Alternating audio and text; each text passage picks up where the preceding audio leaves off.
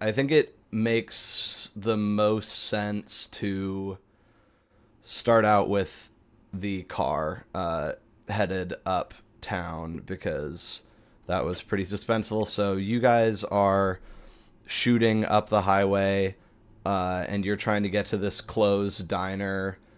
And I think you would sort of be aware that they didn't know when exactly this was going to happen. We initially said a couple days, and then we said, oh, within the next week, and all this stuff. And so it was really up in the air for a little bit, but you've got it now.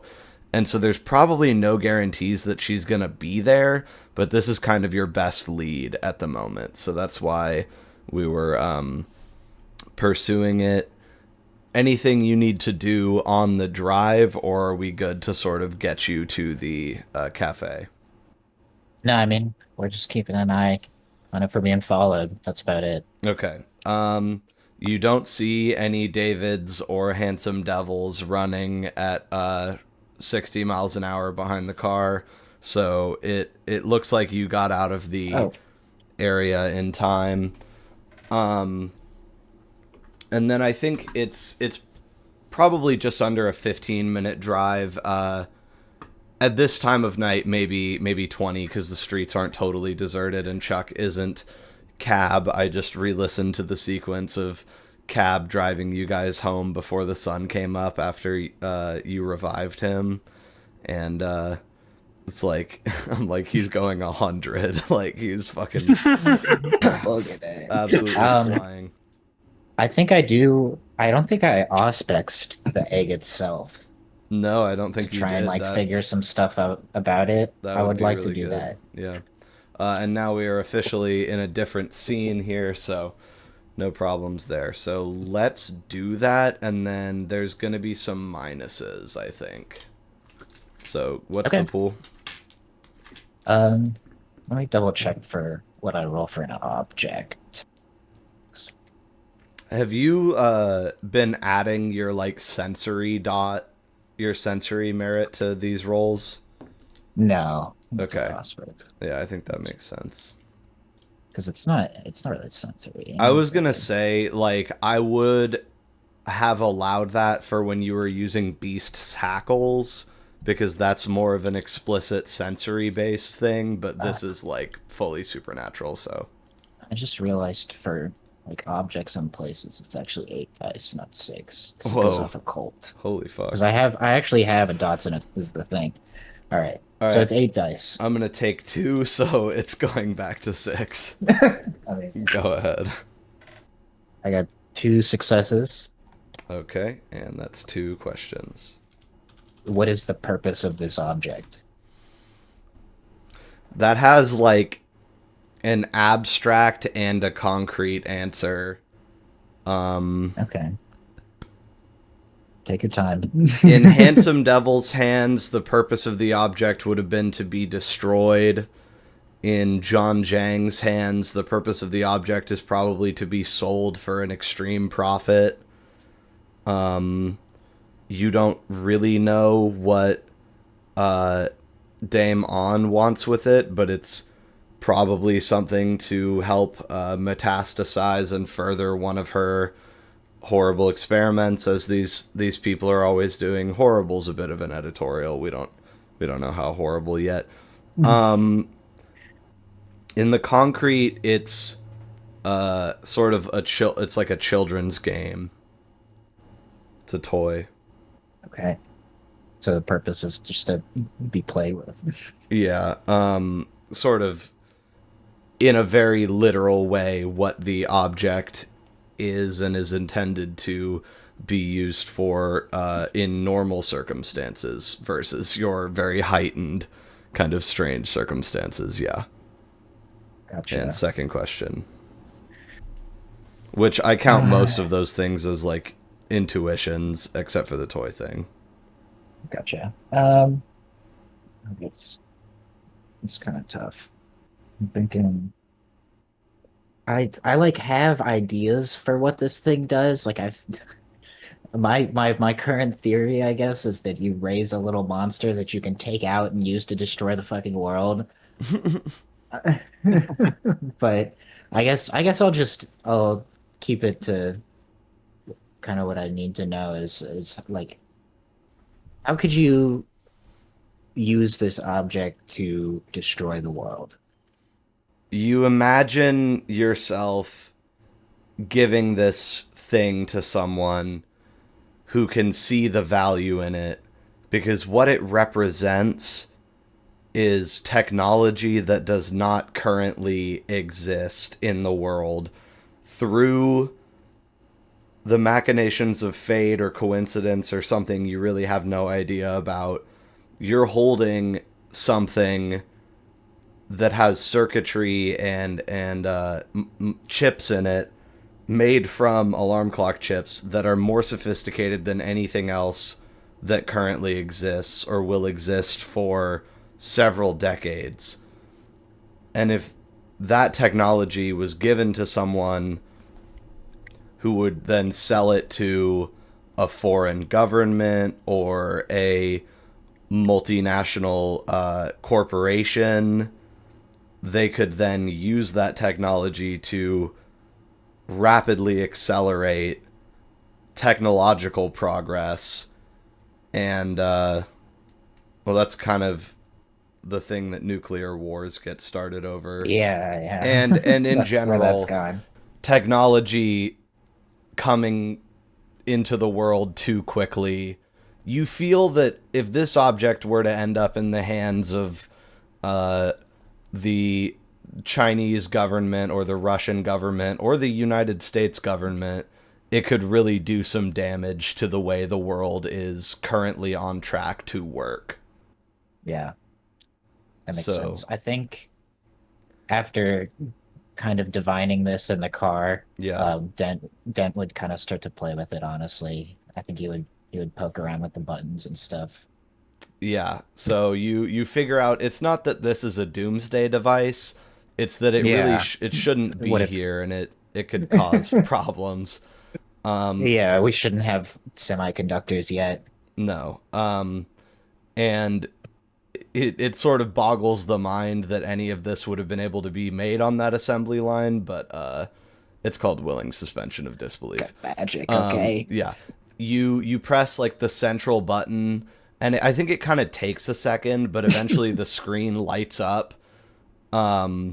And there's sort of it's all rendered in the way that an alarm clock's display would be rendered. So I actually think it's like red LEDs, or not LEDs, but red, little light in there, and it's pretty low fidelity, but it's better than the alarm clock would have been. Like it's gridded in such a way, but it's still working with sort of rudimentary light technology.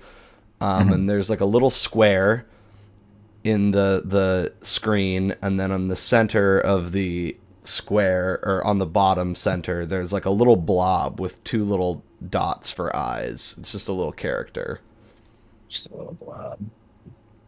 And then if you Um, press the buttons, you can sort of turn it around and look at it, and you discover that one of the buttons drops a pellet, a little blob of light that it goes and eats.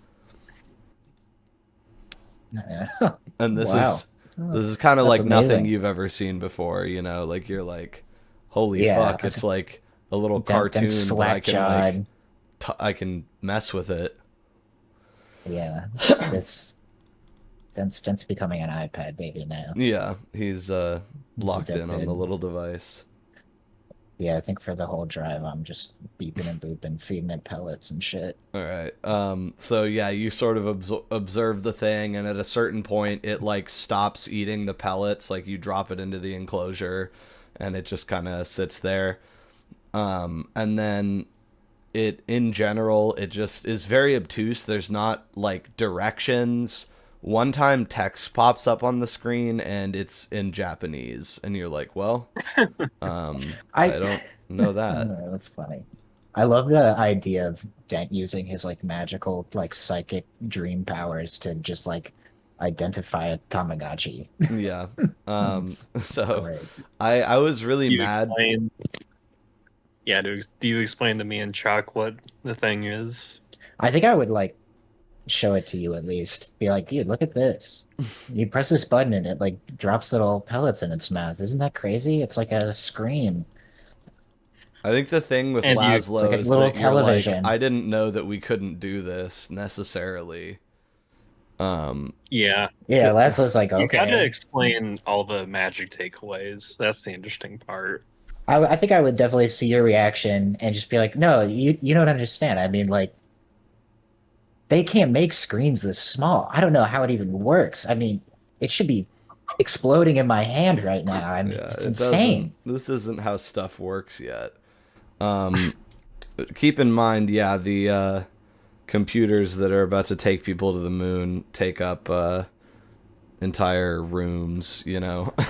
Oh yeah, yeah. So I mean, uh, Dent's probably seen stuff like that in the military. Just like, yeah, rooms and rooms of fucking clicking and clacking calculators. Did you know computer used to be a job that humans had?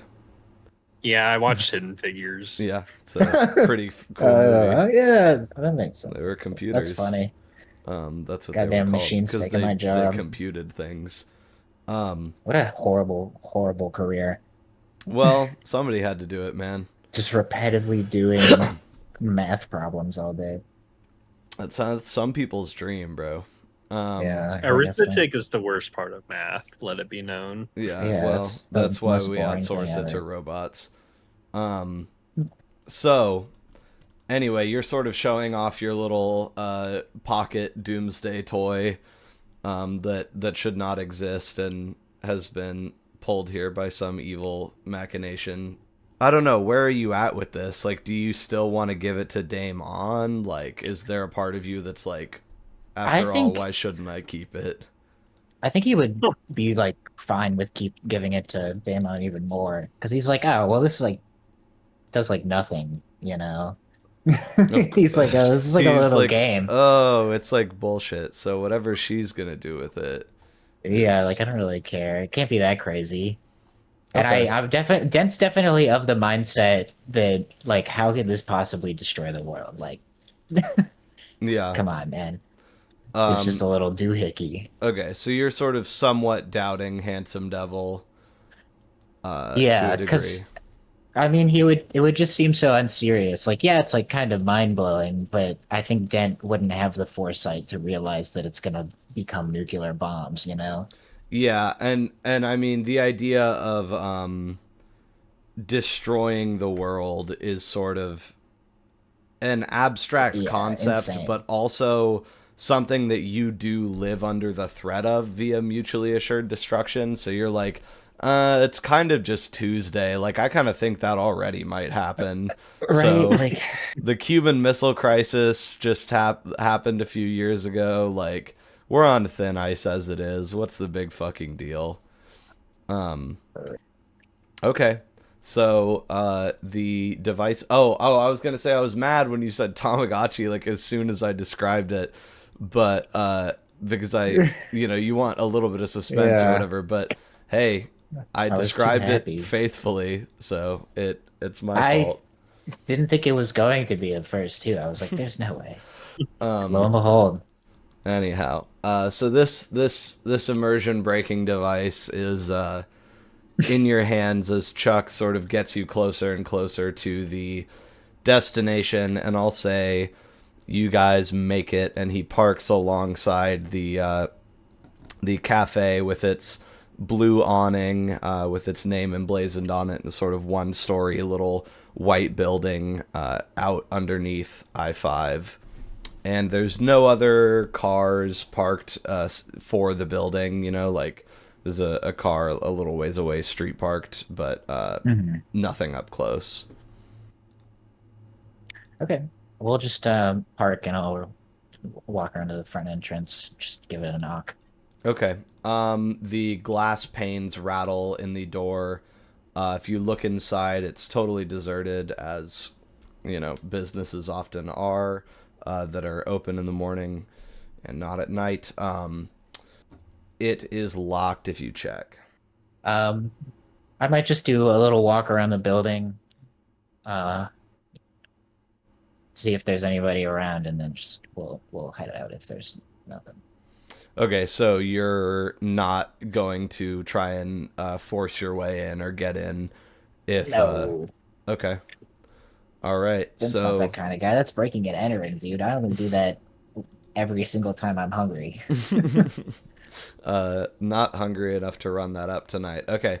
So with the egg burning a hole in your pocket, you do a loop around the building and decide, nah, there's nobody in here. This is a dead end. I'm not gonna bust in.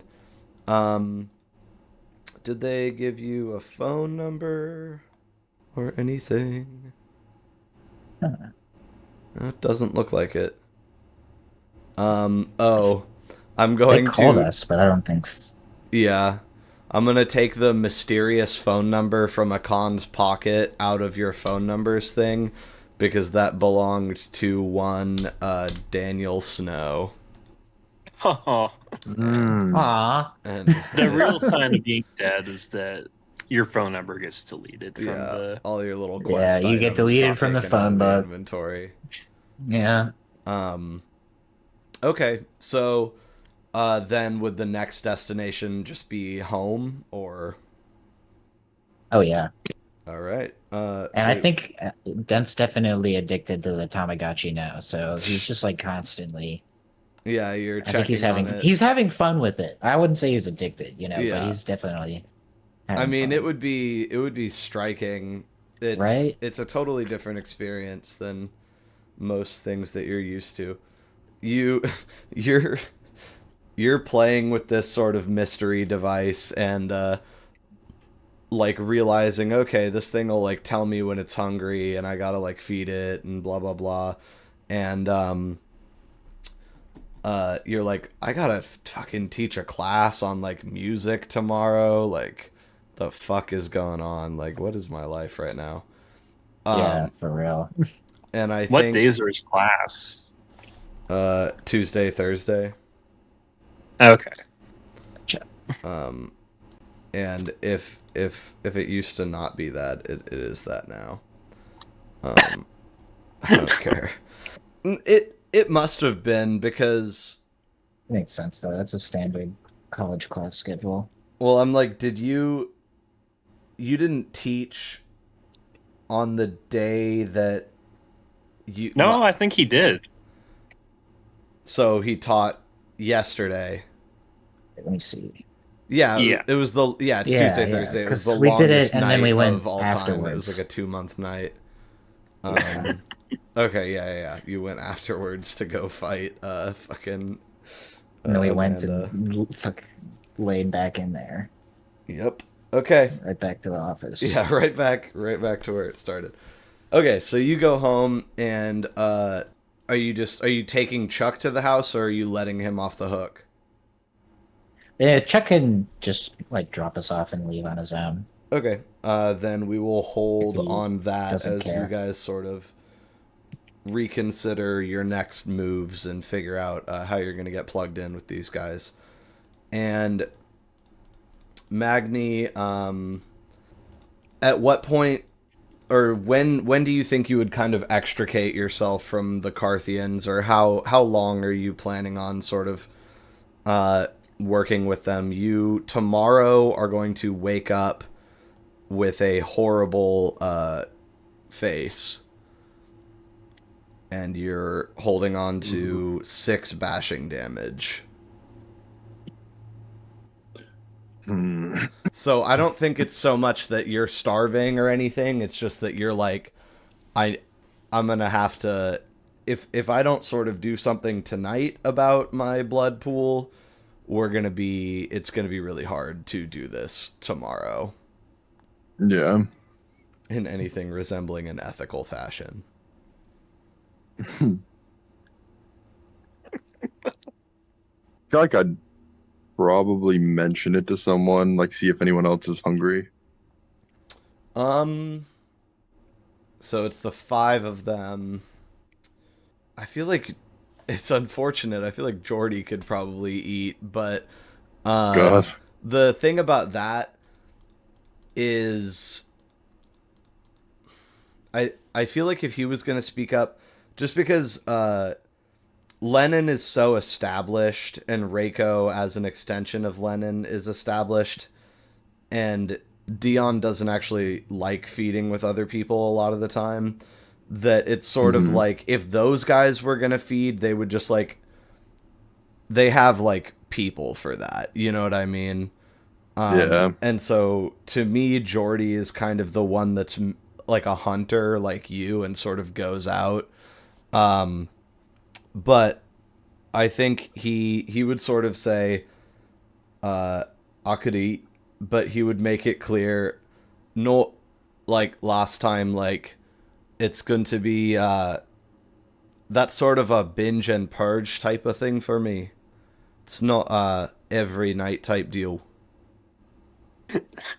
Thank God. It's great when I Okay. can get it, but you know, man cannot live on bread and water alone, or whatever it says. Yeah. Look, you don't have to do it with me. I'm just saying, if you need a second. Oh, why not? All right. I think Lennon sort of looks on this approvingly and says, good, you guys can keep an ear to the street, if you will, and give us a shout if anything really weird is going on out there, because, you know, we got to be careful, but it's important to keep abreast, keep watch in our territory, because you don't want to lose sight of what we're doing here and why we're together. We got to keep our grip tight, especially since I'm sure that this will be the site of some kind of power play, increased surveillance, more checks, more anything they can wring out of us because of all this, you know, owl bullshit. So yeah, get out there, see what you can see. That sounds good. You got it. Okay. And so do you guys just go and take the elevator down and get out of here? Yeah, I think so. Okay. Any last questions or anything for Lennon or Dion? Not that I can think of. Okay. And I think they would just sort of let you go because a hungry kindred is sort of something not to be stepped in front of, and if somebody's like, I'm gonna go drain somebody's blood, maybe till they die, you just go, okay, yeah, I'll see you later, dude. You enjoy that. And so you and the lanky, shaved-headed Geordie head for the hills there and get out of Maynard Place. You go down in the elevator. Again, it's all pretty well maintained, works pretty good, and it pops you out into the reception area that you initially started in. So we took the elevator this time. You took the elevator this time. Yeah. I just wanted to show off the interior of the apartment building the first time by forcing you to take the stairs. Yeah. Had to show you what the place looked like. So anyway, now you are out in the night streets, and I think Geordie says, well, look, I took charge last time. What's your MO generally? How do you go about doing it? What do you like to eat? Usually I'll go to a bar and you know, there's a couple where a lot of kindred hang out, and I'll just you know, pick up whoever's free. Not too picky. Right, pretty classic. Do you usually let them go, or do they die? I usually let them go. There has been times where I don't, though. Catch and release. Can respect it. Right, so do you have a bar in mind, or just wherever the wind takes you? Probably just whatever's closest, honestly. All right. Okay, well, I'll follow your lead. And I think he sort of sticks his hands in his pockets, and you guys just set off walking south. And he's keeping his head on a swivel. He's looking out. There's some cars still driving the streets. I'm going to say it's cleared up now this evening. It's dry out, and there's a part in the clouds. You can see the moon and stuff. And you guys are just sort of plodding along the glistening pavement and looking out for any major activity. Luckily, it's still pretty much peak time for bars, so when you get to one that you like, there should not be any problems. After a bit of walking, one place that would sort of jump out is that you guys would eventually walk past the Crescent Lounge, which is famously where Jean-Baptiste met Kieran. It's a gay bar. And I think Kieran would say, this one's a classic. We own this one. It's it's a great place for me because there's always plenty of self-hatred and despair to be pulling on when you're dealing with the likes of them. So if you're not picky, man, woman, there's probably some lads in there with your name on them, or we keep it pushing. You called Jordy Kieran. No. Where Jean-Baptiste met Kieran in this and bar. then you said Kieran says, I'm pretty sure. Oh, okay, I didn't catch that. My bad. So, Carthian controlled gay bar or keep it pushing? Probably keep it pushing. Okay. He says, that's all right. There's a few kind of more neighborhood dives around this corner. And he takes you down another neighborhood. And I think you guys walk a couple blocks. And then before you reach the next alleyway, you hear sort of rough voices yelling for someone to hand over their purse and turn out their pockets. So I'll set the scene a little better. You guys are headed downhill. There, you just passed a bar that didn't look too lively, and you were like, maybe I can do better. The night's still super young. And I think also Magni is like, he won't admit it. He'll say he's not picky, but he would prefer a woman. Yeah. Just because of toxic masculinity. Yeah. He gets enough of that with Tom. He's gotta keep the allegations at bay. He can't cheat on Tom. No, never. And so anyway, you guys are kind of going down a hill towards downtown from Capitol Hill and First Hill area. And it's a slope of restaurants. I actually think the Ristorante Machiavelli would be like on the next block based on where you guys are. But basically there's an alleyway between two sets of buildings, and you hear some dudes being like, give me your money, run your pockets, take it all out, take the coat off, up in the alley sort of forward and to your left. And Jordy looks like he hears it too.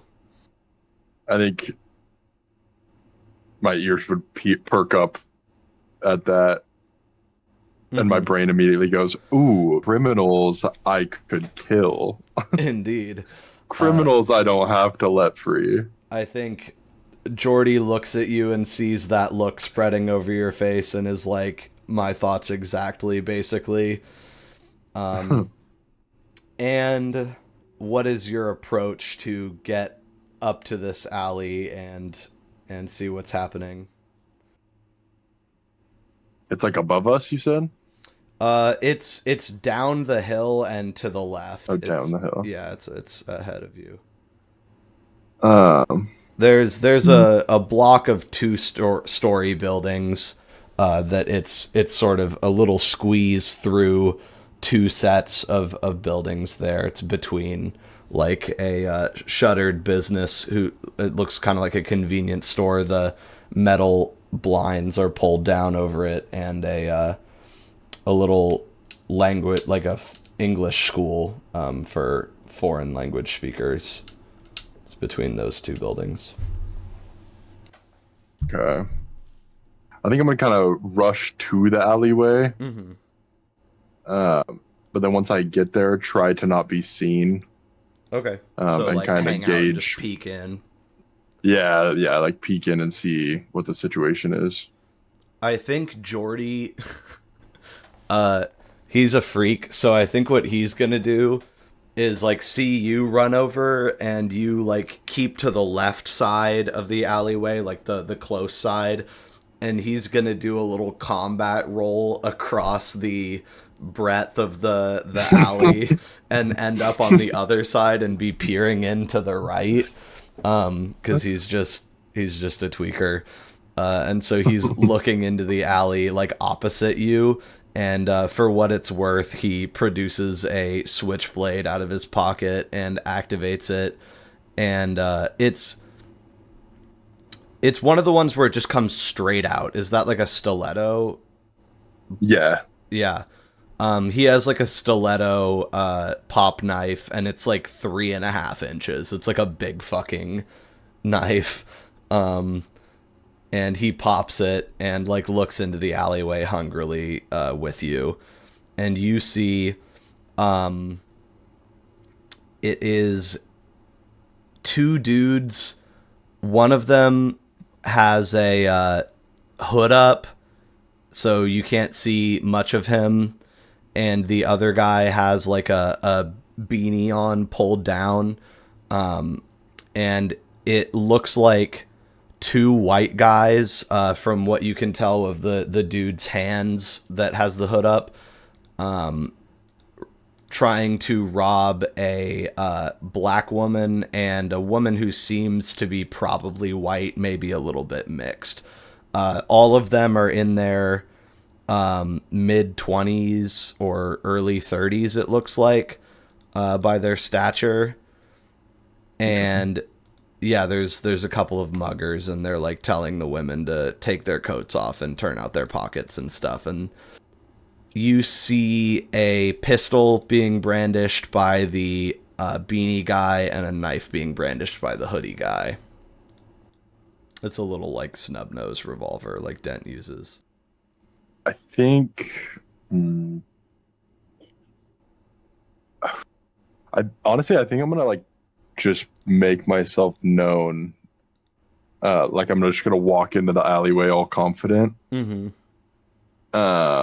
And kind of get their attention and be like, "Hey, what's going on here?" Like I'm gonna stop them, and I'm gonna be approaching fairly quickly, like not. Yeah, you're at speed like walking or anything, but like I'm like a decent pace. Yeah. Okay.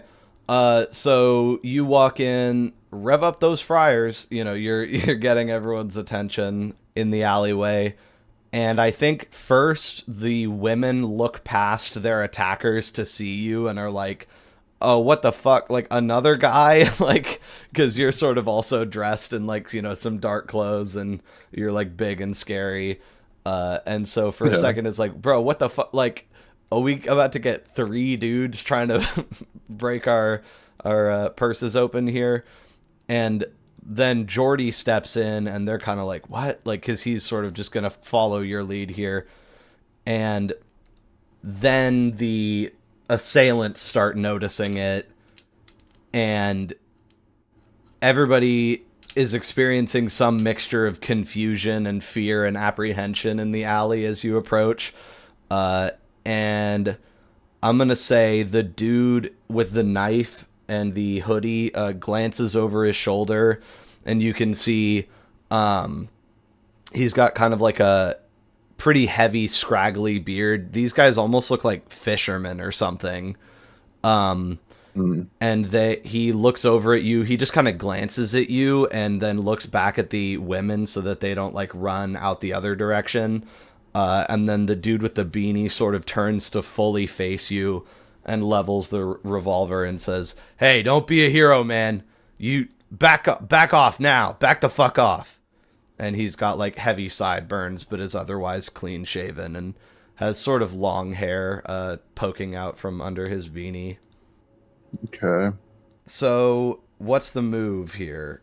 You're back downstairs with Eliza, who it kind of seems like just walked up to Camden a little bit, and then you've come downstairs as well. Are you just trying to get out of here, or is there anything that you need to do? Yeah, I think I'll say, well, yeah, this is a very nice place. I just wanted to show it off, but it's really getting late. Sort of look at Camden. He would say, "Oh yeah, it's honestly, I'm gonna be bummed out when it's gonna be a real shame when I finally get this place off my hands. It's gorgeous. Shall I warm up the car for everybody?" Yes, I think so. All right, and he's going to sort of zip to the door, and Eliza's gonna say, it is getting late. That's probably for the best. It's been a lovely evening. Haven't you had a good time, Mary?"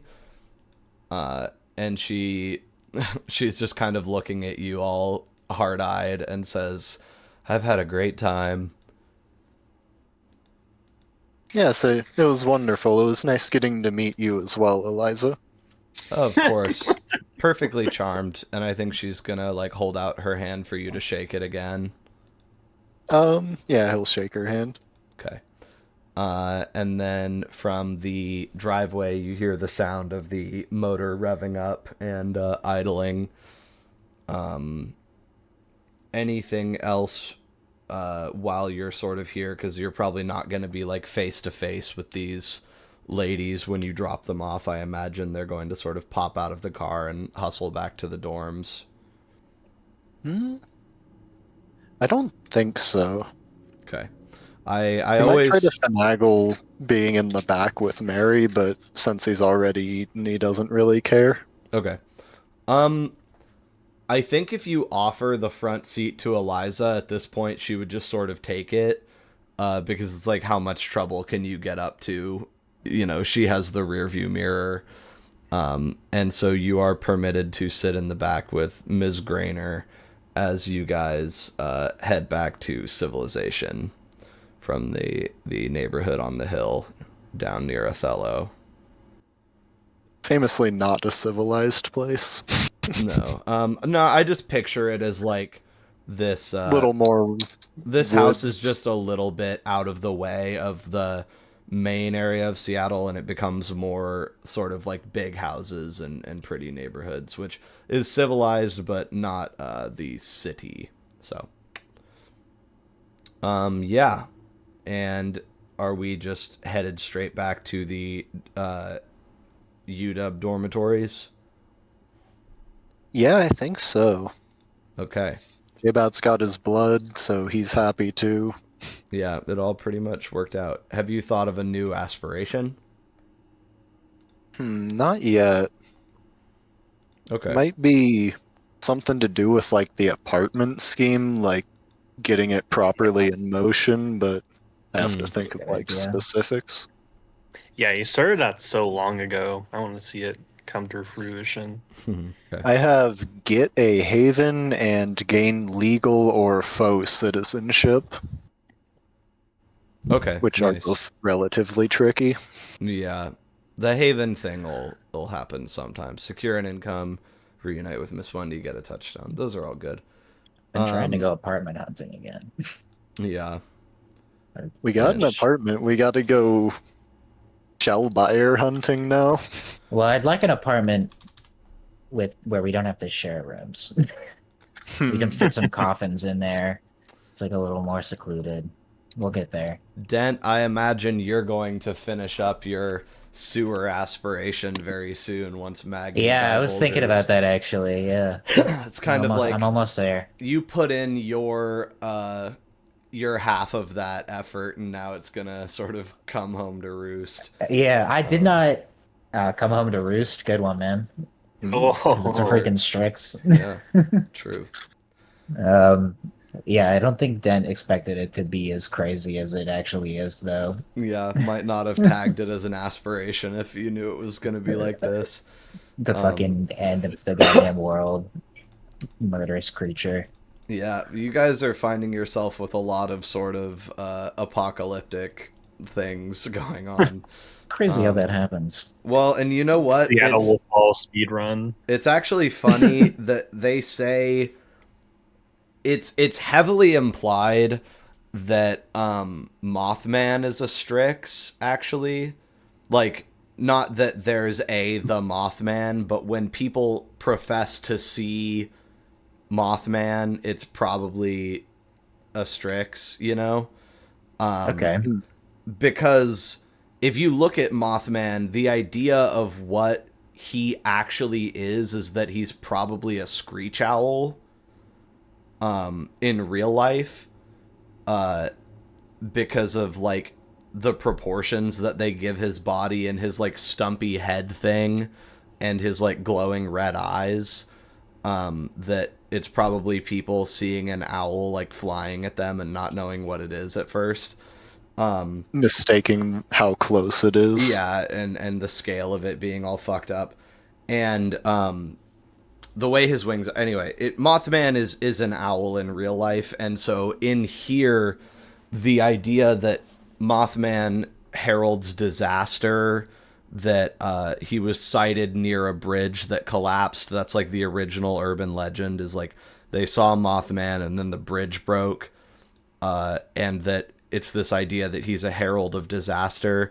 That famously was a thing attributed to owls in like Roman myth, and to striges, which is what they called a certain owl creature thing. Anyway, the whole point that I'm saying is it's funny because all of that gets wrapped into the Strix, which in this world, in this setting, are considered heralds of disaster and misfortune and apocalypse and horrible omens. And then the egg showed up, so it all works out. It's all connected. Yeah, All coming up egg. it's all coming up, Egg House. So Did they only talk about the egg after the church fell, or was it the same day? it was it predated it by a single night, or it was that day. I think it was that day because Dent was talking to them and the rest of us were killing the church. Yeah, that is true. Huh. See, tell me this isn't an owl man. I mean, this one is just a fucking Yeah. drawing of an owl that says Mothman under it. Just an You owl need to with give 'em long arms, legs. man. This one, they've created an image of Mothman by compositing a werewolf from Skyrim and an owl. So that's pretty good. It's epic, dude. Anyway, Pretty accurate. Point Pleasant, West Virginia, Strix, etc. I like the owl characters, but yes, Strix are crazy. It's in the sewer. Please tell No, me, it Magni, left. please. It's gone. It's in the wild. It's over. Anyhow, you get them back to their dorm without incident. Camden's a smooth driver, and then you turn them loose. Any special goodbyes or just the normal what we would expect of you at this point?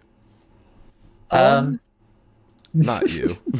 Not you, Dan. I don't know why I said You're locked in on this Mothman Dan's shit. gonna riz up Mary real quick. Yeah, I was like, yeah, let's go, man. No, Excuse I think on like the ride back, J-Bat's gonna try like some sort of old timey-esque compliments, calling her like white as snow on the Alps and shit. Mhm. Just sort of seeing what works and doesn't, which I imagine right now anything would work. Yeah, she's pretty woozy, so I think that more than He's, anything, he's just gonna be bullshitting, Yeah. basically. she's sort of laying her head on your shoulder and kind of just enjoying the vibrations that your voice makes. Like, it's not that deep for her right now, but I'm sure that this kind of conditioning is good for getting in her head, which is always the goal with mortals. Always just want to sort of be worming your way in there. Yeah, just worming my way into everyone's skulls. Yeah, it's all good. Okay, so then you guys arrive at basically the exact place where you picked them up, and they're set free. And I think you just, if you watch them go, you see a little back and forth between Mary and Eliza, but not like a crazy, like they're instantly having a full conversation, or Eliza doesn't seem wound up really or anything. It's very just sort of cordial and quiet, and might even be like, do you need me to walk you to your room? Should I just go? You know, it's hard to tell, but it's pretty casual. That's what you observe. Yeah, kind of watch him walking away and then say to Camden, well, excellent job tonight. I have no issues with your performance. Glad to hear it.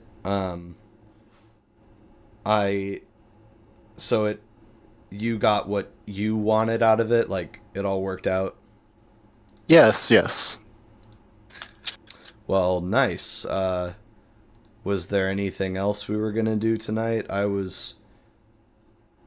Earlier, I was working on a draft of a letter that I wanted to give my boss about the whole thing you'd been talking about, so that was what I was working on. Other than that, yeah, I don't know. Well, I would rather like you to meet my compatriots. Perhaps we can see if they're at our residence at the moment. Okay. You mean like the guy whose house you live in, or like your friends? Yes, like, that one? residence. But the guy that owns the house, or the other guys? The other guys, the one that owns it is unimportant. Of course. Alright, well, should we head out there again? Yes, let's. Okay. And you guys will step on the gas once more and get yourself back to Kieran's house, where 2 out of 3, not bad, guys are waiting. Chuckless as well, since he kind of avoids coming into this house if he can. And you guys step in. I think at this point, Kieran is upstairs, so there's no really big stir or embrasure of you, Jean-Baptiste. You are left alone, because it's going on 10:15, and Laszlo and Dent are here, and Dent is playing with some kind of plastic device. I don't know if you even have any reference point for what it. Maybe he has. It kind of looks like he has a calculator or something. You might have seen a calculator. Some modern around. doohickey. Yeah, some device. He probably even less than Laszlo. J-Bat doesn't know that shouldn't be around. Yeah, it's only slightly more miraculous than anything else you've seen to you, like by degrees, extremely slightly. And also, you saw a mess of whirring gears and sparking wires, which you didn't even have the word for wires, underneath Robespierre's artificial face, so it's kind of moot. Yeah. Laszlo, Mr. Dent, there is someone I would like to introduce you to. Oh, who's this? Put my arms out like I'm presenting Camden. I think for his part, Camden just sort of steps forward and like looks at you two. His eyes pass over Dent in about a quarter of a second and then linger on Laszlo for much longer because Dent is the kind of guy that you don't notice, and Laszlo is the kind of guy that you do. And I think he will. Still going for the handshake. Oh, okay. You're standing up and stuff. Yeah. Okay. He still kind of looking over your shoulder at Laszlo, looks back at you and says, "Hi, I'm Camden." And then he like looks over at Laszlo and says, "Camden," but and he looks at you, Jean-Baptiste, so like he's gonna say, "But you can also call me Cameron." I'll just kind of make a motion like I don't care. He Try to says, say What you want, bro. Cameron is also fine. That's also my name. So whichever's more comfortable. And you are? I'm Well- Laszlo. He looks at you like I was talking to the guy I'm currently shaking hands with, but that's fine. Okay. No, that's on me. Cameron Harrison Dent. You can just call me Dent, though. Dent, nice to meet you. And you said Laszlo? Yep. I don't think he's gonna prefer his hand to you. But he says, Yeah. it's good to meet you. You two, you're involved, and he sort of like does jazz hands. Mm-hmm. Oh, you're involved. I'm I suppose He is my protege. Yeah, I was about to say. Yeah, I've I would look to recently Les acquired as his Jean-Baptiste. protege. His protege. In I only got one of your own. what manner?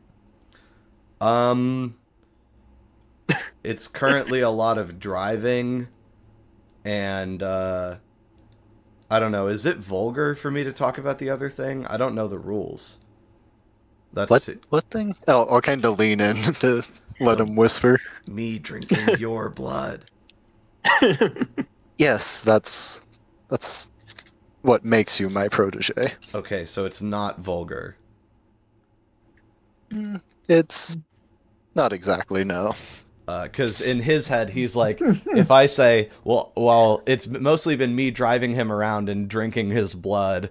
Yeah, It's don't like, is even that worry like about it. saying, oh, this is my girlfriend.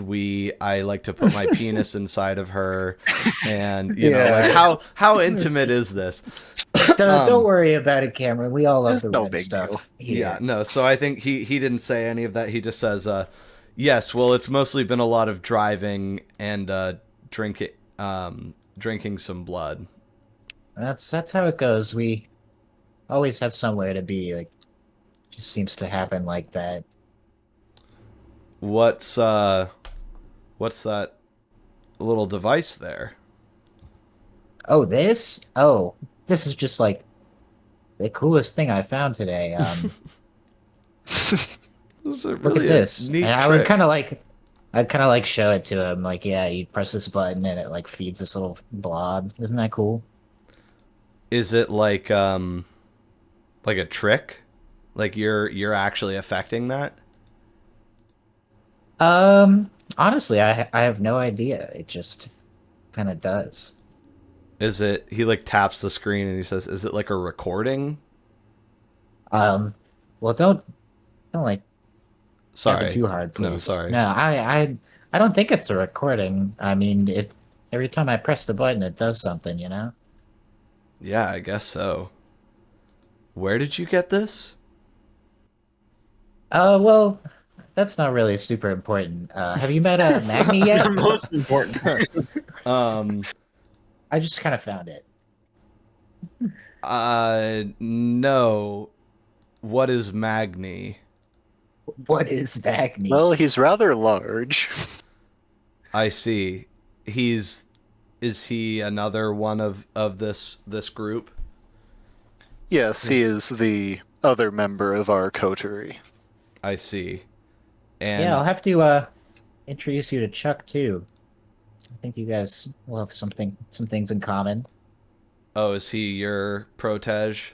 Well, I would call him more of a I don't know, partner. friend. That's nice. I hope. He sort of I don't really laughs. have much. Calling him a ghoul. Yeah. Yeah, And we're just buds. And he says, does he drive you around? Oh, yeah. Sometimes I drive him though. Yeah, he does. Sometimes I drive him though. Okay, I Uh, wouldn't call him my valet. I think he looks at Laszlo and says, does he have a friend? Nope. Oh. And I think as a way of changing the subject, he says, well, what does Magni do? He's big and he beats people up. Well, what do any of yes. us really do? Gilligan cut to Magni about to beat someone up. Let's do that. He's big and he beats people up. And then this guy says, don't be a fucking hero. And he's got the pistol pointed at your chest. I think I'm gonna put my hands up like I'm not a threat, but I'm gonna keep walking towards him. I'm like, whoa, man, calm down, calm down. All right. Are you putting out any supernatural vibes, or is this all just trying to be as raw and supernatural as possible? I mean, I think I'm using some awe, but like just passively. I'm trying to make myself seem like, I'm a good guy. I'm not threatening. I'm just, I'm trying to make myself not threatening, but just to like get myself close enough. Sure. Okay.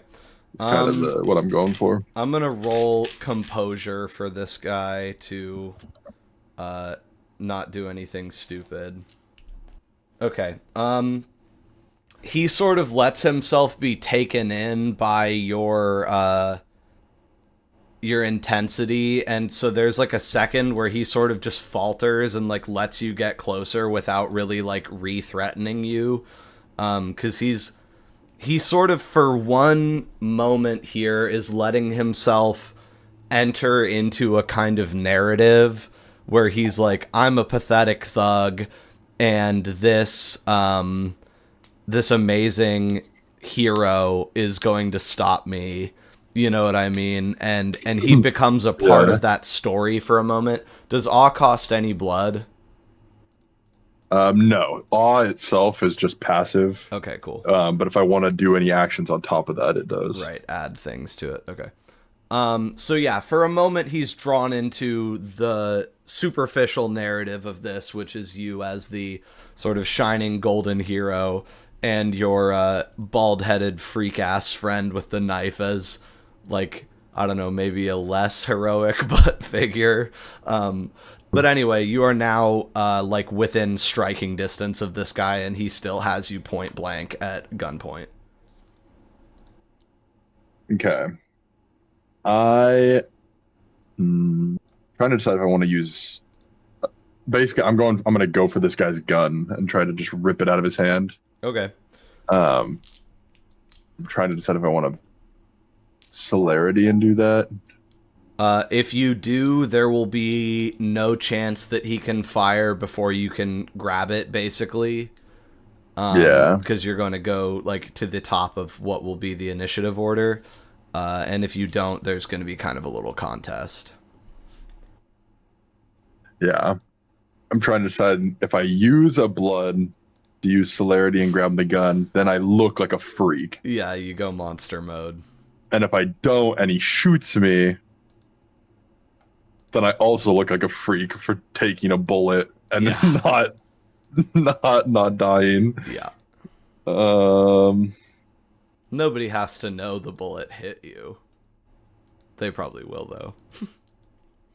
Yeah. I'm gonna not use celerity. I'm just gonna go for the gamble. I'm gonna grab the gun. All right, let's do this. Sorry, I think I've got a good stat block tucked away here. Yeah, this is a good one. Okay. How about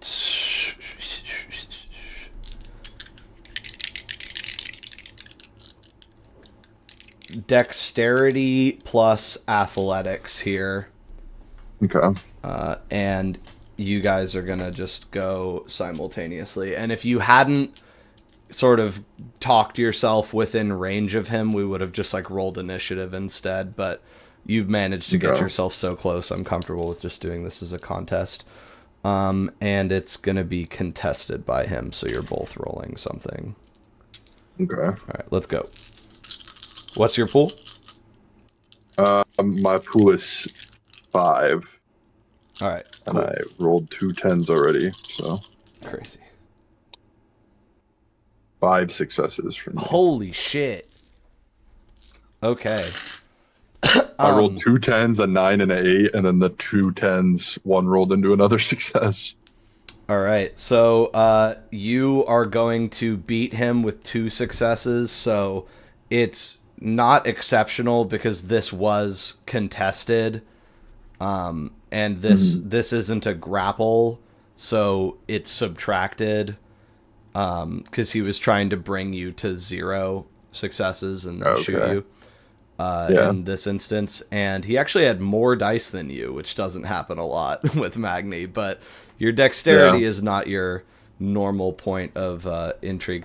But so anyway, you just, as fast as you can, I imagine it almost like you're throwing a right hook. Like you basically punch, but instead of impacting with your knuckle, you just grab the gun and like continue the motion. And you just flawlessly rip that out of this guy's hand and disarm him. I'm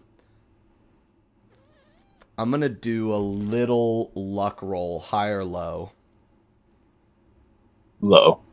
Okay, here we go. You rip the gun out of his hand, and he does not squeeze off a bullet at random, which it wouldn't have hit you because you sort of knocked it away from you, but it would have just fired into space in the alley and been a loud ass gunshot. But anyway, you rip the gun out of this guy's hand, and I think he goes, "Fuck!"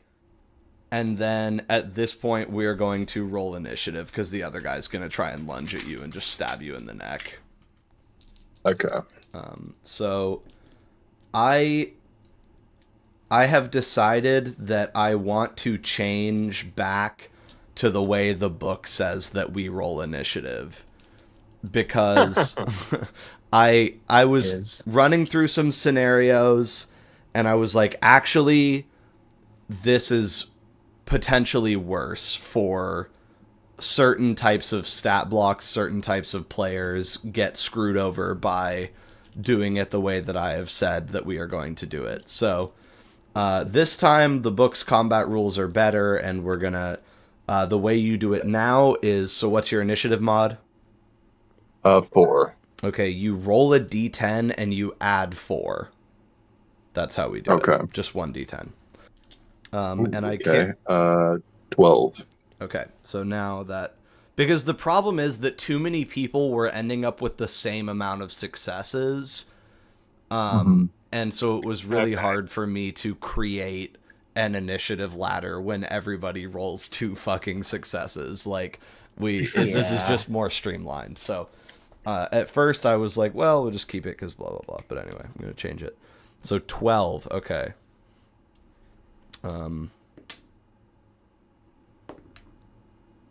Oh yeah, this is already better. This is already better. Okay, here we go. I'm naming one of these guys Gun, but in quotation marks because he no longer has his gun. Okay. Top of the order is Jordy, who rolled really well. I think what Jordy does is he's just gonna sort of run up and just punch the knife guy in the face, because he doesn't know how hard you guys are about to go, you know, and he doesn't want to necessarily turn this immediately into an insane bloodbath. If you're not trying to sort of murk these guys in the alley with witnesses, which it still very well could turn into, but he's going to start off soft and use his turn to throw a punch. Okay, here we go. He whiffs, The dude kind of just backs out of the way, but he's got his knife out. He's got good defense, and the knife guy is going to dodge the punch. And now it is your turn. So he throws one. You've disarmed the guy. You've got the pistol sort of facing the wrong way in your hand, and you can use it if you want. I want to point it at the knife guy. Mm-hmm. And I'm gonna yell for the other people to run, like I'm saving them. Okay. Yeah. Tell the women to run. Okay, I think that. Also, the reason that we have to change the way the initiative thing works is because the weapon initiative penalties are fucking insane if you do it the way that we were doing it. Where, like, a rifle takes away 5 dice instead of capping 5 off of your original. So basically, instead of having a 12, if you had a rifle, you would have a 7. But if you rolled 4 dice, instead you're rolling a chance die for initiative if you have a rifle. So we had it fucked up. It's fine. But most of the time you guys were just fighting with your fists and like knives, so it was never really that relevant. I'd be shooting. Yeah, you got a little pistol on you, but you just end up at the front of the initiative order with celerity a lot these days. All right. So you say, "Get out of here," as talking free action, and then those women are absolutely going to take your advice because shit is looking hairy. There's gang violence happening in this alleyway, and they're gonna just sort of throw their coats on and like clutch their purses to them, which they almost gave up but hadn't quite done yet before you guys got there, and book it out the way they came. Now what? No rolls, because you don't have to tell them twice. Like, they're gonna leave. Yeah. Honestly, I think I just am gonna like grab the guy in front of me, the gun guy, like in a big bear hug. Okay. So grapple. Yeah. All right. I've been listening to myself DMing, and I just suck ass at not getting the combat rules wrong, and it gets better as I go, but I'm like, I need to start internalizing these forever. Yeah. I mean, okay. Your strength plus brawl, what's that? 9. All right, -5, then roll. 2 successes. Okay. So you manage to grab him in a grapple, and you link him to you in the initiative, and he no longer gets a turn, and that finishes your turn, and now it's Knife Guy, who just dodged a punch from Jordy. I think in his head, the way that this works is that he can fend off Jordy, and if he just stabs you in the shoulder, his friend will be able to break out of your grasp. So I think he needs to stab you, is his thought process. Okay. So he's going to come for you. Okay, so you lose 2 defense. What's your defense? 6. All right, so you've got 4 defense while you're grappling, and this guy is going to try and attack you with his pool and get it reduced by 4. Since you're still able to kind of maneuver around and keep him from friggin' stabbing you. All right, here we go. Oh, all right. He managed 1 success, and he gets +1 lethal with his knife. So he's gonna stab you for 2 bashing in the back shoulder. Which is going to add up on top of you getting kicked in the face by a Strix and bring you to 8 bashing in the track. Your last 3 boxes are still unmarked, so you're not experiencing wound penalties, but he sticks the knife in your back and pulls it out, and it's got a little light smear of blood on it, probably less than it would if you weren't a corpse. And I'm imagining you just don't even react, probably. Yeah, I was gonna say earlier that if he succeeds on stabbing me, I'm just immediately gonna start feeding on his friend next turn. Okay, that'll be the objective on your turn. Gun guy's turn gets skipped because he's in the grapple, and Jordy sees you stick that guy, or sees that guy stick you, excuse me, and you not react. Like, he sees, okay, he's not play acting for these guys. He's locked in. And then the guy is sort of like, huh? Like, looks at you like, why isn't he, like, collapsing to the ground in agony? And then Jordy's just going to try and stab this guy in the neck as well. It's a lot of stabbing now. It's devolved into a stab fight, primarily. Okay, here he goes again. Fuck, Jordy, lock in, bro. He whiffs. So now he sort of pivots, and I think now that guy, knife guy, is fully. They used to be called Hoodie and Beanie. Hoodie is fully invested in fucking with Jordy now, because he's like, bro, like, you trying to stab me now, not punching? Okay, we're in a knife fight, and now it's your turn in the grapple, so it's time to do the contested grapple with each other. And this one, don't lose the successes, so if it's exceptional, it's exceptional. And here we go. And do I roll my full pool? Yep. Full pool. He's also rolling. Okay. Oh, 5 successes. Holy shit, bro. Okay, well, that's good, because that's gonna help you as far as going and biting this guy this turn goes. So he got 2 successes, but you got 5. It's exceptional. And let's see about and healing on a turn takes your action, right? No, it's capped by your blood potency, so you can only use 2 blood per turn, because you're what's it called, 2 blood potency 2. Okay, but you can do it like reflexively. It's like your blood has a turn, you know what I mean? Yeah, you have a blood action. Magni's thought was I wanted to use blood to heal, so I look like a freak, and then make it very like let the knife guy see that I look like a freak, and then bite his friend. Oh, okay. I was gonna like, say, I thought you meant look like a freak, like regrowing all of, like, closing the stab wound, and I was like, but that doesn't happen to you. But you mean waste blood so that you go crazy looking. Exactly. Yeah, I want to look like a monster, so that he sees that, and then I bite his friend.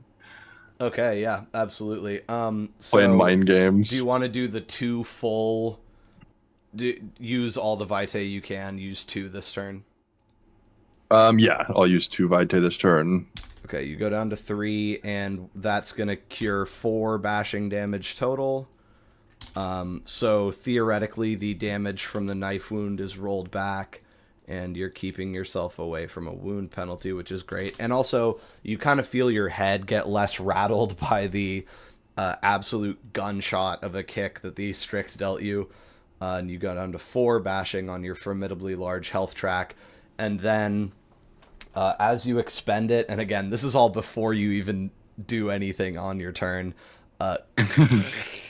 you feel the blood go out from you and heal the damage in a way that matters to you but visually doesn't change anything. And what does visually change is that you're normally very chiseled and handsome, if sort of like large and slab-like face.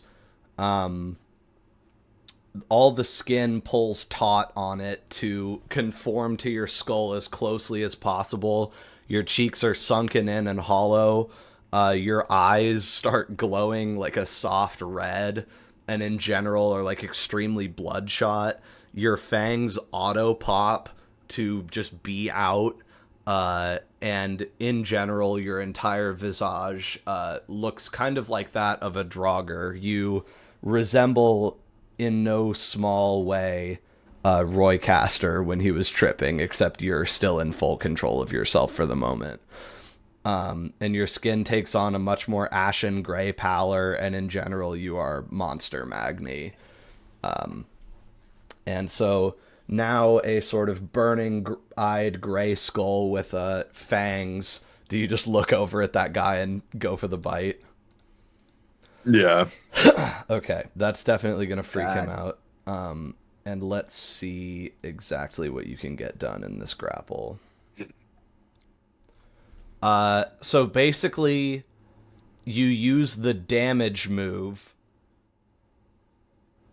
and then you use the bite move, because you get to use 2 moves in a row on an exceptional success. So Okay. you bite him, and then you get to feed from him this turn, which is something you automatically do if you're in Frenzy, and can do in 1 turn if it's exceptional. But otherwise, you would have to bite him, turn ends, and then you feed. Okay. So, all right, I'm going to say... So you cause lethal damage equal to the successes, and then... Okay, I got it. So, to the gun guy, you deal 5 lethal damage, biting his throat open. And then you latch onto him, and the maximum you can take in 1 turn is your blood potency, so you take 2 from him, and that's going to deal a further 2 lethal, and he's just, like, bleeding out. Like, he completely collapses and loses all will to fight.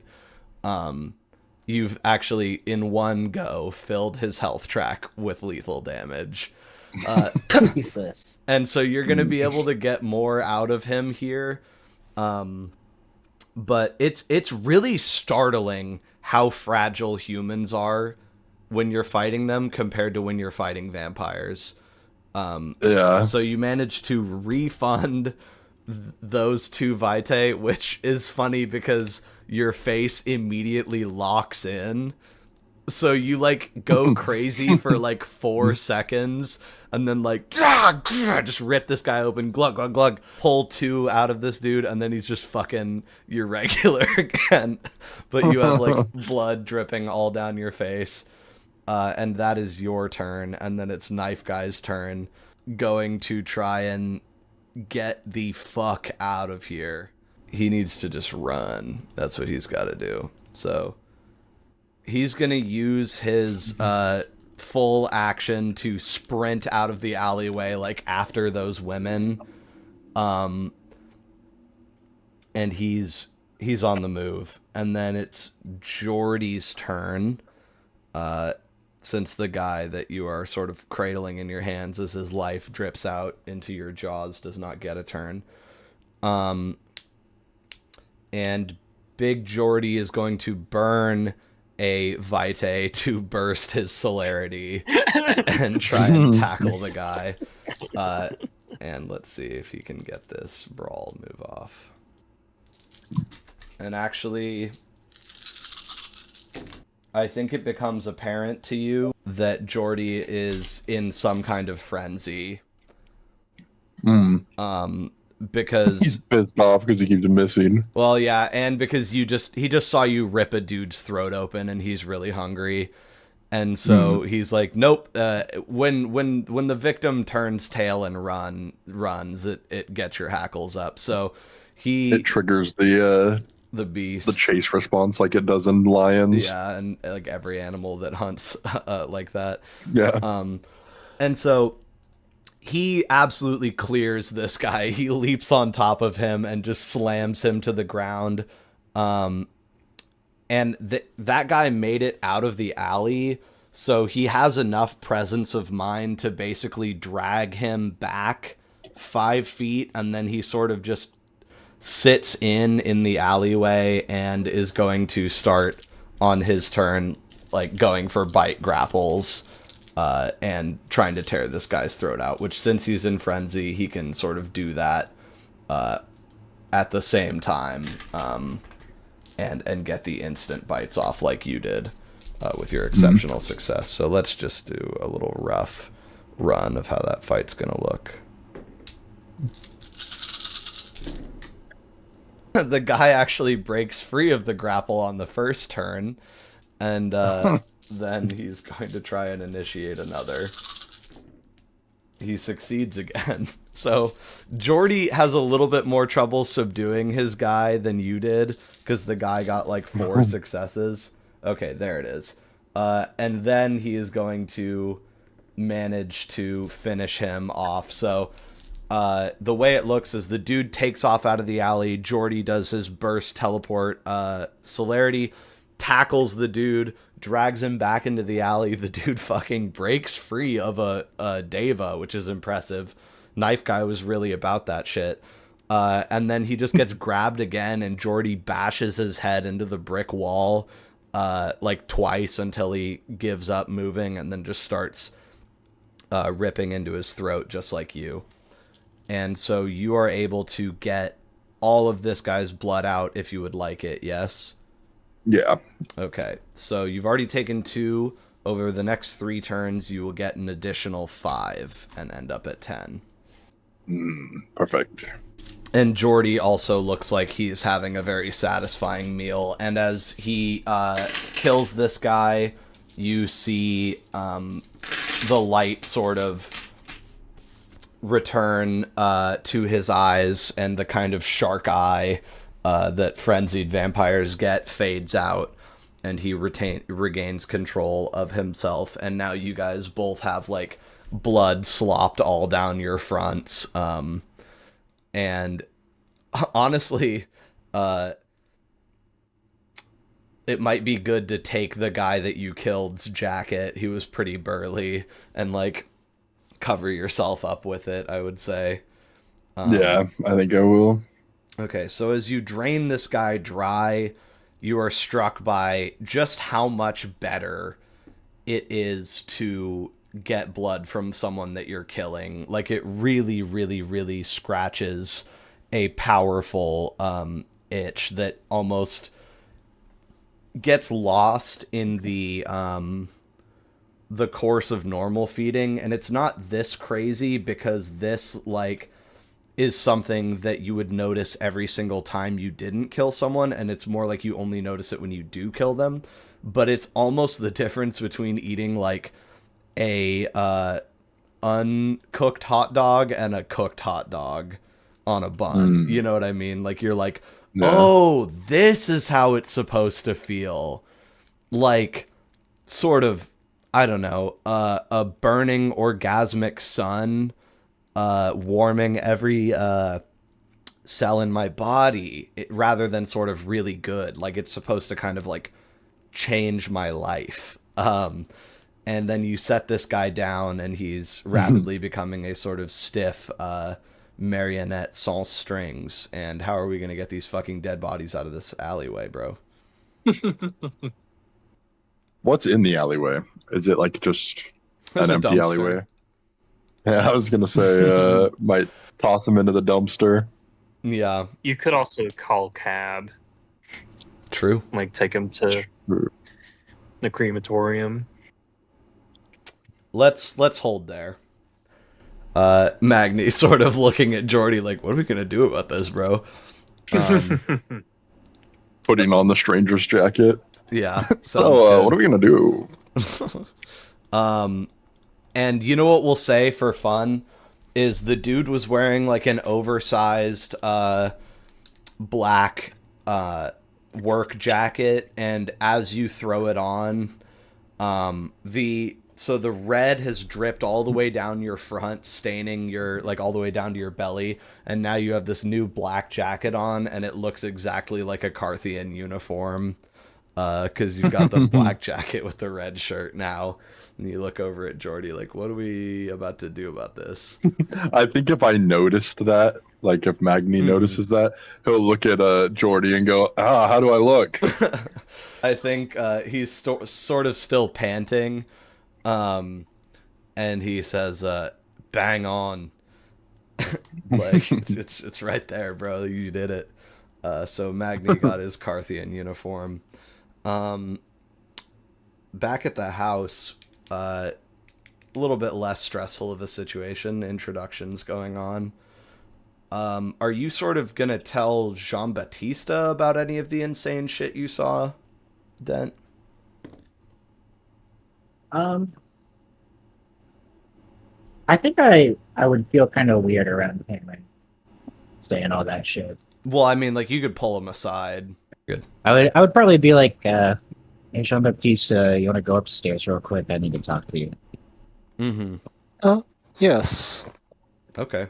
Just kind of leave poor Camden with Laszlo. Oh god, yeah. Oh no. Watch some TV or something. Okay. Also, Magni does not have to check humanity for doing that because you've banned both impassioned and premeditated killing. So you're allowed to, and by extension, I could say, oh no, wait, I can't, because injuring someone over blood is way higher than humanity 4, so you're not even concerned about that. You're too beast coded. But that's Spread and impressive butter. because this just means that you're stable at humanity 4. Like, this is just what you have going on. Okay. Yeah, you pull aside Jean-Baptiste. Let's do that. What is it? Listen, so it's been a crazy couple of days. I don't know how it's been going with you, but basically, we went to 2 different factories, and some horrible stuff happened at both of them. And I'll just go on to explain. Do you think Sir Tobin Gwyd has any lasting intentions to harm us or Laszlo, or... Yeah. These Ordo Dreadful people, they're usually very hyperfixated, I guess. So I think now that he has the blood and he can complete his project, he'll probably just never think about us again. At least I hope so, honestly. I would hope so too, but I'm not sure that will happen. He may want more bits and pieces of Laszlo, but if he pays that well... It's also Yeah, I think worth next time- noting that he did send an evil, hateful note to Laszlo, so it wasn't strictly professional or strictly business. There seems to be an emotional investiture in this. Not sure who's speaking, but those are the facts. Sure. Wasn't it the letter where he cut out all the like magazine letters Yeah, it and was pasted like them a together? ransom note. It was Yeah. pretty evil. Called him some There's slurs. also Yeah. there is a very likely possibility that he's diving too deep into this. I don't know. I guess they're called Prometheans. That is Something called a wasteland is happening, and it's all kind of concerning. So I guess we should try and keep an eye on him, honestly. Yeah, you would explain that he sort of said that his meatpacking plant was on the verge of collapsing into his lab if, like, things didn't change. Yeah. And this device is really interesting, but I kind of don't really see why so many people wanted it so much. I mean, Hans Devil said it would destroy the world. I mean, I just can't understand how this little thing could do that. I'll kind of check out the device. Yes, I don't think this will be destroying anything. Maybe your This attention is- span. I think, does it? This is what have- Daemon wanted, yes? Yeah, I'm gonna Hmm. give it to her as soon as I can track her down. Hopefully she contacts me. Interesting. Does it have, like, little screws on the back, or can I open it up at all if I get, like, a screwdriver? It's gorilla made. It's, you know, it's made improperly, so it's not two pieces. It's one That's piece of alarm smooth. clock folded over and like melted basically. So there's like a Yeah. gap where you can see inside of it a little bit, but to open it you would have to like crack the casing completely.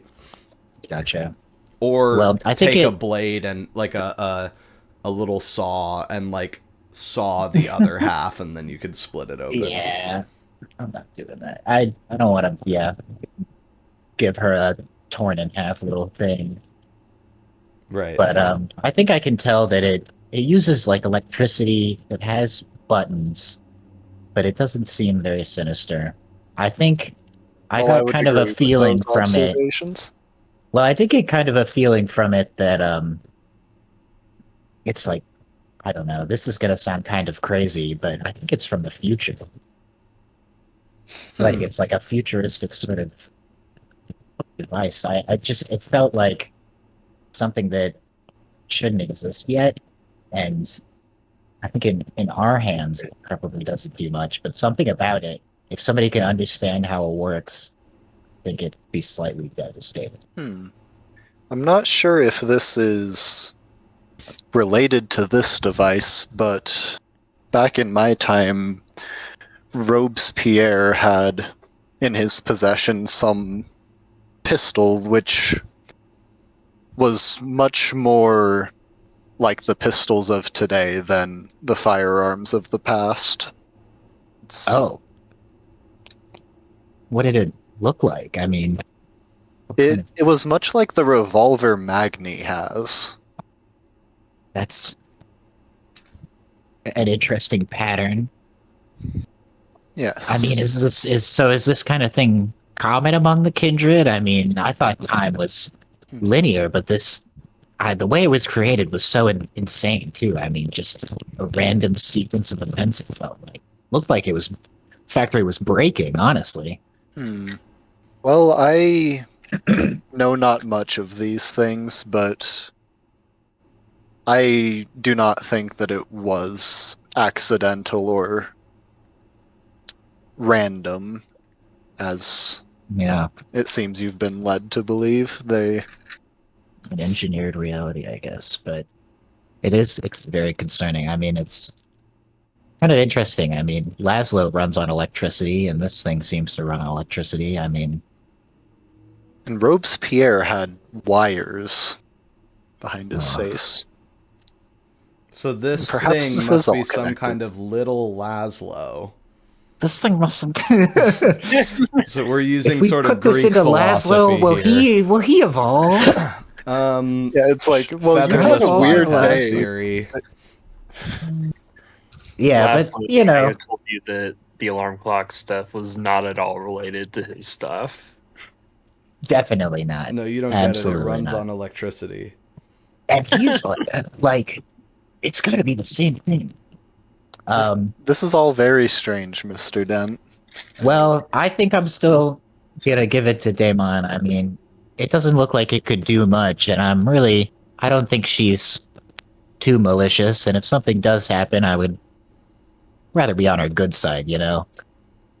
And what are you receiving for delivering this to her? Oh, you know, favor with the order and some answers that I've been looking for. I see. Well, whatever this is, it sounds like it is in rather high demand, so make sure you get a good price for it. I'll do my best. I'm not much of a negotiator, but hey, at least we got the $1,000 each. Yes, that is wonderful. That We'll somehow have worked to out. find something worthwhile to invest it in. Yeah, I mean, I think we could really use a bigger place, honestly, and I am kind of tired of sleeping in a closet. I think we really need to get on. You getting sleep in the some, laundry room. I sleep in a lot. Yeah, famously. Famously, basically a closet. So, Yeah. Actually, Jean-Baptiste why still don't sleeps we- in the closet. God. Why don't we acquire ourselves coffins right now? Yeah, I mean, we've been putting it off, but do we really need to sleep in like coffins? I mean, Oh I yes, just call it a. it's much better than whatever other Well, can nonsense it we might do. can't it just be a human-sized box? You know? What That's is what a a coffin coffin? is. A human-sized box. Yeah, but the connotations, it just feels weird. It sounds I don't know like how you I'm want gonna a feel. casket, Mr. Dent. Listen. Jean-Baptiste will start describing Charlotte's like cute little dolled up coffin. Be like, Yeah. no, see it. You can customize it. You can make it whatever you want. Miss Kitty Oh, had that a does cute sound one, kind of too. cozy. I wonder if I can get one in light blue. Ooh. Oh, You need one in your office. Maybe you could get one in red cedar if bro ever gets the fuck out of the alley. fucking red cedar. Yeah, if goddamn. Magni ever talks That's to us about auspicious. the Strix. Yeah. Okay, so you guys are like, we gotta get to the money. We gotta make We've this been money work for procrastinating us. Yeah. Yeah, Oh, do we hear about weird the story, stuff on the Dan. But let's radio? get coffins. Did you hear about it on the radio? Here's what happens now. You're going to get a phone call Okay. because nobody was home when that broadcast went out. Categorically, Okay. you guys were not home. So let's get a phone call going. You guys are chatting like on the stairwell. Is that sort of what was going on? Just like Upstairs, Straight up upstairs. bedroom, maybe. yeah. Over Kieran's like prostrate body. I was thinking it was a different one, but either way. There's only the one, unfortunately, in this place. But so We're in the hallway. You guys are away. You're in Dent's room. You're in the laundry room. And you're trying to do all that stuff, and then the phone, rings from the living room. Who's picking up? I guess I that's shall. me then. Well, Unless- Oh, Laszlo Laszlo picks up, right but there. he can do hand it. it That's off. fine. Yeah. Do you want to be on the phone, Laszlo? If J-Bat's coming, no. Okay, yeah, you'll hand it over to him, and then you can call Beatrice today, because you probably should do that. Hello? Hello? Hey, it's Frank. Did you hear the broadcast? The radio came back on. You hear anything about that? No, I was predisposed. Well, that's unfortunate because it was a doozy. Look, the headline is the underground got turned upside down. Anderson, you know Anderson, Nosferatu, ugly guy, sets up the mic for Mars and Venus. Yes. Right, so he seems to have been possessed somehow, or not of his traditional faculties. The long and short of it is he killed at least 2 people down there. Venus is dead, so one of the DJs is dead. And then that kid that the Carthian said Magni killed, he's dead for real. We just had, as soon as the radio broadcast went out, we had Spencer get down there with a team and check it out. So we've gotten a lay of the land, but basically Knock FM is totally fucked, and they're saying it was an owl. They're saying it was a Strix. Oh. I don't know how seriously those stories were taken in your day. Are you someone who, do you know much of the birds? I understand, yes. Okay, well, I've never been one to believe in the more fairy tale aspects of our condition, but the facts facing us are pretty dismal. And when taken in concert with the whole box debacle from the church, 1 + 1 is kind of looking like it equals 2 in some capacity. So I don't know if this is a real bird from hell, or if it's some kind of regular garden variety evil spirit demon, something we have even less of a point of reference for, but reputable sources are suggesting that Anderson underwent some kind of involuntary possession and started killing other kindred. So, be careful.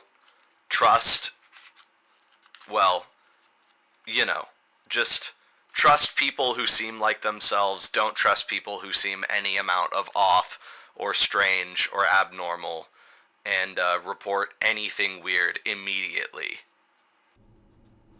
I understand.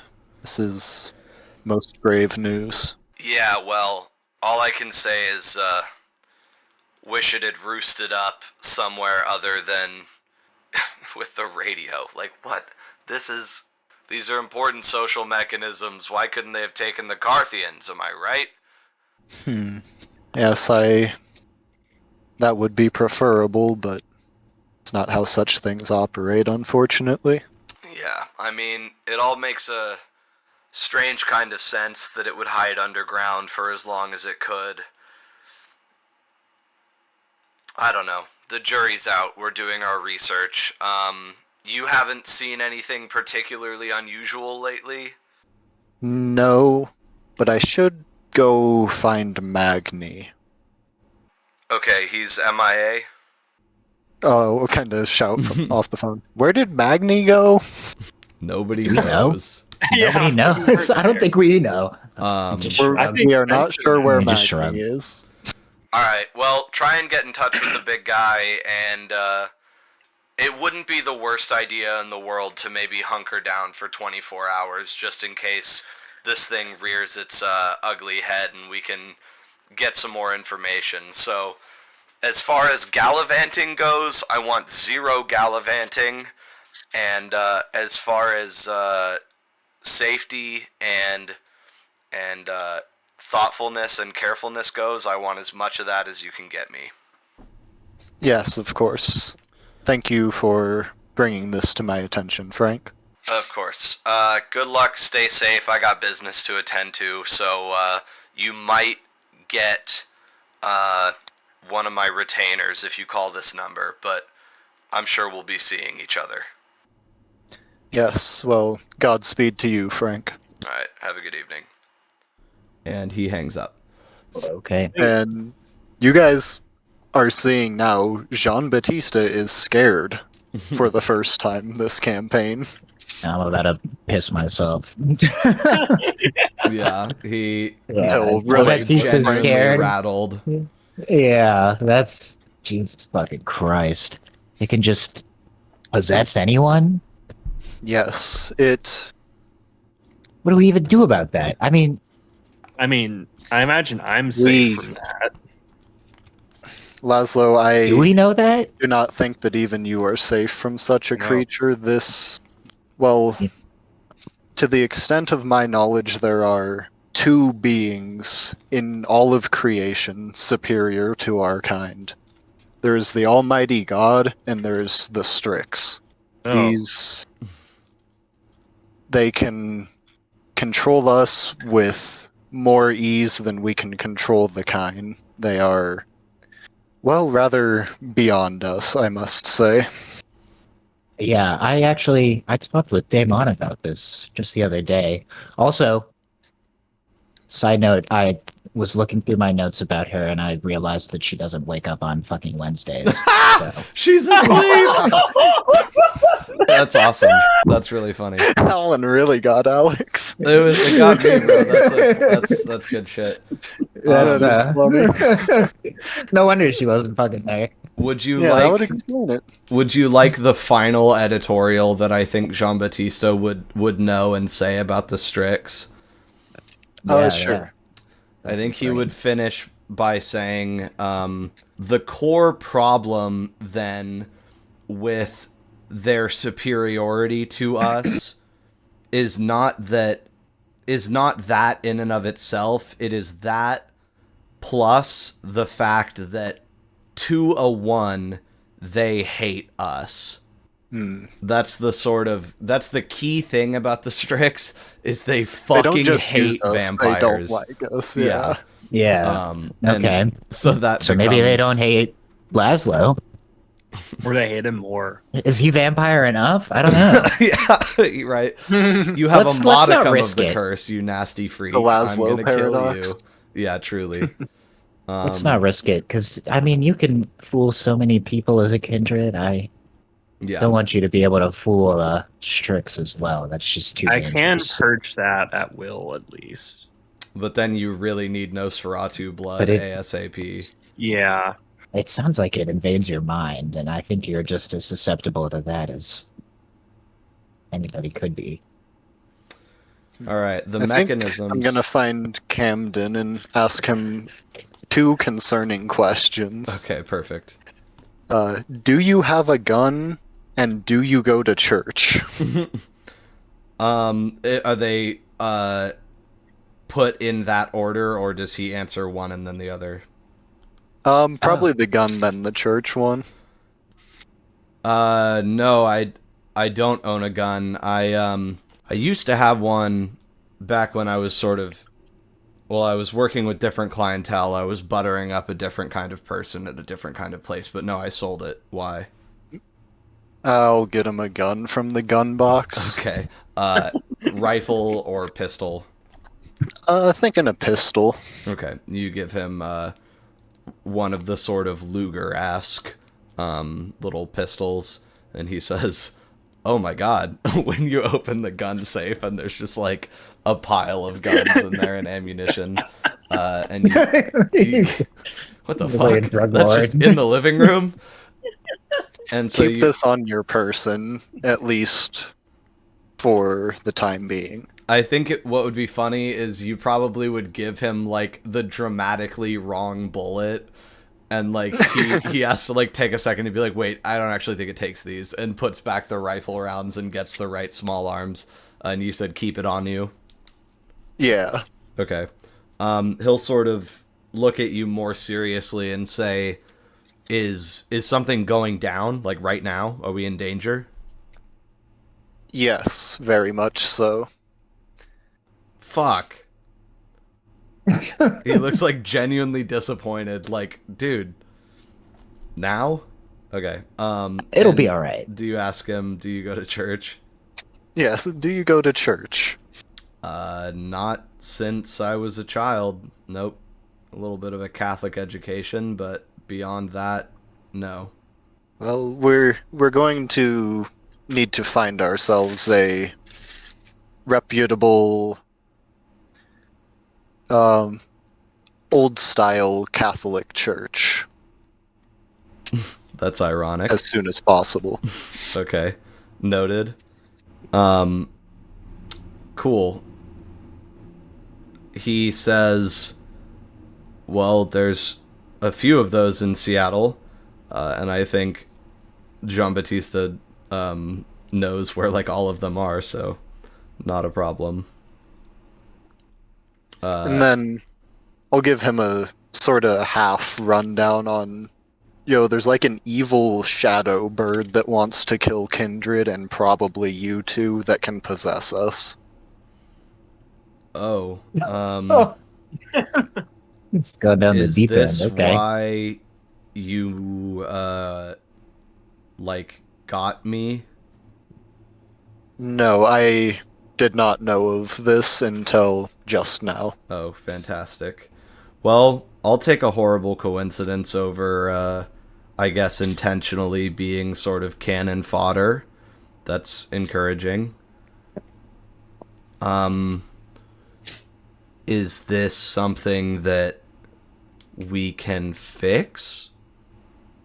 No. Oh. Should... There is Wow. very little we can do except, well, hope and pray. Do you believe in God? Yes, of course. Okay.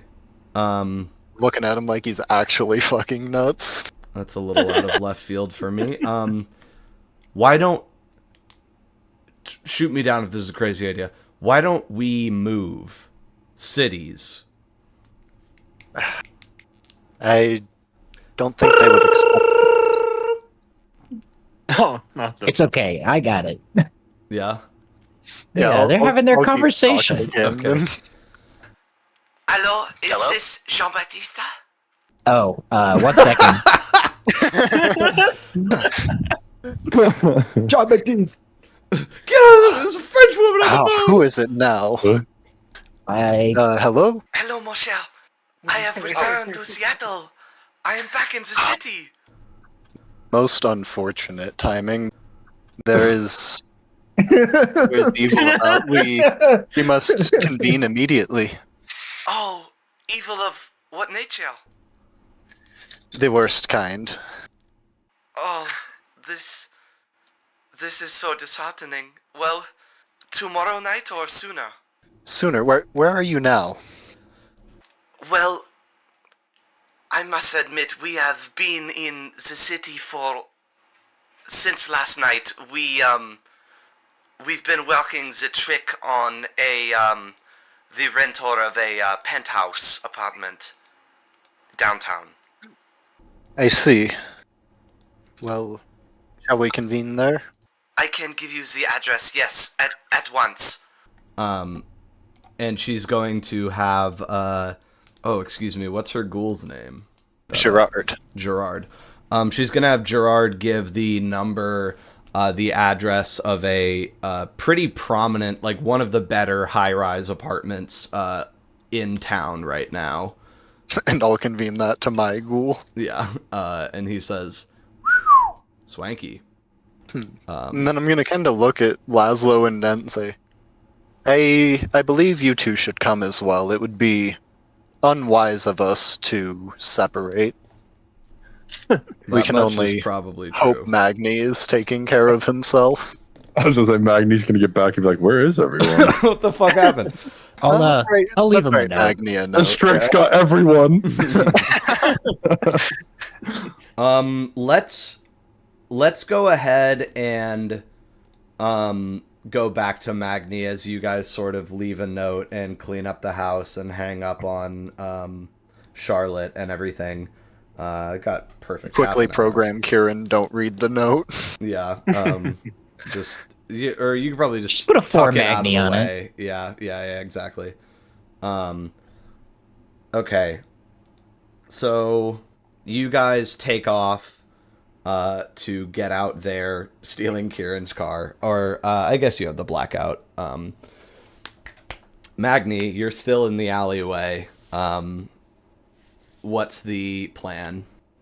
I think I would throw my body into the dumpster and then look at Jordy as if like, is this a good idea? You think this is fine? I think he before you would do that, like before you throw it in, he says, God, I have to do fucking so many accents. Fuck. Except the thing is I'm good at the Scottish one, and I was listening to me doing Cab, and I literally at one point had to just put a fade in of a PNG of an Australian flag because he got so fucking Australian at one point during one of the sequences. I was like, oh my god. Anyway. Accents are hard. Yeah. Okay, so he says, well, let's take a second here. And he, has you kind of set him down. And then basically he identifies the bite mark in the place where you tore his throat out. And he takes his stiletto and then just drags it along the wound and cuts out physically the meat of, where your bite mark is, you know what I mean? And so makes it almost like a head severing, just cut chunk out of his throat with a knife. And then I think he does the same thing to his guy so that it just kind of looks like a big slice was cut out of their neck.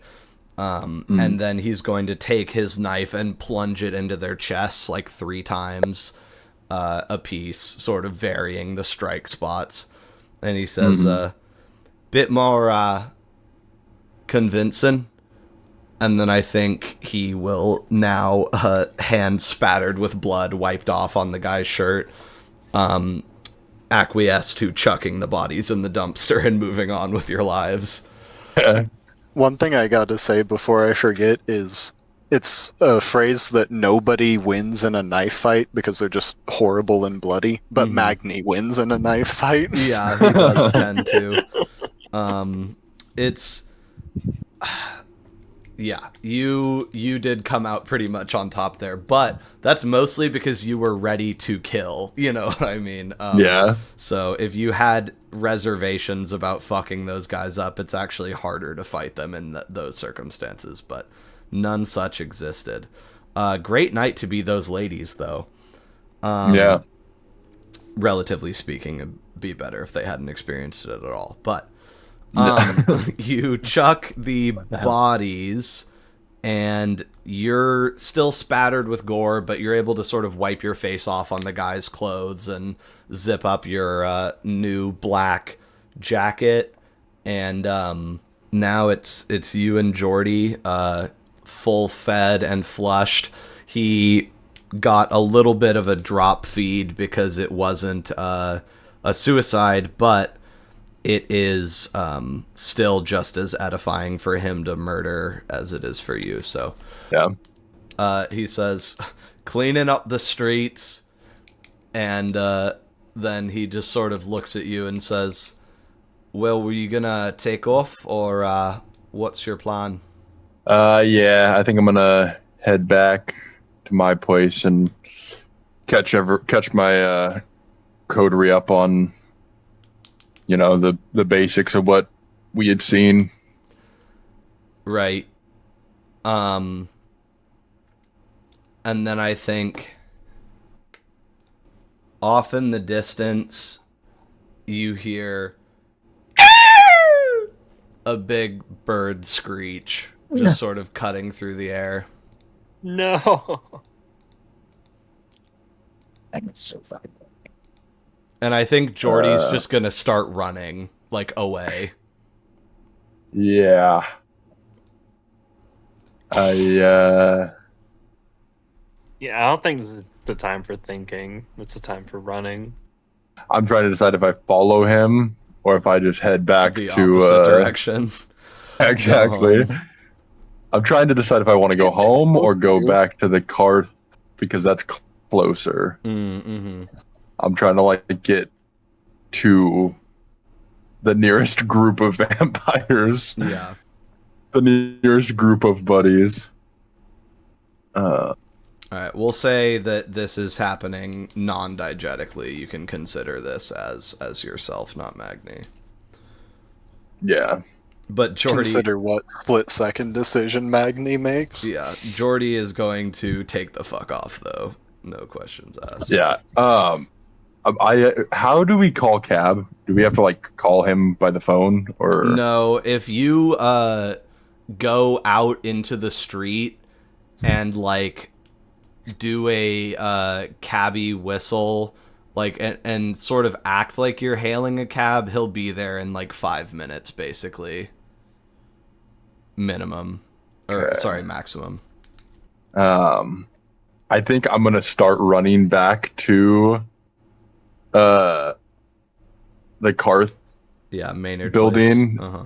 but also be hailing a cab, and whichever one shows up first, I'm taking. Right, so you're looking out there. You make it like 2 blocks, sort of scanning the streets, which now the clouds are starting to recongeal and threatening rain. And you only heard the squawk, the screech one time, but it was enough to, you know, totally chill you to your core. And so you're like looking, headed towards Maynard Place, looking, and then the cab pulls up alongside you and says, "You looking for me?" Yeah, and I'm gonna hop in. All right, perfect. We're approaching a record number of accents. This is 3 so far in one session. I think actually immediately as he pulls up, I would be like dead locked in with his eyes to see if he looks weird at all, and then I'd hop in. Right. No, as far as you can tell on a split-second observation, this is the cabbie, and he's okay. It'd be so Okay. funny if it possessed Cab right then, though. Yeah, it would be cool. Okay. So you hop in, and he says, if you was wondering, it's a kind of low-level psychic field. I can feel when somebody in the area might need a cab. It's part of me old auspex. That's a pretty nice trick. Yeah, it And then, puts food on the table. How we doing? yeah, I just gonna head home as quick as you could. Punch it. And he's gonna really take you at your word and get you the fuck out of there as quick as he can. Perfect. And I think he would make a little small talk.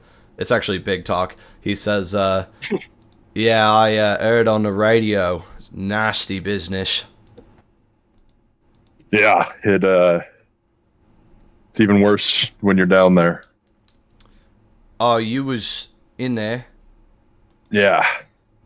Oh, mate, I'm sorry. Well, I hardly know if I should be out plying my trade, but it's just the only thing I know, you know? It's rough times. Yeah. I mean, all I know is if you see a shadow, run. Well, I think we might be in the wrong line of work. What's all these long streetlight shadows and the like. Well, you smell like you've had a good night at least. How was the eating? Yeah, it was pretty good.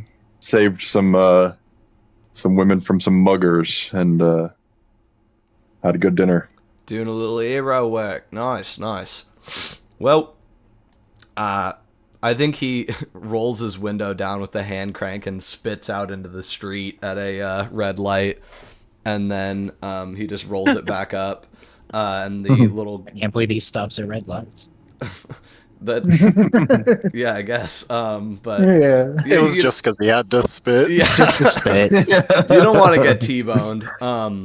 Yeah, right. Anyhow, he is going to get you home without too much further ado, where there's going to be a note waiting for you that's like, where the fuck are you? Shit is going down. Do you know about the Strix, etc.? And you're like, oh, I guess it made it home.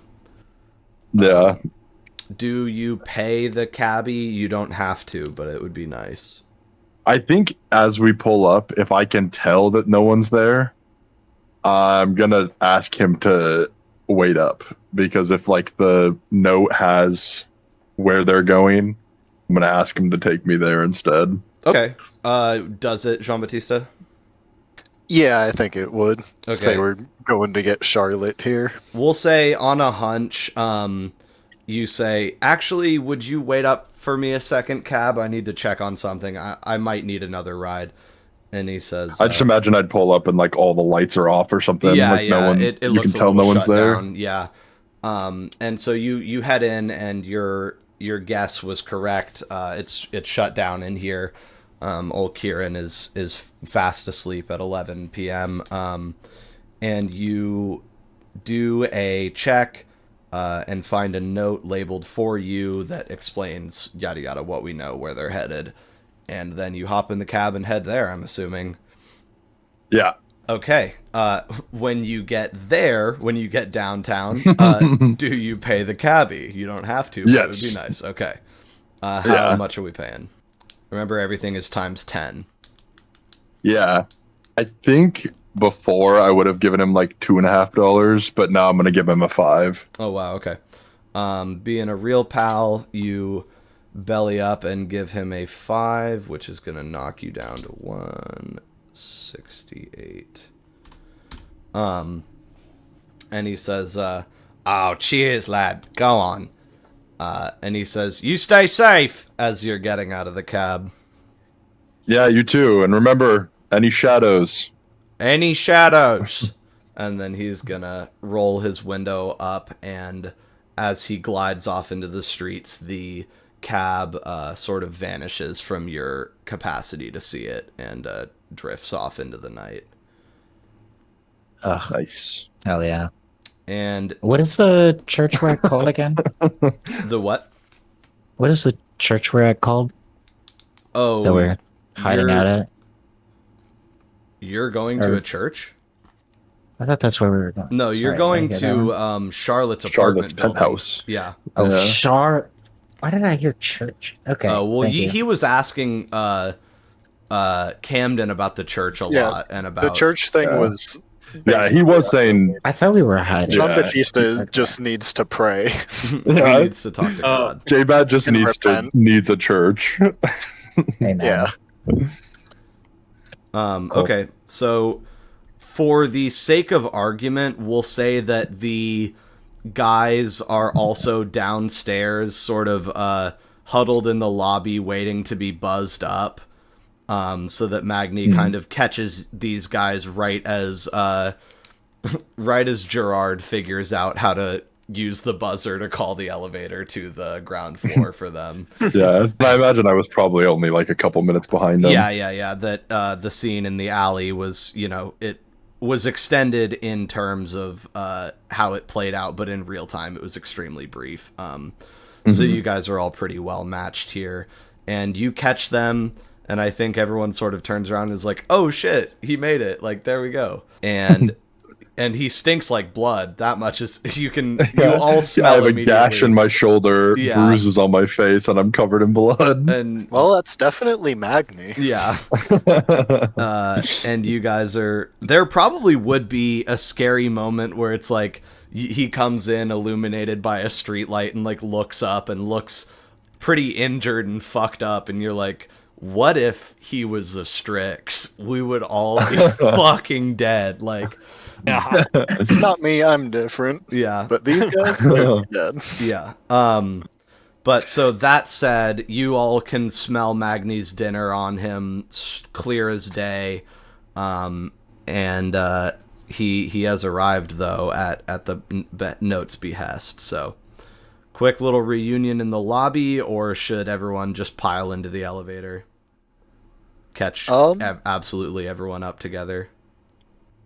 I think I'll start giving Magni a rundown, and then when Magni's like, "Bro, I was there," I'll say, "Okay, let's discuss this with Charlotte then." Okay. Yeah, I'd be like, dude, I'm the one who freed Venus. You didn't free Mars. I mean Mars. I meant Yeah. I freed her from this mortal coil. No, Anderson was the one that freed Venus. You freed Mars. Which sucks, because that's like, Venus is like Anderson's aunt, basically. Like, they were really close friends. Not in terms of kindred relationships, but just sort of as friends. Anyhow, the elevator is finally called down for you guys by the dusty old French people, and you ride up in what happens to be, I'm going to say, the high-rise apartment in downtown, price 7, quality 7, safety 10. So you guys weren't dealing with the penthouse, you were dealing with... a random lower middle tier of the building. That was the apartment you were looking for, and you are going all the way up to the penthouse in the elevator, and it lets you out inside the suite. And I think, Jean-Baptiste, you would kind of be struck by, like, oh, this is a lot like Helene's pad. You know what I mean? Like, it's very classy. And Magni, you would be like, this is a lot like Miss Wendy's apartment. Where it's got this beautiful shag carpet, these like crazy it's got these lamps that are it's hard to explain, but basically it's a lamp on a stand, and the stand goes up and curves until it's like a 90-degree angle. So it's this really impossibly long, thin-looking lamp that splits into like 3 bulbs with these dangling covers on it. Like, it's got all this like crazy out there eclectic furniture, My grandpa used to have one of those lamps. I have one. This one is like a much more elaborate version of it. Like, it sort of lights the whole room. It's the main centerpiece lamp light thing. big glass window that shows the skyline of the city out there. There's a nice, beautiful leather couch, a leather love seat, a television set on the wall, bookshelves, big house plant. It's super, it's almost pseudo-faux bohemian. You can tell the guy that had this place was rich and knew how to spend his money or knew how to get smart people with good taste to spend his money for him.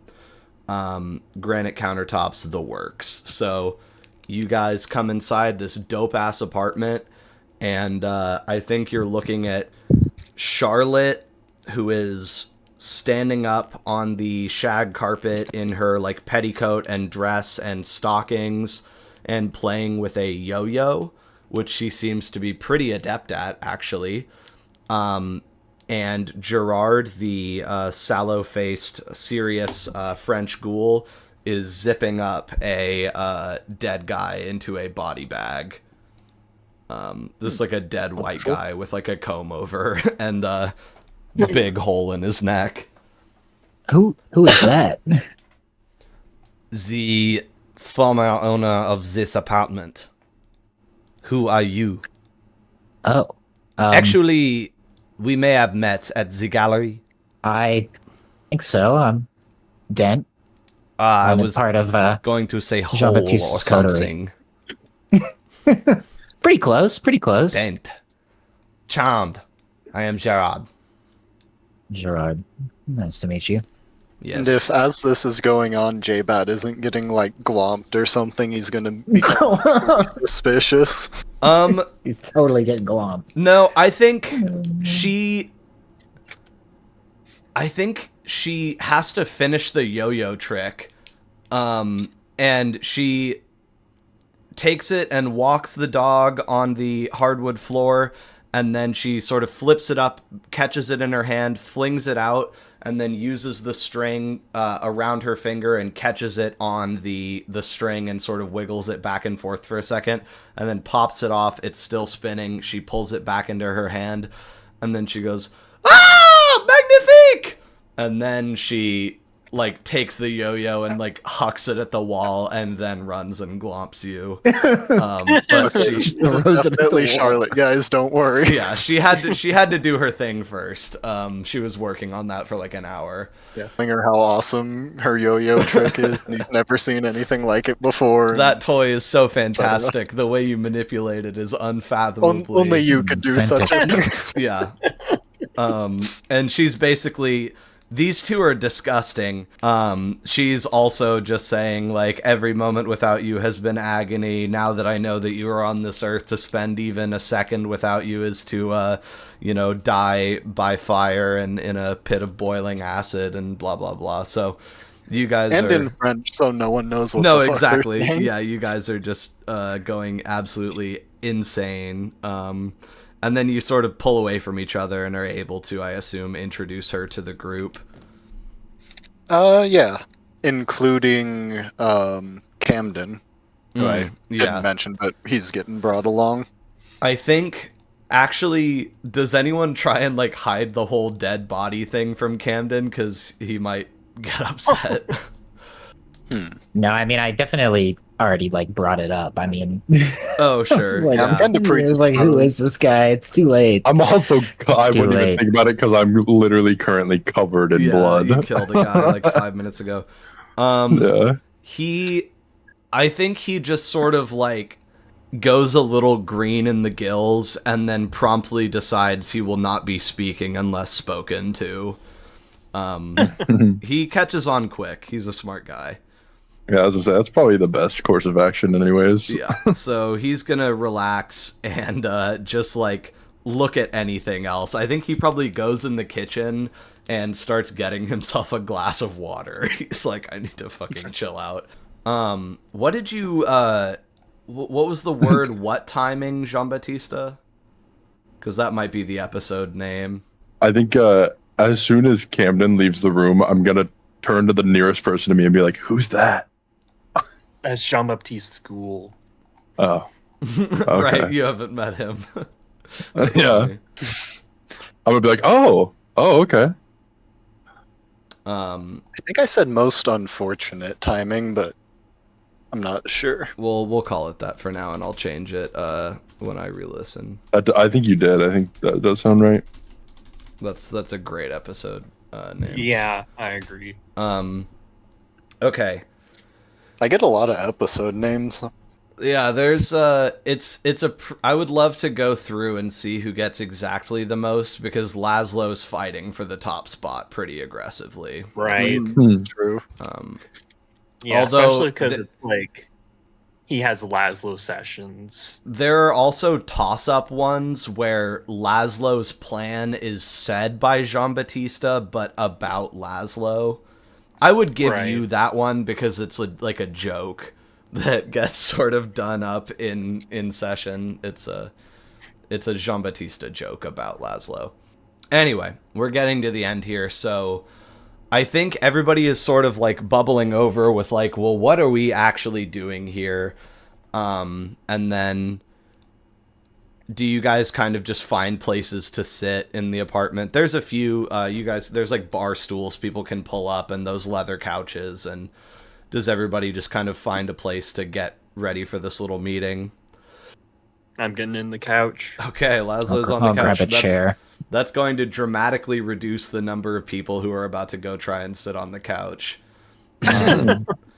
So I think if you sit on the love seat, and then Camden's like sitting like on the bar stool, like away from you, like fuck this, I don't like that guy. Yeah, J-Bat will take whatever the second nicest chair is. I imagine that Whatever Charlotte isn't. I'm picturing you and Charlotte just definitely sitting on the couch, and then Yeah, I guess that would count as the nicest chair, so that works. yeah, and then if he weren't busy preparing this body to be taken away, Gerard would probably sit next to her on the other side of you. But he's sort of holding court right now and like trying to prepare this body. And then I think once he gets it zipped up in the black bag, you also saw him wrapping like a bandage around the hole in his neck and things like that, so that it won't bleed. And then he hangs the bag up in the closet, and like closes the closet door. And that's to be dealt with later. Magni, are you like sitting on the floor? It's a comfy carpet. Is there a fireplace? It's an electric one, like a gas fireplace. There's nowhere else to sit.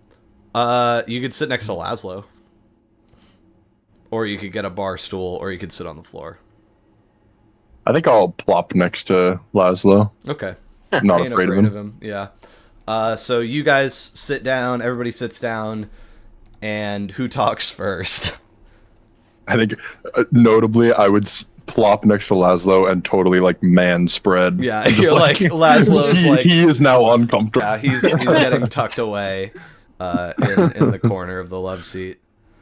Okay. Well, I guess I'll start. There is no easy way to tell you this, madam, but there is a Strix in the city. I think she is already holding your arm, and she just sort of like digs her nails into it, basically, and kind of quivers, and then like locks in and says, when I came this second time into Seattle, I do not wish to suggest that I am some kind of prophetess, but I must confess I did feel an horrible presence in this place. It did not feel how it felt before. But perhaps this is just the mind playing the tricks. Now, I am certain you must have felt its presence. Yeah, no, that thing's pretty creepy. Have you encountered it? Yeah, I did. It was possessing Anderson. To put it lightly, we beat it out of him and Anderson's okay, but yeah, that the Strix or whatever you call it it's not happy. I think as soon as you start talking, Gerard like locks in and is looking over at you. He's wearing like sort of evening wear. He's often wearing something that looks like a more understated version of what Jean-Baptiste goes around in. And slightly kind of more goth. Like he always kind of looks like he's dressed for a funeral. Now that you're talking about this, he's like locked in on you like, okay, he saw it. That's fucking crazy. And then when you say Anderson, he like supplies to Charlotte the horrible man with the mask at the swearing in French, and Jean-Baptiste. It's funny. I was gonna say I'm also supplying her supplementary info. Yeah, the ghoul from the Nosferatu from underground. Yeah, exactly. And Gerard's like, yes, the horrible one. He set up the radio, you remember. And she's like nodding her head, and everyone else is like, I guess they're just saying something relevant. And I think she says, how are the leaders of the city responding to this? This must be the top priority. How is there not... There must be a census. There must be a curfew, a quarantine. I have not heard of any such things yet, but... You must... She's speaking actually now to you in French. You have to use your influence. You're well respected here. It's important that as soon as we can, we have to stop this. I mean, I understand as well as you do that there's no stopping it, but we have to try something. Yes, I agree. We must do something. Even if the administration of the city is not yet. Does anyone have... Yeah, go ahead. I was just gonna say, I think hearing them speaking in French and having no idea what they're saying, I'm gonna just start it can be noted that it doesn't act normal. I could tell when it was a Strix. Like I'm just trying to calm them down because I think they're just freaking out in French. Right. You're like, well, there are ways to tell. Let me tell you. So you talk about the wood. Yes. What do you know, Magni? Tell us everything. I know. Anderson was not Anderson. He was acting very strange, and me and Dion both picked up on that pretty quickly, that he was acting weird. But we followed him into a room. It's like Mars and Venus's safe room. And so he let us in there, and we were keeping our eye on him, but we talked with Mars for a little bit, and I started to notice I was keeping my eye on Anderson, and he was acting a little funky. He was not moving when I wasn't looking at him, and he did not seem like he knew how to work the radio. He said it was broken, but he was not efficiently fixing it. So I went over to check it out. Knows how to fix any radio ever.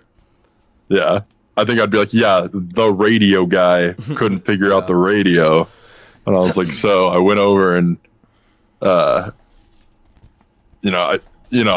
pretty brutishly ripped his mask off of his face, but immediately I could tell his eyes were glowing. Like a yellow, and that was when me and Dion had to, beat him up a little bit. So he started fighting us back. Beyond the wood, which you would explain, you would also be able to tell them that as per Lennon, Anderson is not allowed to wear a mask to conceal his disfigurements. That's one of his banes. But the Strix was wearing a mask, which means one, the Strix has a bane probably in red cedar, and it ignores the banes of people that it's possessing. Except probably the greater banes of sunlight and fire, obviously, because everyone has those. Yeah. So that's a little more information that you The mental picked up on. banes. Yeah, all like the the mental blocks. psychological allergies. Montressor ever talks normally, we know Yeah. he's a Strix. Yeah. Bro, if Montressor's a Strix, he's Yeah. gonna be fucking us up. That's fried, yeah. Oh my god. We're fucked. Well, this is valuable information, Magni. We must keep an eye on each other and, well, for example, if Charlotte were to suddenly be unable to, what was that thing called?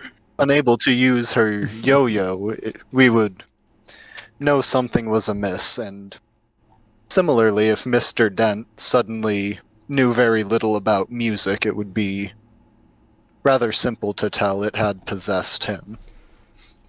Aw. Yeah. And look at Laszlo mostly, like, Laszlo, do you do anything? And if Jean-Baptiste doesn't currently have a scheme, then Well, like in Laszlo, I don't think we could tell. Laszlo gets very mean. Well, If that Laszlo's did very happen. sociable. If He got mad. Yeah, if he did get Laszlo mad. becomes Laszlo is all of a insane sudden and very goes to charismatic. meat packing factories. At one point, and we're almost done here. Gerard would chime in and say, "How long was he integrated with Montresor or fucking?" How long Yeah. was he possessing bro? Do we think? I can't remember how long they said. It's like but 9 days, like 8 days, maybe. yeah, that's what I was gonna say. Oh, a little over a week. I think he thinks for a second and says, "I heard a rumor once, a long time ago, that these birds, there is, when they can possess the kindred, there is a period of integration that perhaps if he went undetected for long enough, he would integrate more fully and know the things he was supposed to know about a given person and what they were capable of doing. So, we must be attentive because it is possible that the longer he goes unnoticed, the harder he will be to notice." I think Magni, as if he's coming up with it himself, is going to be like, "We need a code word." That's fucking awesome. Yes, excellent idea, Magni. Really, a census going on too. Okay, so what do you guys want your Magni. coteries code to be? Magni, what should the code word be? Just ask him. We could vote on it. I'm gonna go. Hey, I came up with the idea. Okay. I'm thinking. It must be something that even an intelligent foe would not guess. I'm thinking.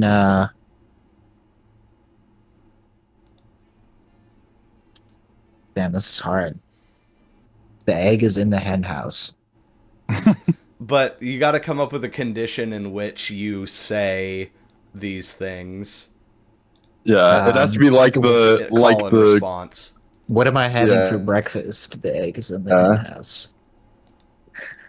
What should I have for breakfast? And then the egg is in the hen house. Do you want to do that? Well, what can we come up with Bro's just something that's stroking actually his egg. related? I just love eggs. I don't know why. I'm Eggs just on thinking the about. fridge. I don't know why. I'm just thinking about eggs. Any ideas? just holding this Laszlo, Tamagotchi. anybody?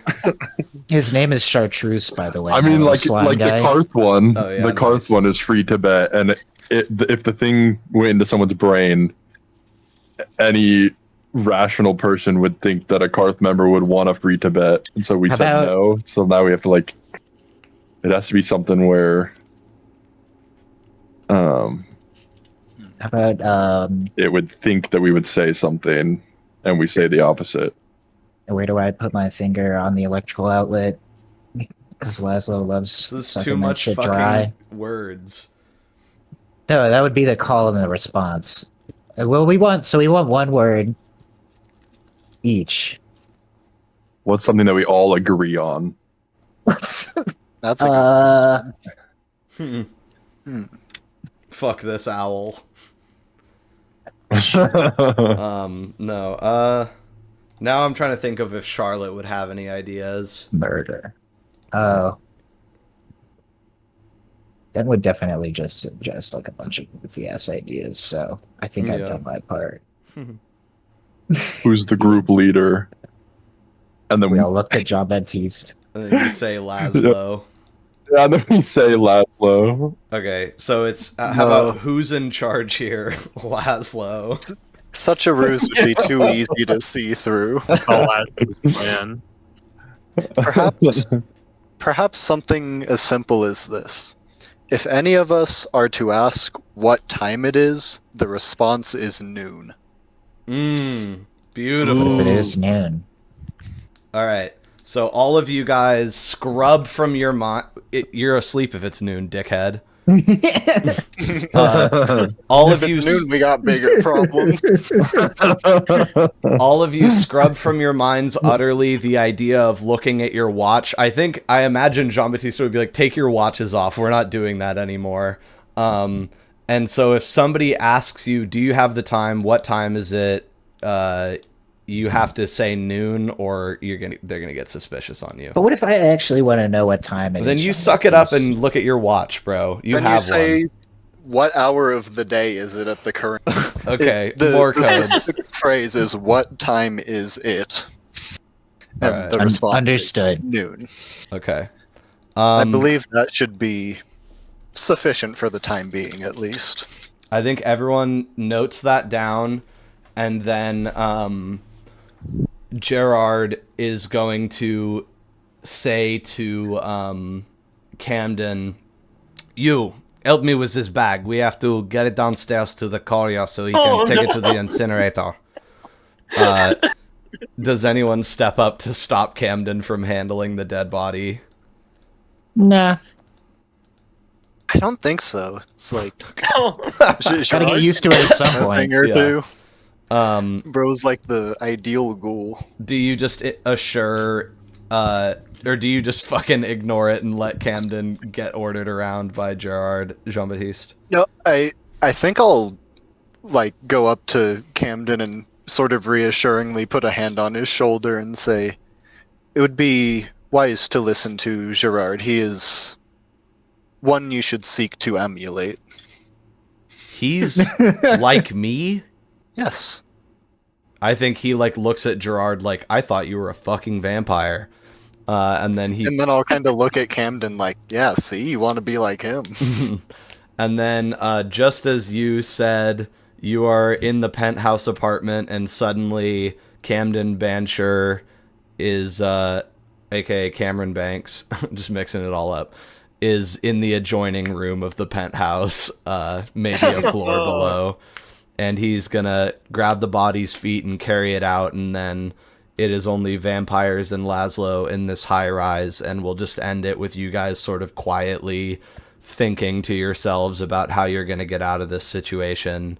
And we're looking at the apartment, the skyline, and these two dudes carrying a body into the elevator, and then presumably into the trunk of a car, into another elevator, and into an incinerator. And here we go.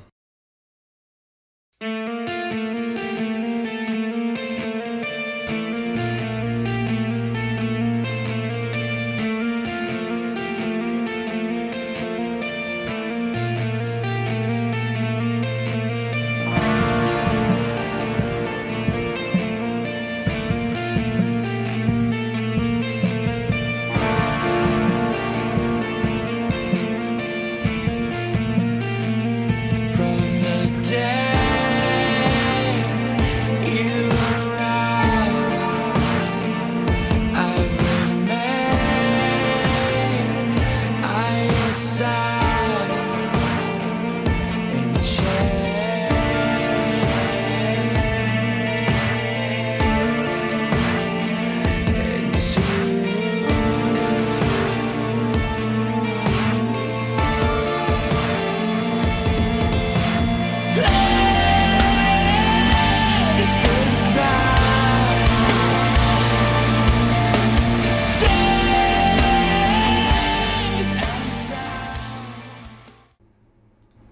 All right, so we are in a high-rise apartment. The former renter of the apartment has just been removed by a pair of ghouls and is being taken down to the lobby in order to be presumably carried off and disposed of. And now a group consisting of Charlotte de Villeneuve, Dent, Jean-Baptiste, Laszlo, and Magni, and nobody else, I think, because the ghouls are gone.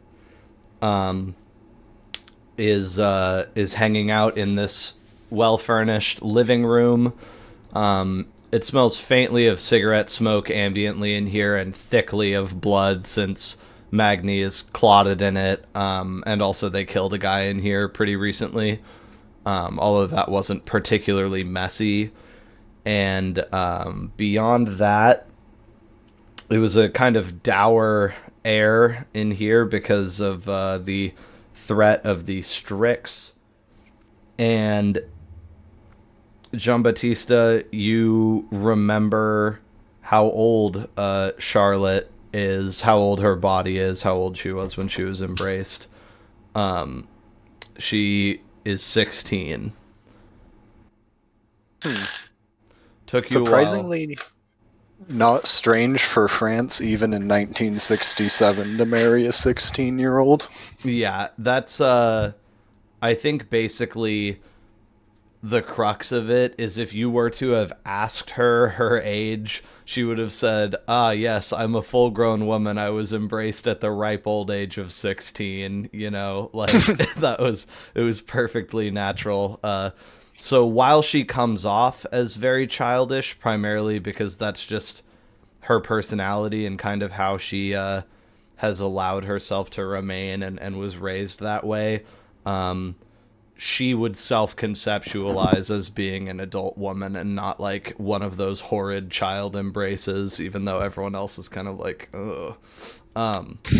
So that's a fun fact about the young woman sitting next to you.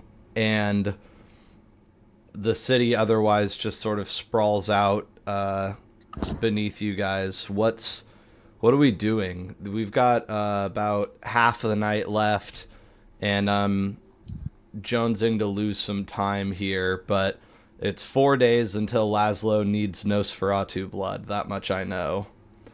What's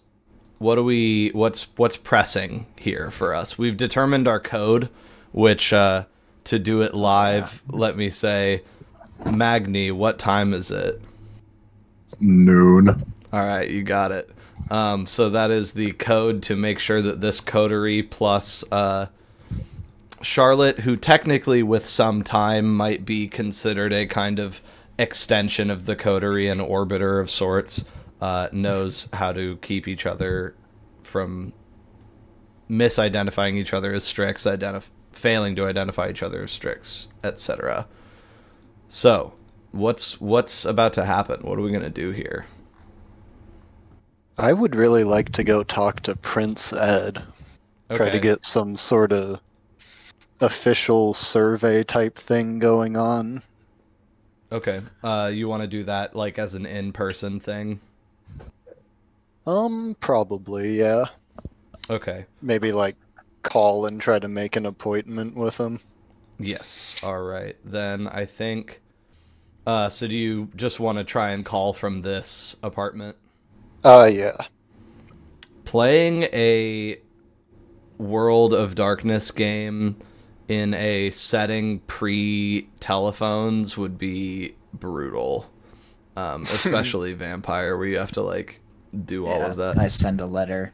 Yeah, well, Requiem for Rome exists. I actually really want to buy that book. Although, I don't know if Requiem for Rome is a second edition book. They do have it. It's a 2e book.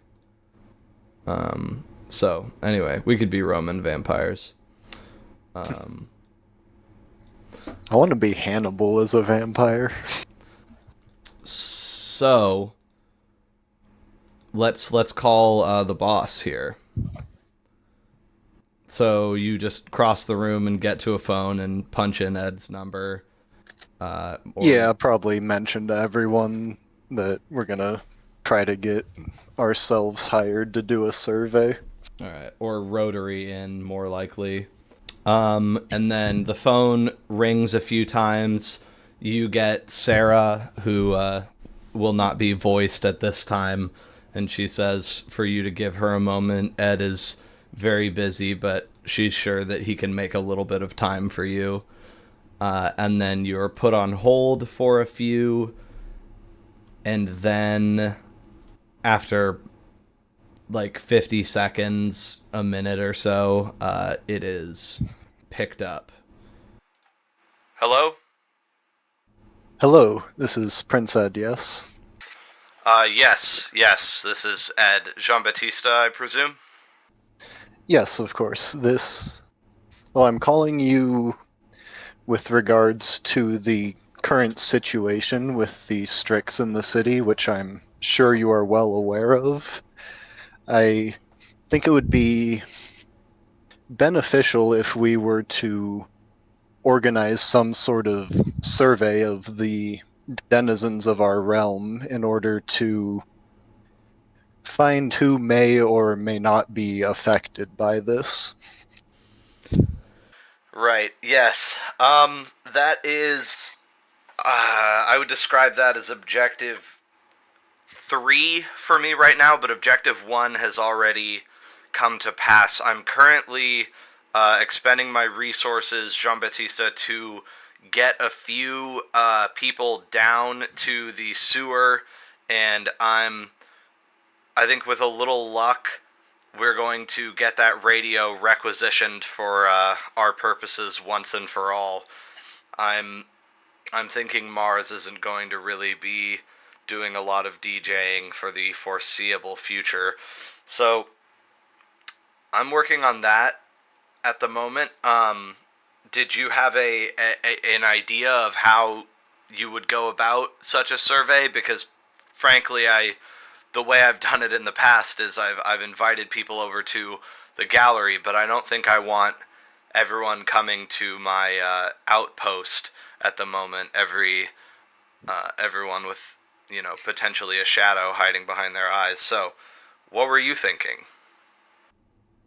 I was planning on taking myself and my coterie around the city and individually visiting all of the kindred, or at least as many as we reasonably can. I worry moderately for your safety. I was going to put out a decree that said, keep to your territories. You would certainly be exempt from this with official census duties, which I would bind you to with an oath, but I worry that in the current circumstances, going door to door is exactly the opposite of what we want. Although, you're right, it's important that we stay on top of this and not just let it fester, but what if you were to knock on the door of a Strix-infected character and it was to flee their body and hide, and they would come to the door and sort of say, oh, I feel out of sorts, but no, I haven't seen anything, seeing as they forget, right, while they're possessed, and then where would we be? False negatives abound, I fear, with this course of action. There would have to be tests, and tests can get so dangerous. Yes, you are right there, but I believe that if we could ensure everyone knows the danger and perhaps ensure that every kindred in the city has another kindred looking after them at all times, we could prevent any such incidences of false positives or false negatives. That's fair. Okay, well, listen, just briefly riddle me this. You're going door to door, you find the damn thing, then what?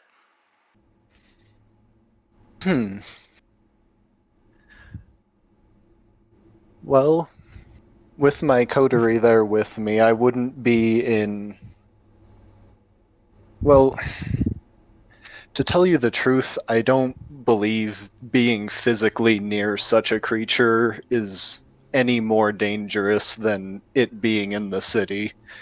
If it decides it doesn't like us or wants us dead for whatever reason, it's going to do so regardless of what I'm doing. This is uncharacteristic for you. If the danger is equivalent in all places and there's nothing you can do about it, why risk your neck to do this good deed? Not for me, I hope. Why place yourself? Well, again, I fail to.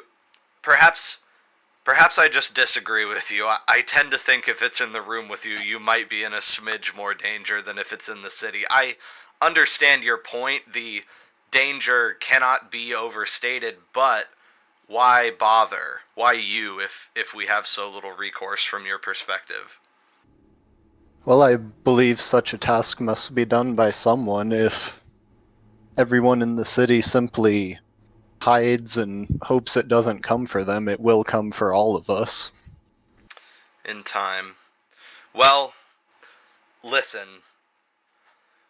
I, Prince Edgar Matthews of Seattle, hereby confer upon you the rights of census. If you are unfairly harassed in any domain within the city, any territory, this is a great crime against me and my right to census, and I wish you the best of luck in all of your counting and checking. I really do. Beyond that, I am going to tell people to stay put. I'm going to see if I can give a special broadcast on the shiny new equipment if it is to be mine, and beyond that, I think the message that you can confer to as many people as possible is we must not break the masquerade at this time. Secrecy must be paramount because this owl, if that is what it is, this being does not give a flying fuck about secrecy or about our health. And if we have to deal with knowledgeable mortals, if we have to deal with hunters coming and responding to the antics of a Strix and a Strix at the same time, the church's prophecy just might come to pass. Yes, I understand. Well, look, I'm sure I'll be busy. We're on war footing, so I'll try and keep the phone nearby, but no promises. Maybe in the next few days, once we get a better handle on things, we can hold an all-hands meeting for the Invictus. I believe that would be a wise idea. Alright. Hopefully when you hear from me next, it's over the radio. Stay safe, Jean-Baptiste. You as well, Your Majesty. And, click, he's gone. Tell him about the red cedar. Oh yeah, do you throw Did that Magni in? even tell us about that yet? He did. Yeah, he did at the end of the Okay, last good. session. He did a little dump. So did you want to provide that, or do you want that to be some kind of bargaining chip? I just forgot to mention it, so I'll say I didn't. Oh, okay. You got off the phone and you're like, fuck! I forgot! Ah, shit.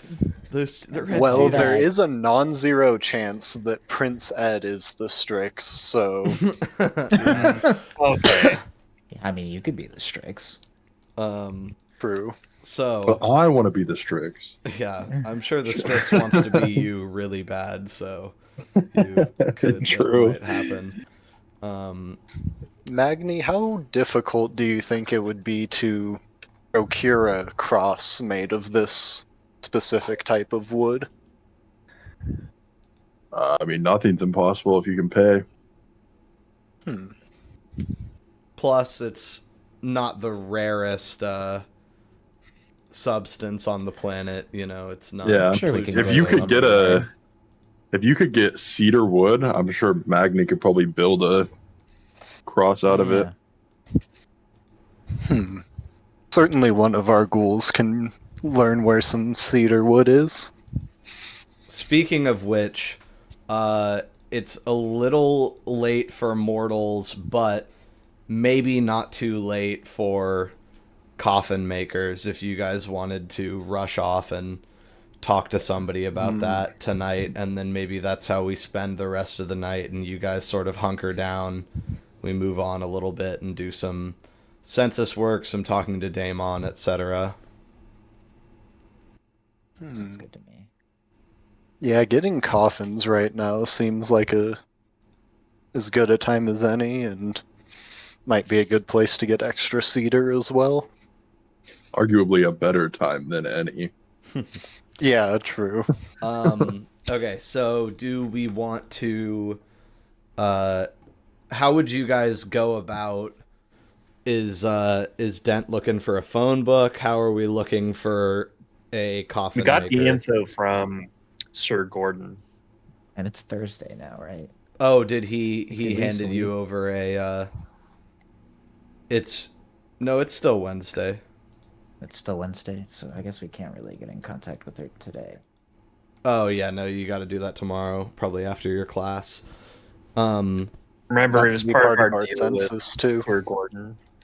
No, I know. So he eventually gave you the address of a coffin maker. That's true. Would you guys like to go there? Yeah, we can do that. Okay. I'm down. So do you wait for Kieran to come back and sort of explain everything to Not Kieran. fucking A, Cameron? I was like, wait, They're too close. It's too close. Yeah. Yeah. These sounds that I have in my head that I like, that recur. Dudes that J-Bat bullies. Yeah. And you got a con and a brom and all that bullshit. Anyway. Okay, so do we wait until Camden, per se, gets back and then fill in Gerard and get on the way? Yeah, sounds about right. Tell Camden he's gonna need to bring some money. He I think when he gets back up there, he just kind of scowls at you when you say that. Because he's just you don't have money. had to dump a body in a fucking bootleg crematorium in the back of a bar, and he hated that. So he's like, yeah let me get my billfold. And then Gerard. I'll also cheerfully tell to him be- that I'm the that would official be cool. census taker. Congratulations. You getting paid for that? Yeah, exactly. Jean-Baptiste just does things for the authority. Just for the fun. Yeah. And Gerard would probably say, in French to you, the mistress is rather attached to her coffin, which we fortunately still have access to, so I don't believe we will be accompanying you at the moment, but all the best of luck and stay safe. Yes, you as well. If there's any non-kindred in the city I can trust to look after Charlotte, I know it's you. Of course. Any last words for Charlotte at the moment? Don't forget the code phrase.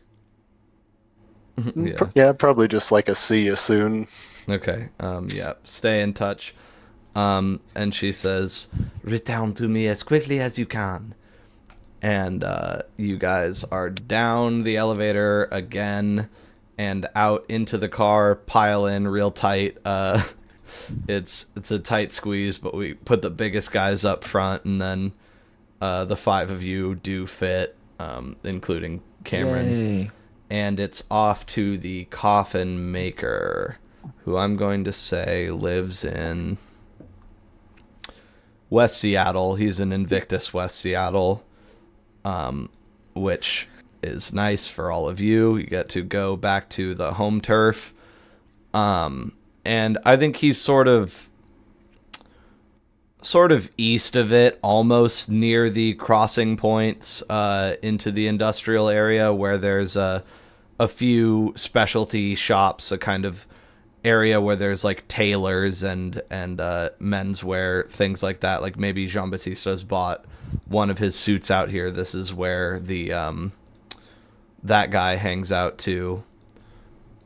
But eventually you guys roll up in the car after a while of driving to a shop that says Bowden's Fine Coffins, I think it would just say straight up.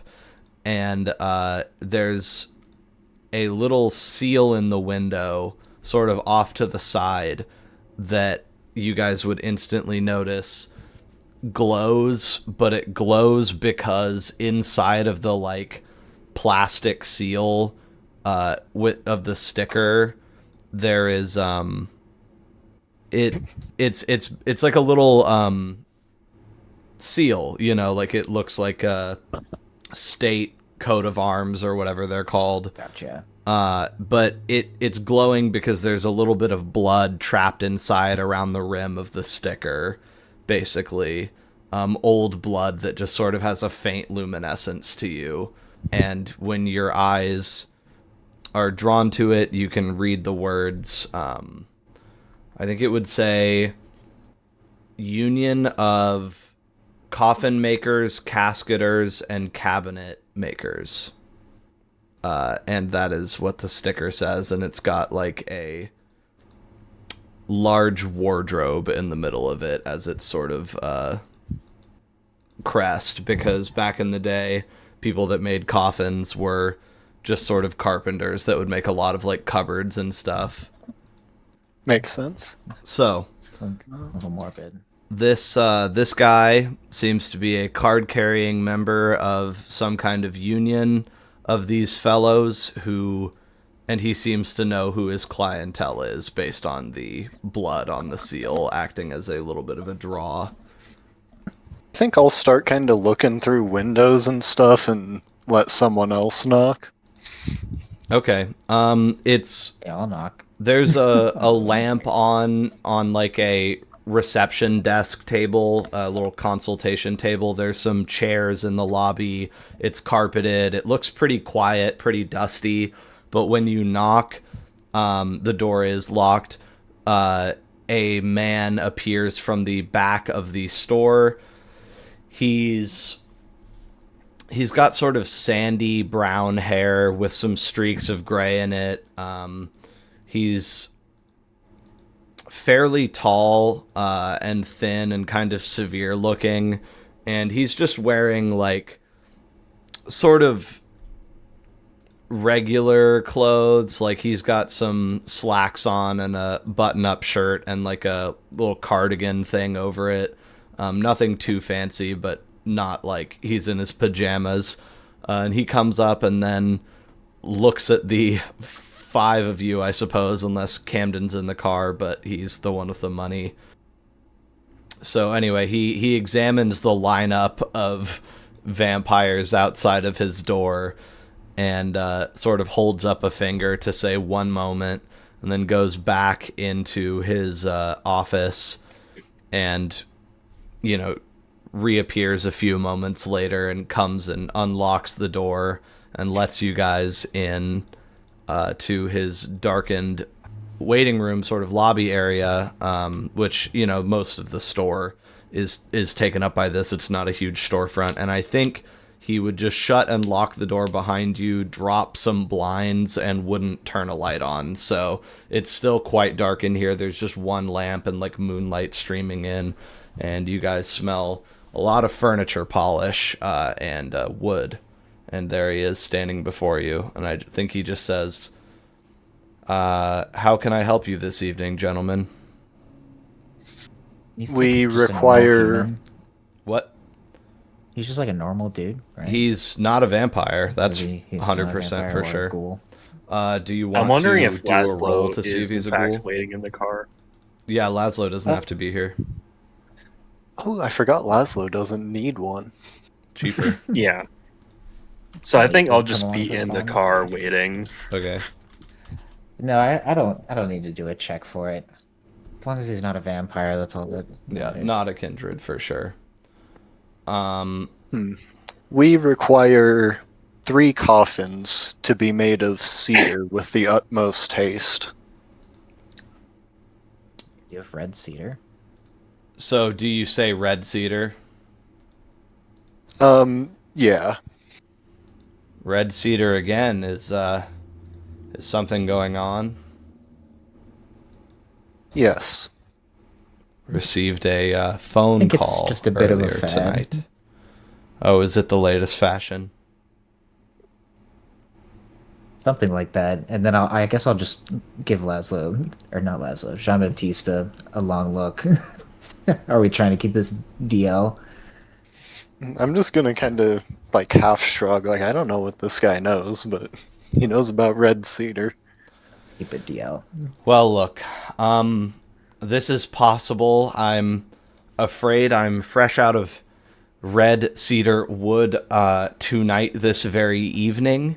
I can get you all, I'm assuming you 3, a fitting order. Within a few days, we can, I hate to, No, a few days is not acceptable. We need it sooner. well, it's, got to be. Listen, I can rush process this if I work day and night and deprive myself of basic necessities. I could get you 3 appropriate red cedar coffins in 3 nights' time, and there will be a substantial rush processing fee. But that is the best I can do. I suppose it will have to do for now. Yes, and just because of your little boutonniere there, I'm expecting I should probably put you up at the top of my queue, push a few grieving mothers and widows out of the way for the time being, but that will be just fine. That will be just fine. Now, in addition to the money, there will also be blood exchanged. Is this amenable to at least one of you?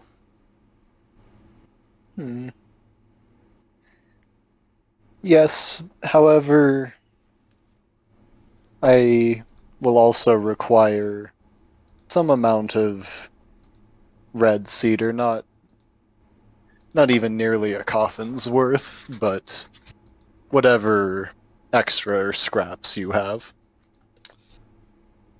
Well, with what the payment package is going to be looking like, I'll throw in a couple 2x4s for free. No problem. Excellent. Okay, I will be needing to get in contact with my friends at the lumber yard post haste. Is this going to be a trend? Should I bulk order? It may be wise to, yes. All right. Now, gentlemen, before I take your measurements, I would appreciate some introductions. I know we got off a little bit quick there. My name is John Bowden. I am a casketer and a free ghoul. You are? Jean-Baptiste. Of course. You are? Harrison Dent. And you are? Magni. Okay. And this young man, I assume, is one of my kind. And I think Cameron kinda just looks at nodding. you like, I'm not one of no, but bro, fuck off, you freak. A free ghoul. That's interesting. Do you say that to him? Yeah. It's a difficult status to attain, but not nearly impossible. It helps that I have the full support of my union behind me. For example, if any of you were to decide that you disliked the payment package and, I don't know, hold me hostage or dismember me or any number of other unpleasant things, if I failed to appear at the next gathering of the Casketers, which is only a few days, a week or so away, the alarm bells would be sounded and, well, my people would come for you eventually. So, Well, you know. it's I'm glad to hear you're doing well, I guess. That's good that the ghouls have a strong union. I've always been in support of those. Well, it's mostly the coffin makers. They're in our line of business. It's impossible to avoid a certain amount of risk and to avoid a yeah. certain amount of. Well, a long time Stigma, ago for we sure. started knowing, and we never really stopped. But yes, Well, appreciate what you do. of course. Now, How much? which of how you much would? are we gonna be put out for this? Well, a traditional, average, regular, see you in a few days type of casket, again, not specialty made, would run you $200, $250.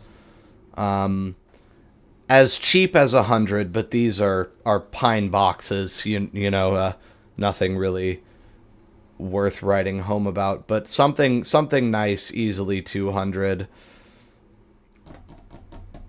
For you, I'm going to casually suggest. Well, okay. Who wants a fancy one, huh? Raise your hands. I'll What do you mean raise by my hand. Fancy. Jen's How like, fancy what's are we fancy? talking Jean-Baptiste here? is like, yes. Yes, I do. Without $100 to his name. I'm glad Camden. He's probably got some cash, right?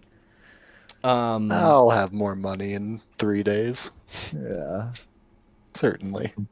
I think he would say, okay. The other two, just something comfortable. I'm assuming cushioned, at least partially. I don't need anything nice.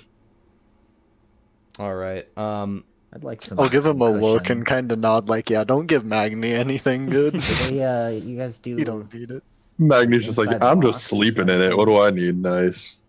Absolutely, inside locks are pretty much standard with this line of specific purchasing. Now, let's each talk. How about you first, then, Jean-Baptiste? You three talk amongst yourselves, or otherwise remain occupied. Just over here, please. And he takes you over to an area of the store that looks a lot more like a tailor and gets out like a little measuring tape to take your measurements. Okay, I think I'll just kind of stand there. Okay. He says, hold your arms out for me. Yep, I'll do so. He just takes your sort of trunk measurement around your chest, your length of your arms, and then head to toe. He doesn't need that many dimensions. And then he says, so red cedar, casket, coffin, or something more exotic. I think he's just gonna start describing like exactly what Charlotte has, pretty much. Just like not a girly version of that, you know? Okay, was that a casket or a coffin? I don't remember. I wasn't sure, but whatever it is, that's what he wants. I feel like that to me kind of screams Jean-Baptiste. I feel like we could get a casket for you, huh? Yeah, I think something basically like that is what he's looking for. Okay. Then I think he will say, okay, casket, what for the lining, velvet, padded velour, what are we looking for? Silk. Of course. And goose down, I presume. Right. Well, we'll do that. And are you capable of adding a device that would allow my protege to sustain himself if I were in there for an extended period of time. Oh, I can create a... Well, to be frank, that's something I'll deliver to you at a later date. If you want this in 3 or 4 days, we're going to have to take what we can get at the moment, but I'm sure I could create some kind of hole through which a intravenous needle and tube could be run so that he could sort of suck up blood from you if you were indisposed. You would simply have to connect the tube and run it to the exterior. Yes, that can be arranged later, of course. All right. Well, the red cedar, stained dark, gold or silver inlay. Whichever one you have, it's no large matter. They are equally easy for me to obtain. You ultimately strike Then he'll me just as a choose silver whatever fellow. matches Charlotte's. Yeah. So I think he Probably would... gold. Okay, gold.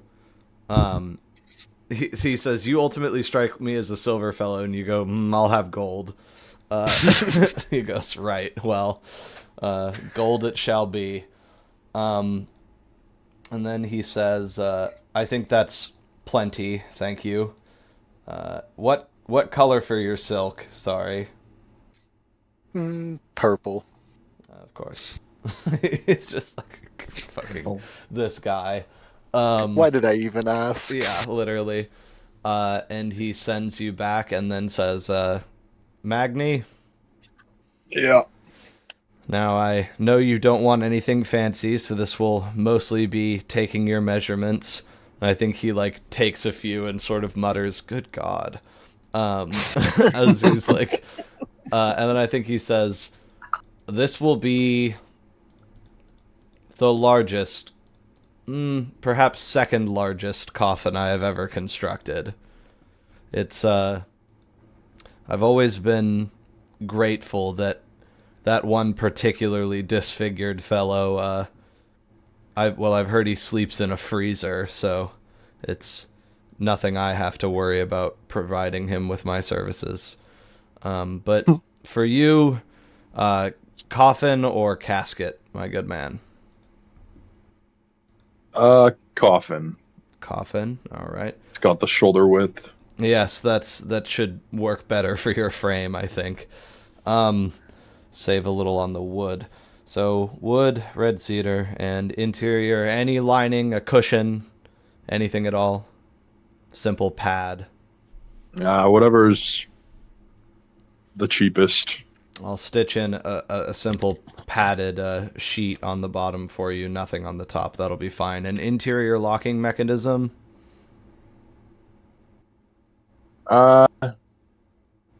Sure. All right. I assume you'll all want that given the nature of what we're doing here for the moment and the circumstances. absolutely. All right. Well, that should be plenty from you.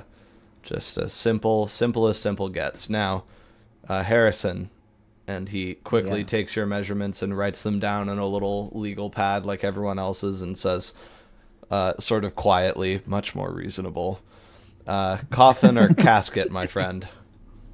I think I'm gonna do a coffin similar to Magni's actually, but a little more padding, if you could. Coffin.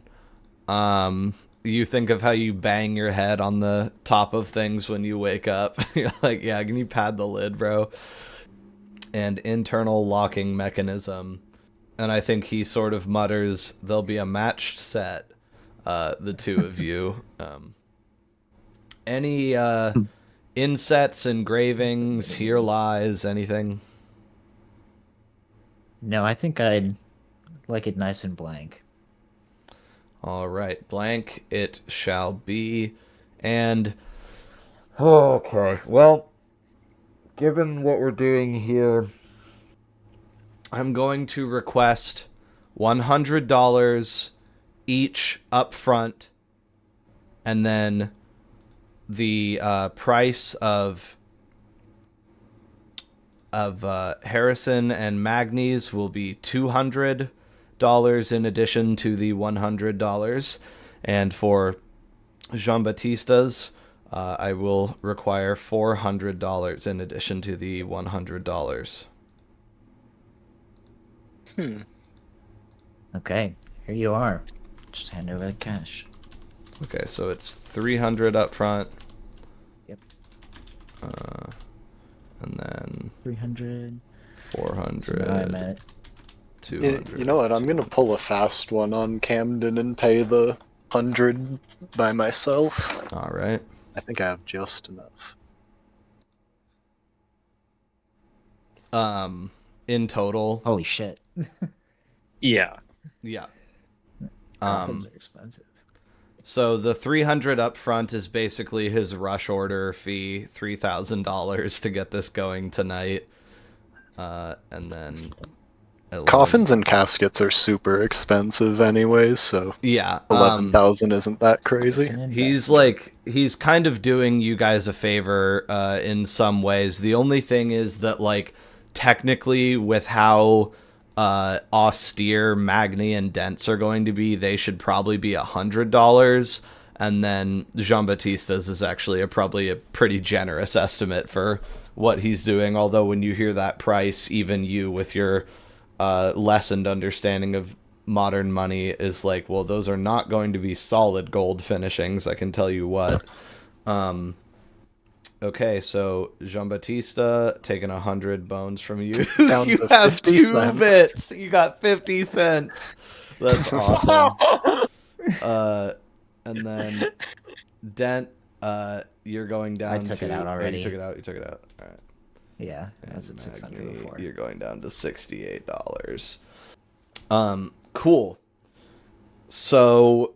Glad we sold your blood, Laszlo. Yeah. You guys turn It helped over out. this, and he says, I can deliver these to your home for an additional $10. Would we like to work that in? We shall see when the time comes. Are you Dent, do you want to just subvert discreet with that? these deliveries? How discreet are we talking with these deliveries? In the I'm extreme. not sure we want our neighbors. Well, It will be delivered in a box truck, and the three of them will be packaged together in a large crate. okay. I mean, that sounds fine with me. That's not too much more. Blam. Upsold. Don't worry, Sucker. I'll pay it. I pulled it. Listen, he's Dent's kind of gullible. I don't know. He's good at arguing, but when it comes to business, Yeah, that's why you need Chuck. yeah, that's true. Okay, so Businessman. then I think he's just sort of appraising you guys again, getting your read. Anything else for John Bowden here? We got the planks, right? Can we just grab those right now? No, he has to order Just everything. gotta order everything. I think what he'll say is he'll go, I don't like giving up anything from my sample book, but here, since you've all been rather agreeable and polite this evening, let me just... And he goes and like gets a book that is full of samples of swatches of like silk and velvet and things like that, as well as a few little pieces of wood, like little blocks.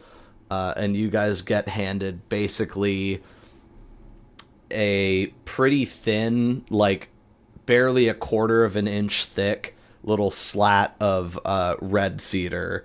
It's a square that is, I'm going to say, 6 inches by 6 inches and about a quarter of an inch thick. And he slides it out of his binder and across the table. Click. There it is. Just Excellent. a little bit of red cedar. Who wants it in their inventory? Hey, Magni. He's the one that's gonna use it. Yeah, true. All right. I will You gotta add. get some nails now, though. Although there's probably some just in the apartment. Square of red cedar is in Magni's inventory. Yep, anything else? Don't think so. Thank you, Alright. John. It has Sweet, been on our way. most helpful for us. Of course. Normally I would say tell your friends, but I'm going to be rather busy, so maybe tell your friends to give me a second, and I'll see you all very soon, or one of my couriers will. Oh, the red. Whose game? The blood. I need a little blood. Oh, it's like the red. Well, I'm not doing too great right now. I I'll suppose look I around. could spare some. Okay. And he wants Do one vitae's worth in a little glass phial that he gives you. Once I see the little glass vial, I'm happy. I'll just like cut open my hand, Okay, cool. bleed into it. You go to 8, and he gets... No way I'm letting this dude suck my blood directly from me. No, he wouldn't dream of it. He basically gets you to fill up this little test tube, and he corks it off with a rubber stopper, and sort of just looks at it appraisingly before tucking it into his pocket. And then he says, "Thank you. I apologize for the imposition, but, well, being a free ghoul, one has to take what they can get here and there. And, well, you know the rest. Now, I'll be seeing you all, as I said. Thank you." I'll give him a little nod and head out. All right, and he tucks away your guys' bills in his register, and you see him, after he locks the door behind you, start to get busy. If you sort of take a peek through the blinds, he's getting out plans, and he's drawing up diagrams, dimensions for how to do your thing. He's getting metal brackets out from drawers, and just generally looks busy. And then as you really sort of start to head away, he hops on the phone, presumably with a lumber provider. All right, there it is. And I'm going to have to add Bowden's Fine Coffins to the locations as well. So many locations. Seattle is a big place. And so, leaving behind the outpost of the Union of Cascaders, what next? Are we going home?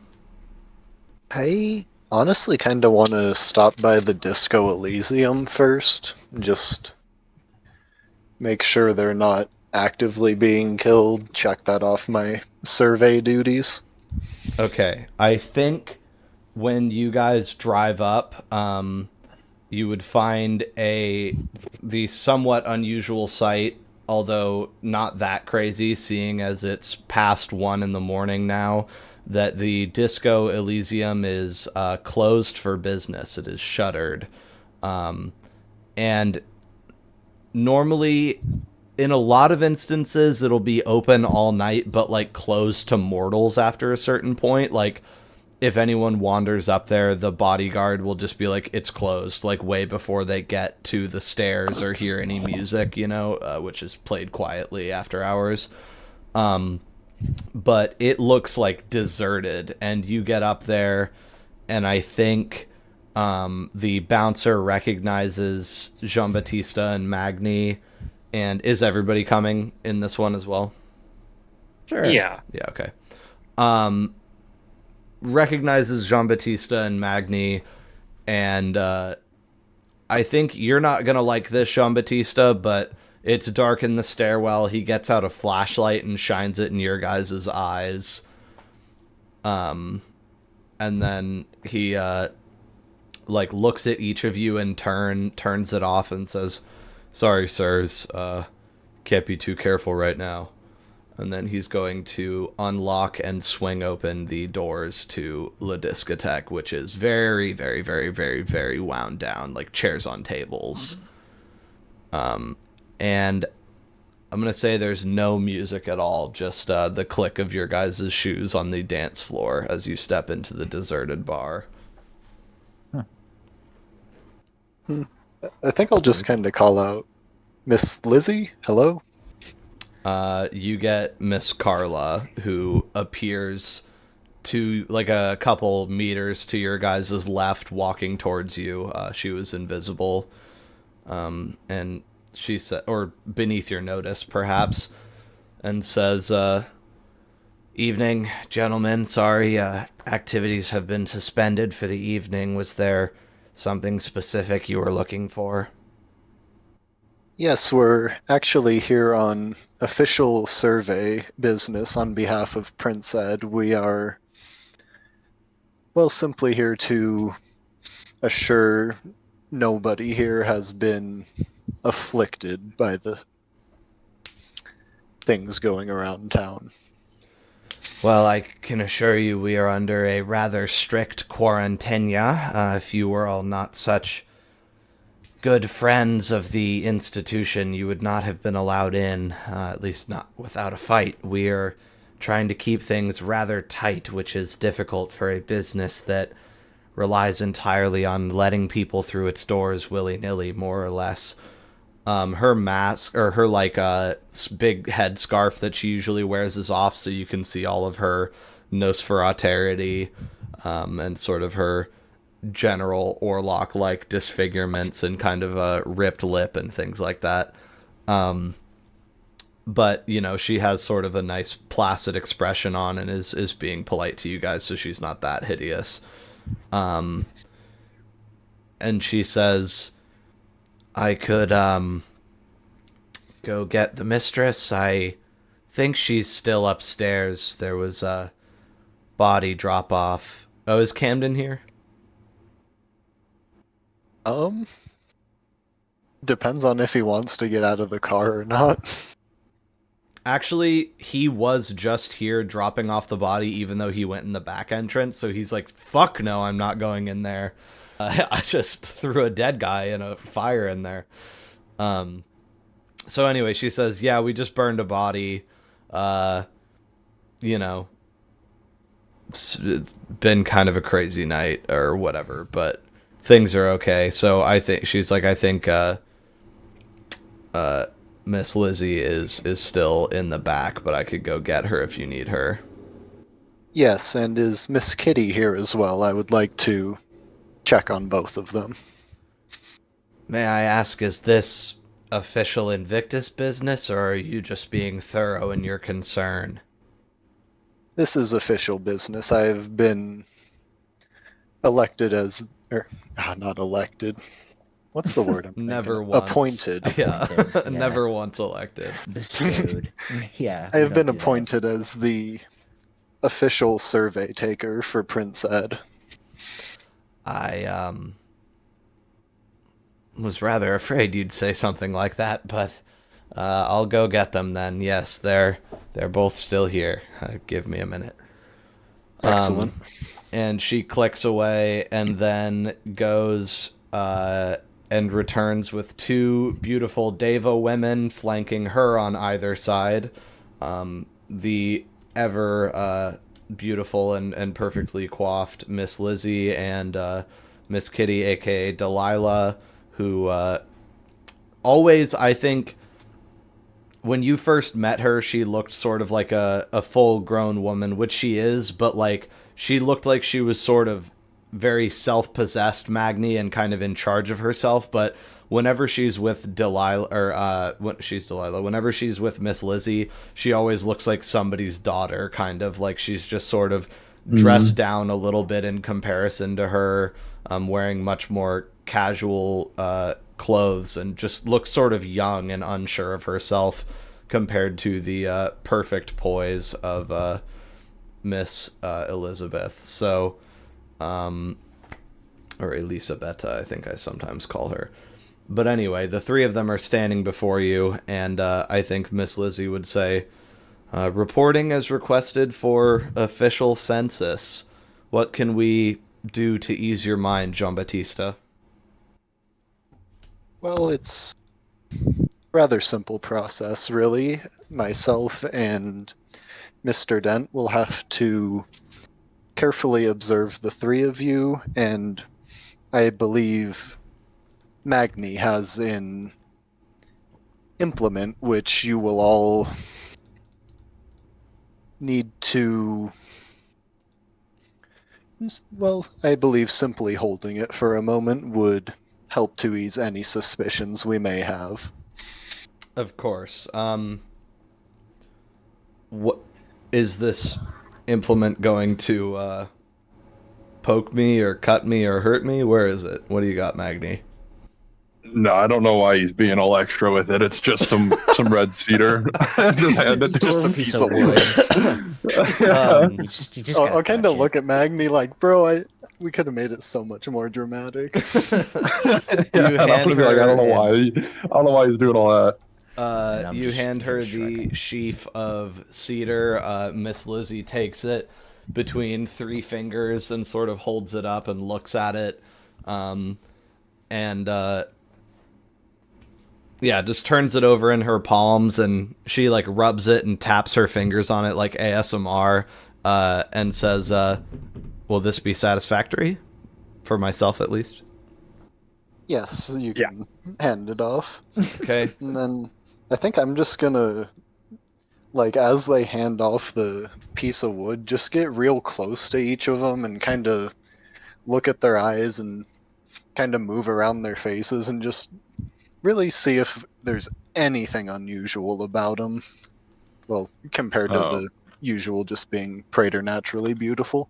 Yeah. Or preternaturally While ugly. J-Bat's being strange, I'm gonna just explain to them the like signs and be like, this is what we're looking for. Like, if you can't touch the wood, your eyes will glow a little yellow.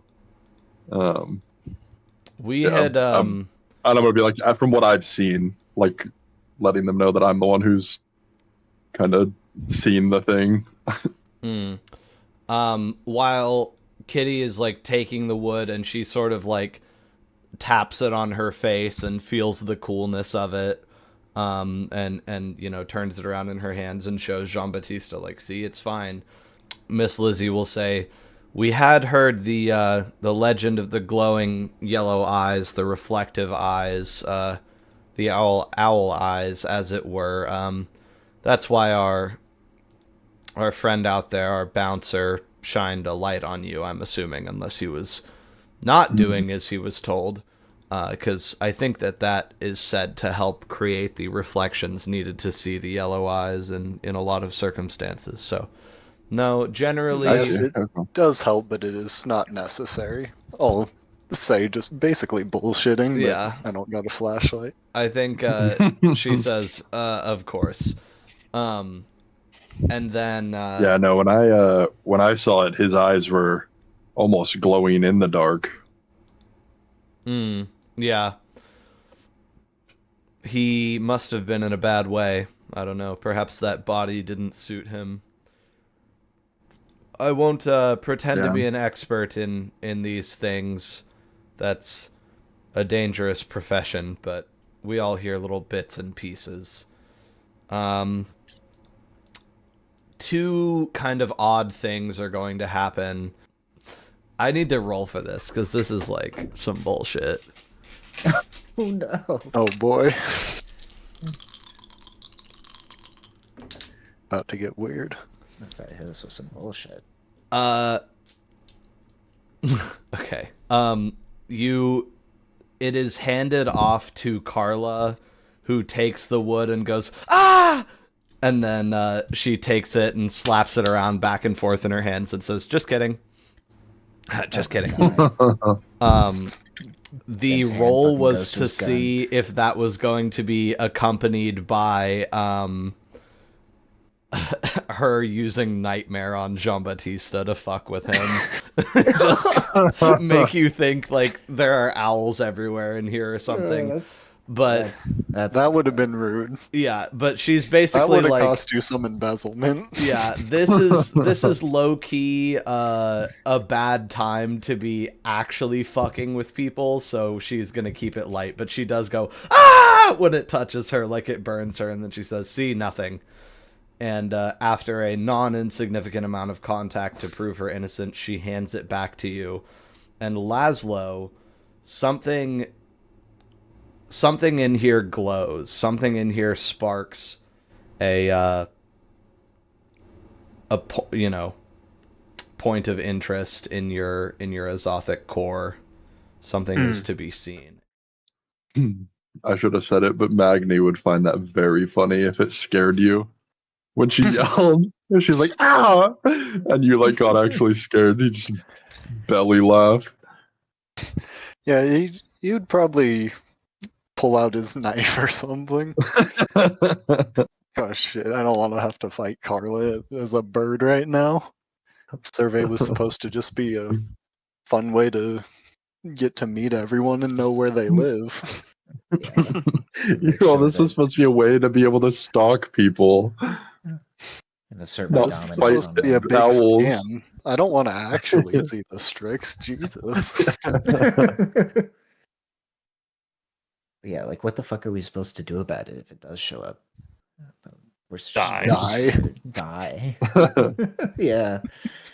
I mean, me and Dion were able to take on what's his face? Anderson. So as long as it's not someone very tough, I feel like us four could Yeah. handle as it. long as it doesn't fly into one of us. Yeah. If it turns into Magni, you're cooked. Like, I don't know how that would go. Camden sacrifices himself. We run away. Yeah. I like the Magni or J-Bat being proactive about having a way for his ghoul to not turn into a skeleton this time. Yeah. Well, and Charlotte mentioned Gerard having that, and it's like, oh damn, she's still got her old ghoul. That's so much better. Wish I had Michelle Moreau. Oh, he probably behaves so much better than mine. Well, at least the Disco Elysium isn't all dead. It's a good start. As Yeah. far as we know. There's something going on in here. Well, I guess they are dead. They're just not final dead. Okay. Alright. I feel like Magni, as of recently, I haven't mentioned it, but I feel like I would start thinking about Miss Windy a lot. Just like wonder what she's up to. Especially after Cab showed up. Yeah, we've Just we're being all like, reconnected so with our Cab sires. made it back, and we thought Cab was dead. We thought, if anything, we were going to see Miss Windy and Cab was going to be the one we never see again. But Yeah, he very much got obliterated. And yeah. even Jean-Baptiste saw his whoever from the before times. Sire. Yeah. I almost feel Yeah, like I guess Down. you are all talking about your sires. that might be one of Magni's like goals in the near future, is trying to ask around, see if anybody knows where she is. Yeah, it shouldn't be that hard.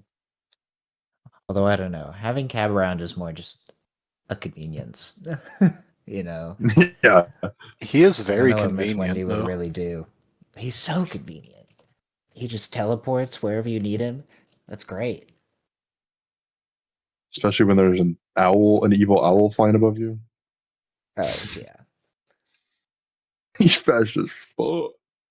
I guess the big question is, how did the church get the owl in the box? I think we're gonna have to find out. The not gonna power of lie. Christ. Yeah. Power of friendship. I don't think we have Jesus on our side. Hey, if we start Maybe not praying you, tonight, but once Magni makes his cross, Yeah, that's what we need. Okay. yeah, that But now we need a whole box of it too. true. Oh, we need can a just whole steal box their of box. Jesus. Oh, that's true. So I mentioned while you were gone, I forgot. I've been meaning to mention it for a while, but I think after Cab returns and is like a part of Seattle now, Magni has been like thinking a lot about Miss Windy and what happened to her. And I think in the near future, he's going to start asking around and see if anybody knows anything. Okay, that's a good idea. Because you do have an aspiration frozen in aspiration hell to reunite with her, so Yeah. that'll be good. And I think that was like an aspiration that was at the back of his mind, but when Cab came back, it like came to the front, and he's like, he really wants to figure out. Yeah, true. Okay, good to know. We'll have to front load you asking people that when you see different people around. Still several vampires in town you guys have never talked to, although the census will be good for that. Oh God. Okay, Laszlo, you see something glowing over everyone's shoulder, kind of in a direction that you didn't happen to look until now, or you're just now sort of tuning into it. It's a very soft glow, but unmistakably sort of an azothic ping, like a million times toned down version of the glow on the mountain, which I will keep reminding you of until the end of time. Do I think it's in the room or Yeah, if it's often? it's over there. Okay. I'm gonna just walk over and look at it. I think like Jean-Baptiste is sort of probably like putting himself back together after getting booed, like yelled at, and bringing the investigation here to a close or whatever. And then Laszlo just kind of walks through everyone and over to the wall. And you are greeted with a very light little scratching of graffiti on the wall. It's like basically, so the bar is an L shape more or less, and it's near the corner seat, the little end of the L, all the way to the edge of the full service bar area, and the physical bar, not the location, just to be clear. And so anyway, at the very end of this, it looks like someone sort of reached behind where all the shakers and empties are stacked up and scratched something into the wall of the establishment. And it's just a shape, but something in you're connected enough to the memory to be able to read the shape, and it helps that it's something that you're already innately familiar with. But you can tell that it's like a modification of the pilgrim mark that suggests strange beings. Specifically, it has these two little jagged downwards on top of the like kind of circle with a couple specific odd modifications to it, including these little jagged downs. That means vampires. And so it's just a pilgrim mark in the wall, presumably left here by a Promethean, that just says vampires. Wow, what relevant and pertinent information! It's that just I didn't know already. No, really. It's just reminding you, or it's trying to tell any Prometheans that end up in this bar that it's run by vampires, but you're like the one guy that... But more to the point, you've never seen it before. Yeah. So, something to that, maybe. Is there a new Promethean in town, or am I just stupid? Find out next time. No, it remains to be seen. Do you want to do a little roll to inspect the scratching and see if you can glean anything from it? Yeah, sure. All right.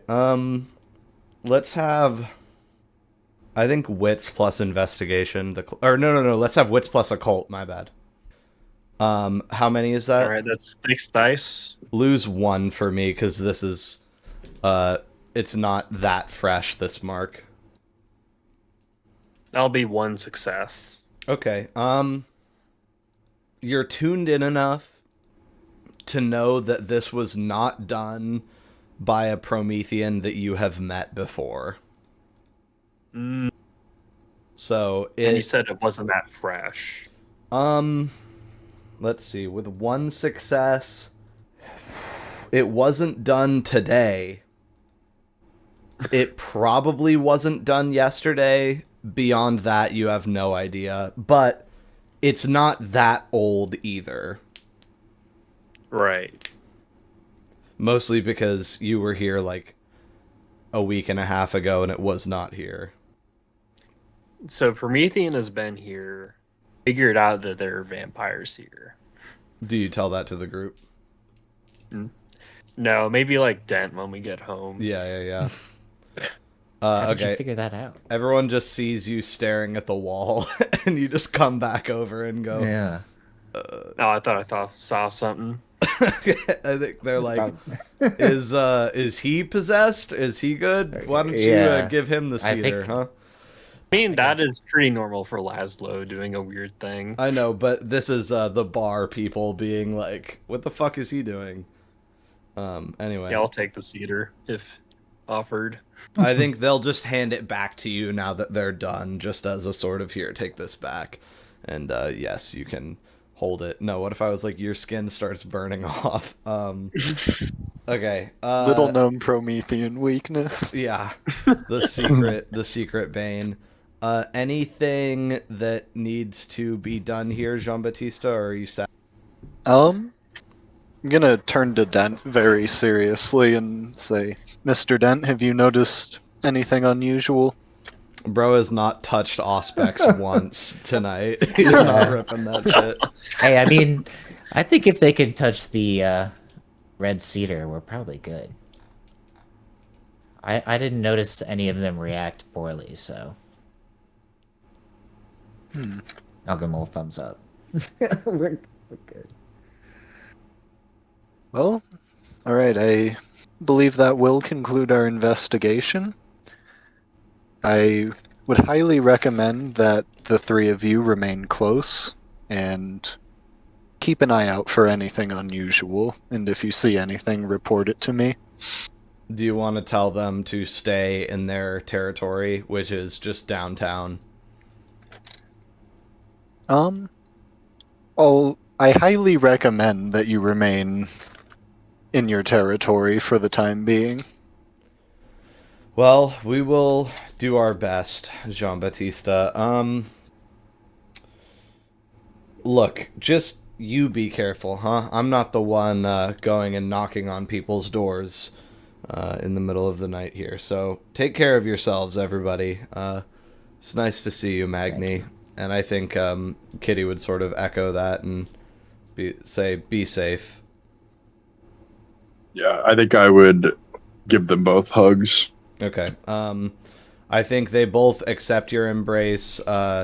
Delilah sort of very tightly and warmly, and Miss Lizzie accepts it, and then since she's almost your height in her heels, like she sort of strokes your hair a little bit, and then lets you go. And then I think Miss Lizzie gives Jean-Baptiste a shallow but unsarcastic bow and says, if you'll excuse us, we're just going to lock up for the evening.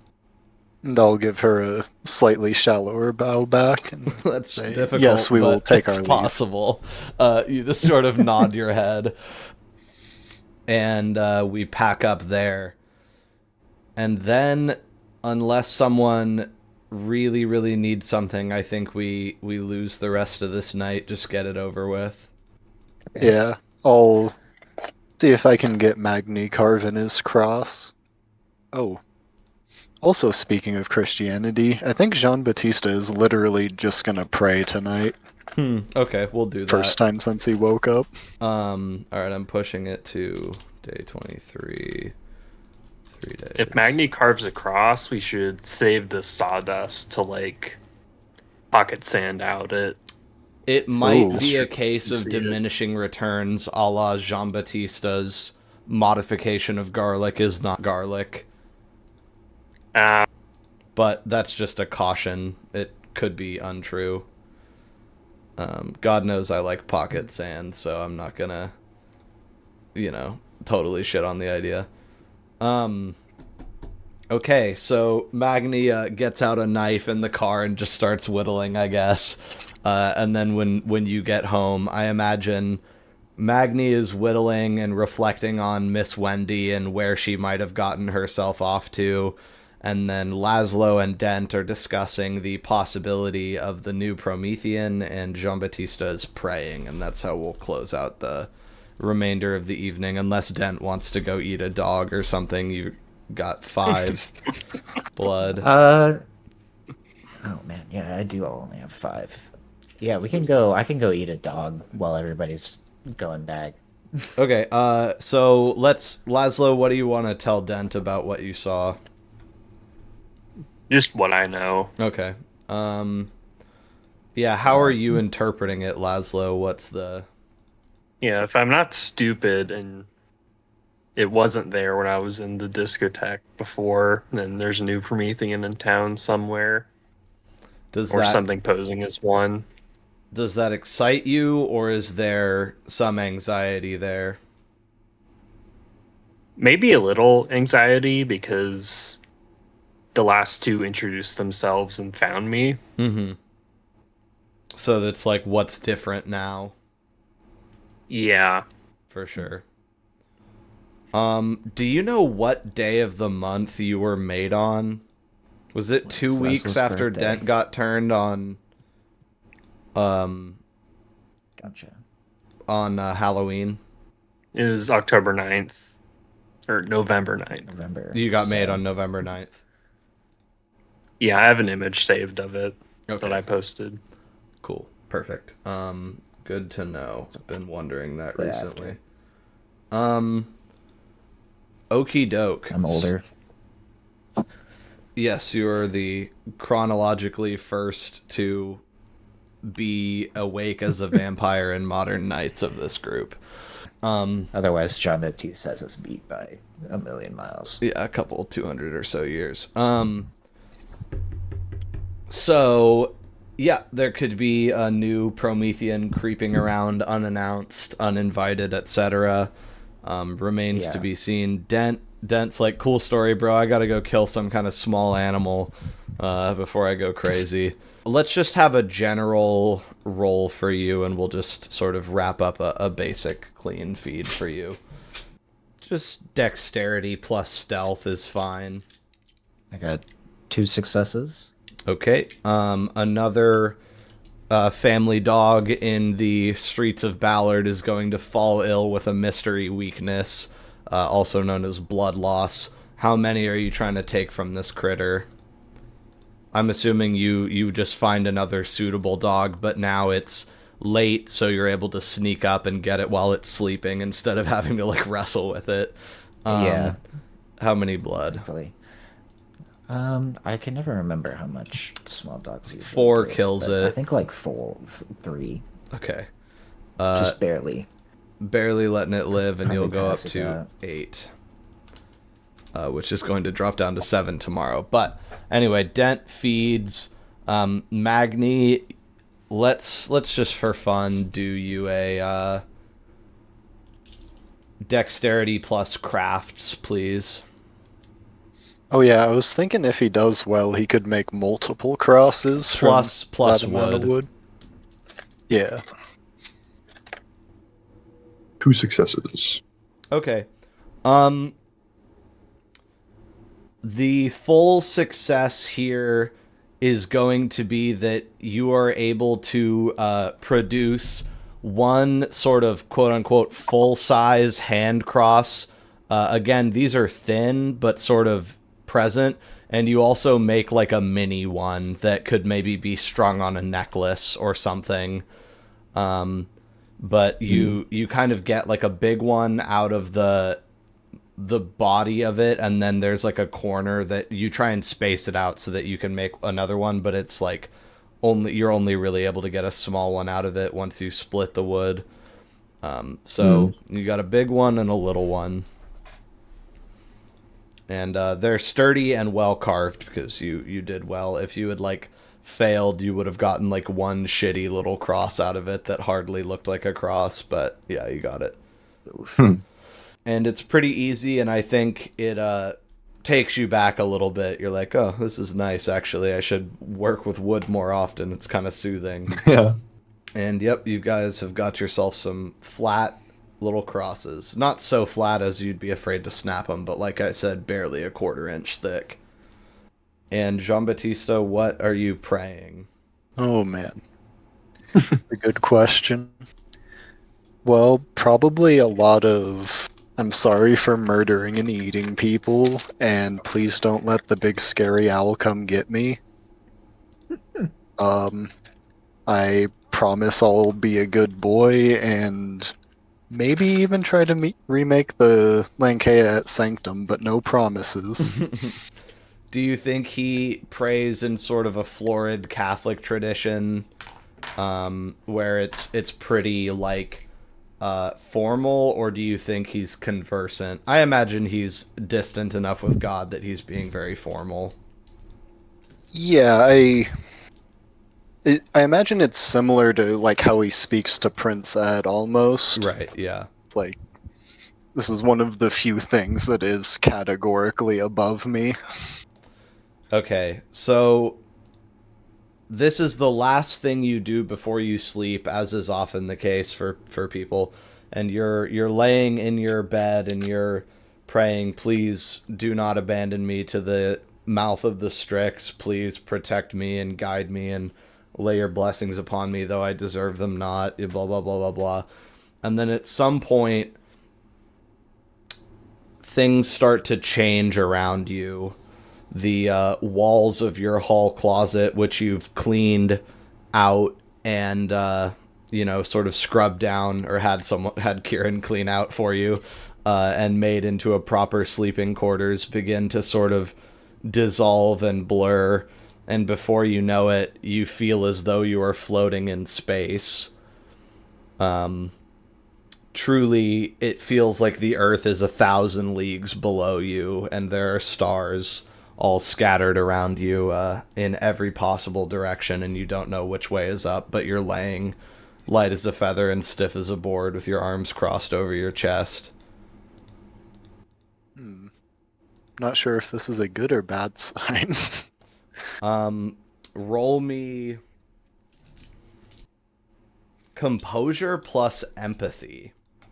This feels like a bad sign. Plus empathy. That'll be 4 dice. Yeah, you can run that straight. 1 success. Okay. Let's see.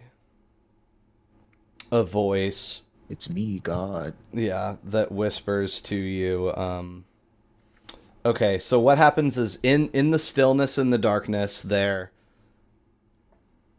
what Jean-Baptiste would assume is a comet flies by, and you don't really know anything about space or anything like that. So you wouldn't know, like, well, that's not how comets work. They don't, like, spin around the Earth, but something streaks past you, something sort of shiny, and a voice calls out, "The angels sing your name, Jean-Baptiste. Drink more of Charlotte's blood." and that's it. And then you wake up and it's the next day. Shit, don't gotta tell me twice. Jesus Christ. And That's great. I don't know what you even, like, would take from that. You definitely don't wake up feeling like you talk to God. That's out of the question, so don't worry about that. Well, whoever that voice was, I tend to agree with him. Yeah. Okay, so Jean-Baptiste has a dream that he's probably going to attribute a shit ton of significance to, where he gets told to drink his girlfriend's blood.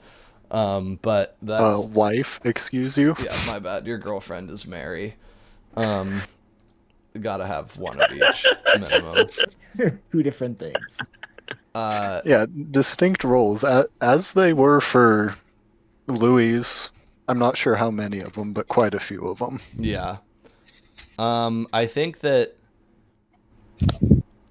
maybe, if anything, the beast is who gives you that second opinion. It just, as you wake up, as soon as you're sort of conscious and cognizant of your predicament, it just says, That was not God. just to put you in your place. Anyway, whether it was a prophetic dream, a vision, or simply indigestion, you are back in the waking world, and so is everyone else. I've taken your vitae and provided your azoth, or your pyros as appropriate. And now what? Do we want to... I want to let Dent have his scene here with Dame on, and then at a minimum, the rest of you can go do some census work or feed, and then I'm thinking I want to take a couple days from you guys.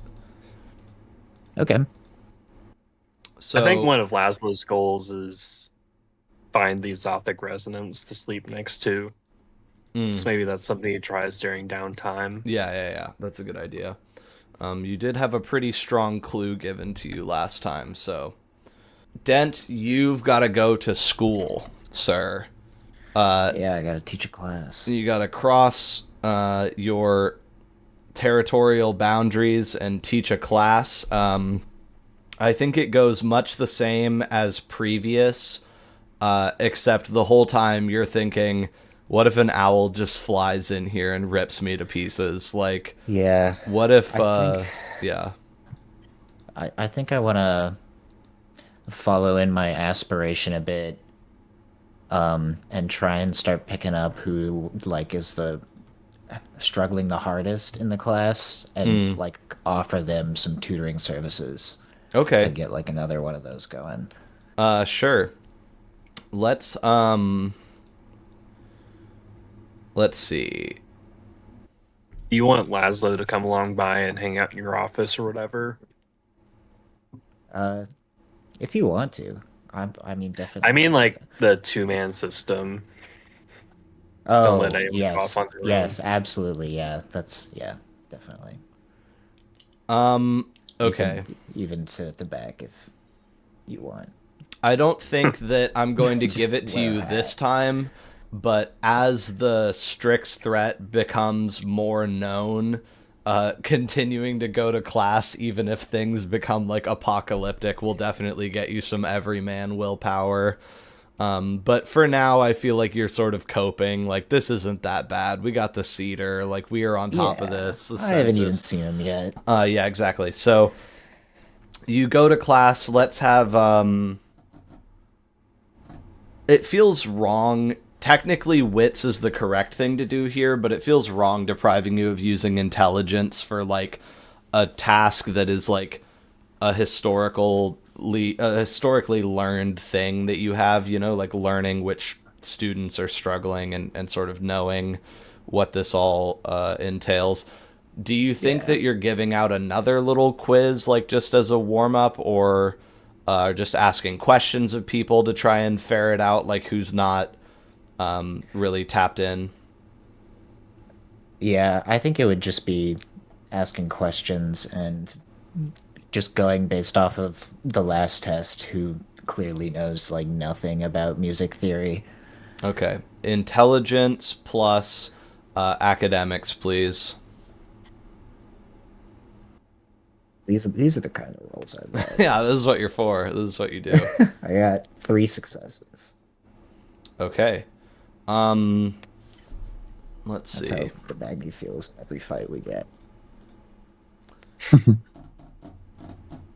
I'm going to offer you a beat in exchange for letting me do something here. Gotcha. Oh, definitely beat and then you do something. Okay. Bro It might wants be a like- beat and I do something. I like doing stuff. As long as it's not like a, what is it? dramatic failure. No, it's not that bad. No. All right. Laszlo, are you just like doing push-ups in his office? You need to get strong, bro. You're not taking this iron shit seriously, bro. That's what your azothic resonance is telling you. You're not doing enough. All right.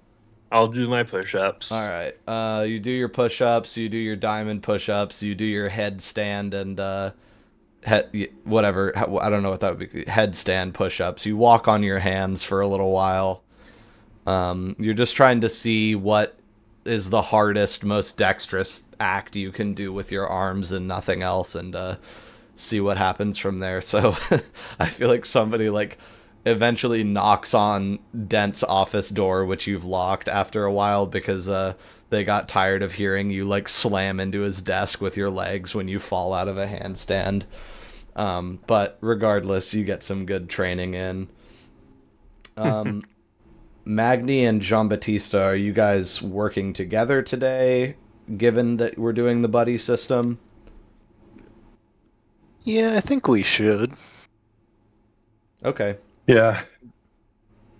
To me, that speaks that we might be traveling either Karthwise, or if you guys wanted to be really... well, you shouldn't get really adventurous. I'm trying to time skip, you fucks. If you wanted to get I was really thinking adventurous, we White could talk Jack to the and church. Megan today. Okay, something chill.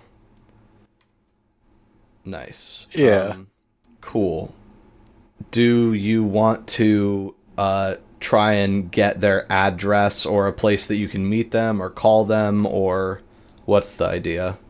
I was thinking just like try a few spots that we've seen them, and if we don't find them, then see if we can't call them or something.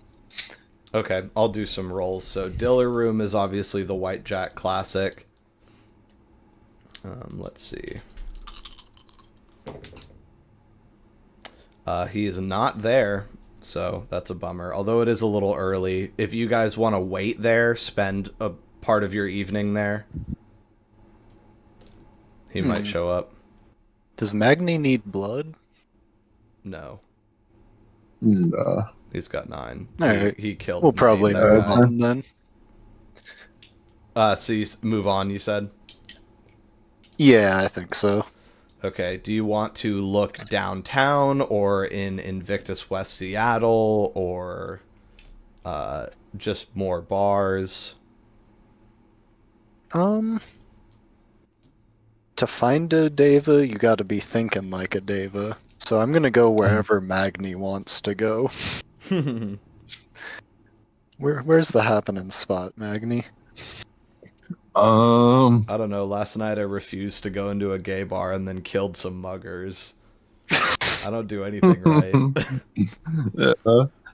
I'm not a normal Deva. Well, that was what was so funny, is you like were with Jordy and you were like, listen, I'm not a freak like you. I like to do it how normal Devas do it. We're not going to that bar. We're going to kill people. So, which he did like that. So, you know. Yeah. I mean, any bar probably would have. Lost Boys. Perhaps. How are we Is it our second? feeling today? Relatively low. Yeah, as good as I could. I've been trying to clean up the underground a little bit. So many unpleasant things in there. It's going to be a difficult job, but I'm hoping we'll be able to seal off the radio room entirely from the other place and create a more humane route downwards into it for our illustrious prince. Ah. Were we looking for someone in particular? You've got that searching face on, Jean-Baptiste. Yes, I was hoping to make contact with White Jack and Megan tonight. As I'm sure you're aware, performing a survey on behalf of Prince Ed. Well, I have it on good authority that despite the danger, our White Jack will be performing a little set of busking in the Armory Park near the Space Needle this evening. Not sure if he's there now, but that's what he told me he was going to do. Well, excellent. And you haven't noticed anything unusual, well, besides the obvious? Have you? No. I have to thank you all again for chasing down my reflection. I rooted out his nest, destroyed it utterly. This should slow it down for a while. Well, that is excellent news. Listen, I wanted to, I know things are crazy right now, but hey, it's been, 2 days without a sighting or so business never stops. I have a business proposition for you both while I have you, given that you've done me a good turn. I thought there was an enterprise I might be able to cut you into sooner rather than later. I'm very interested. What is this proposal? Would the two of you, or really however many of you would like to, not Laszlo, like to help me make and distribute a pornographic film? Do you know what that means, Jean-Baptiste? I can fill you in. Yes, I may require an explanation. One explanation later, he's gonna go, "Oh yeah, that sounds great." He's going to say, it's like a movie. It's a moving picture that we film where two consenting adults fuck each other on camera. It's to aid in masturbation primarily, although there are those who have pretensions toward high art within the realm. Well, I can see how that would be rather lucrative. Indeed, and I intend to film one that has never been captured before. In what manner? Not sure if the male, the female, both, but I think a tape where a clearly captured, well-framed, and not at all blurry Deva goes at it with some mortals, or perhaps another Deva, would sell like hotcakes on the secondary market. I'm gonna just look right at Magni. Listen, it doesn't have to be you. I'm just saying there's plenty of heavy lifting and dumb muscle required in the world of pornographic filmmaking, so just think it over. You know how to reach me, not the phone. And I think he just disappears, basically. And another person checked off the survey. Yeah, well, that's relative, but yes, he was acting rather like himself. Hey, if that's what the Strix is getting up to, we don't have anything to worry about. Yeah, you make a good point. Yeah. Could I interest like you how in Laszlo was maybe not killing invited. every kindred in the world? Anyway. Can I interest you in setting yourself on fire? What'd you say, Laszlo?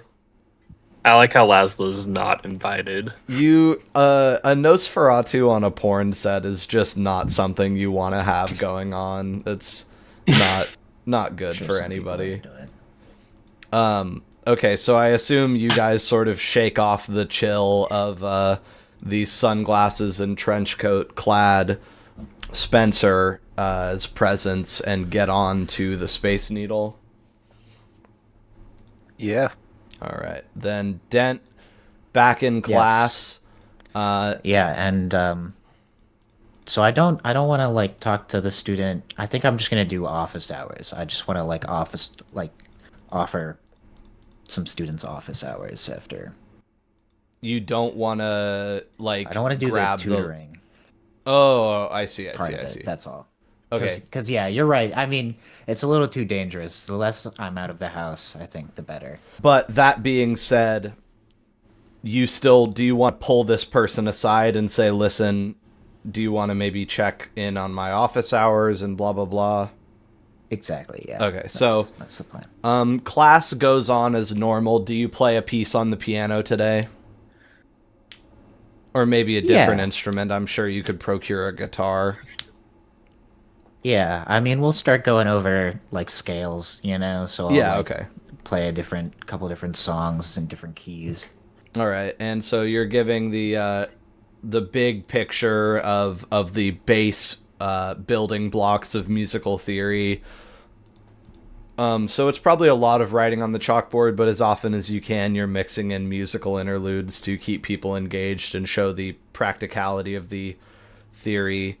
And then at the end of lecture, you find yourself hunting down and talking to a young blonde woman named Louisa Jones. Okay. Who's Excuse got me, Miss Jones. kind of a faraway look in her eyes, looks a little shaken up almost, and is gathering her things when you identify and sidle up to her. Oh. Are you doing all right? Oh, me? Sorry. Yes, did I do something wrong? Or, was there a problem?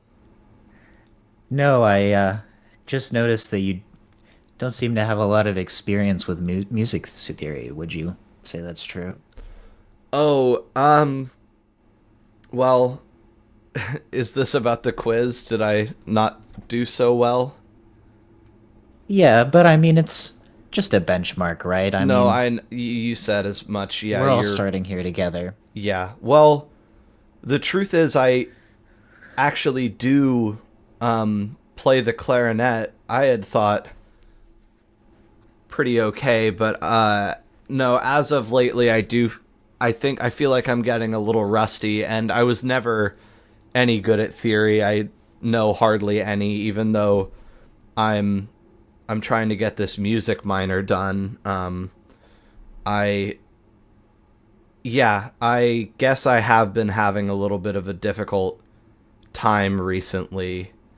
And I think she sort of clams up a little bit, and then we're going to have you do... you can either auspex her or do like a more conventional empathy roll. I don't really have much empathy, but I do have like the... I got one. That's not a minus. I have like the fast talking merit that I could just use instead. Let me... Just one sec. Try and trick her. Just get her to open up, you know? Mm-hmm. No, I think I'll just auspex her. It's too hard to relate to her keep as it a simple. real person. I'll try and hear her thoughts. Oh, does that cost blood? If it doesn't, nerf mech it now. Listen, it's just information, okay? It's only the most valuable currency on the planet, okay? Yeah. It does, yeah. It costs 1 vitae. It finally costs something.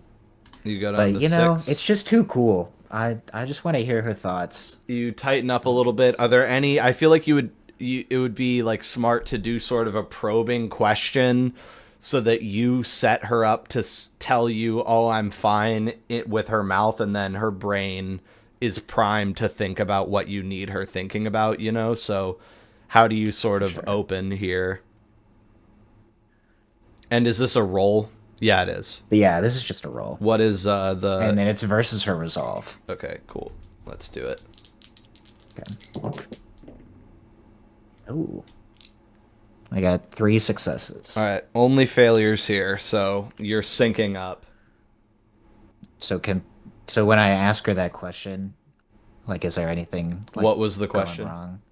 Oh, like before.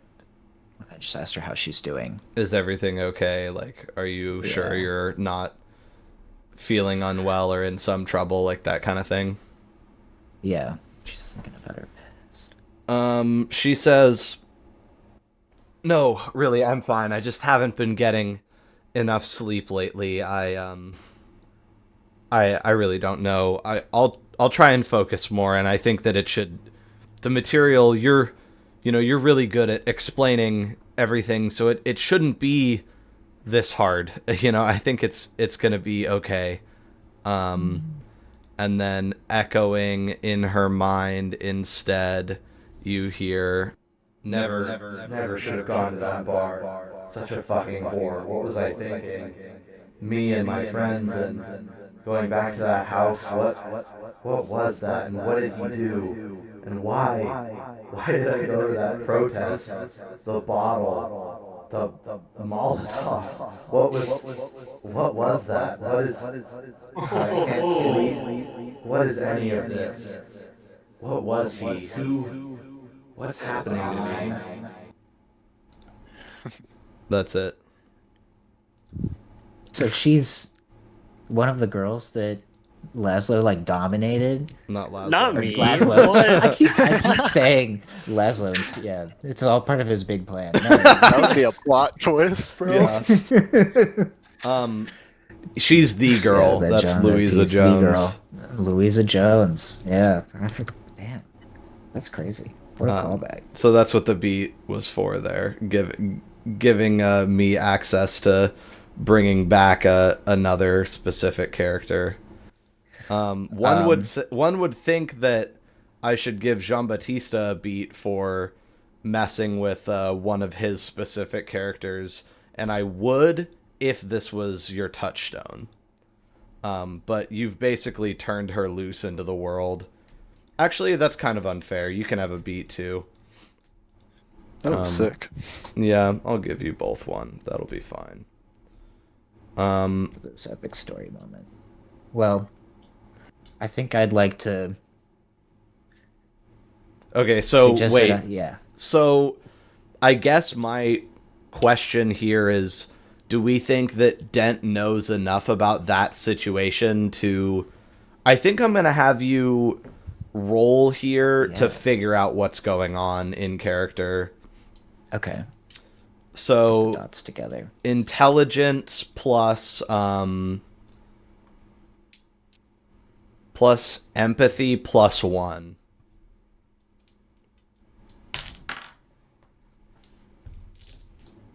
And if you want, before you roll, you could ask her more leading questions to try and, like, get more information off your brain meld.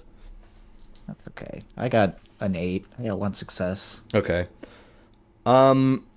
You can't be sure that, like, you don't necessarily know that this is, like, Jean-Baptiste's girl in some respects, because you were at the diner that night, like, totally separate from everybody when all of those things were going on. So you pretty much missed both when she first got turned after the, like, 3 girls, 2 vamps thing with Magni and J-Bat, and the day after with the protest. But you know enough to tell from the continued rolling on of her fragmentary thoughts that this woman has been victimized by a kindred in some capacity. Gotcha. And I can definitely tell it was like she was used against the church. No, kind of... because that, like, never actually happened. She was just there. More what you're sort of getting is that she's been forced to do things against her will and also been preyed upon for blood. And that's why she's, like, so distracted and, like, brain dead right now.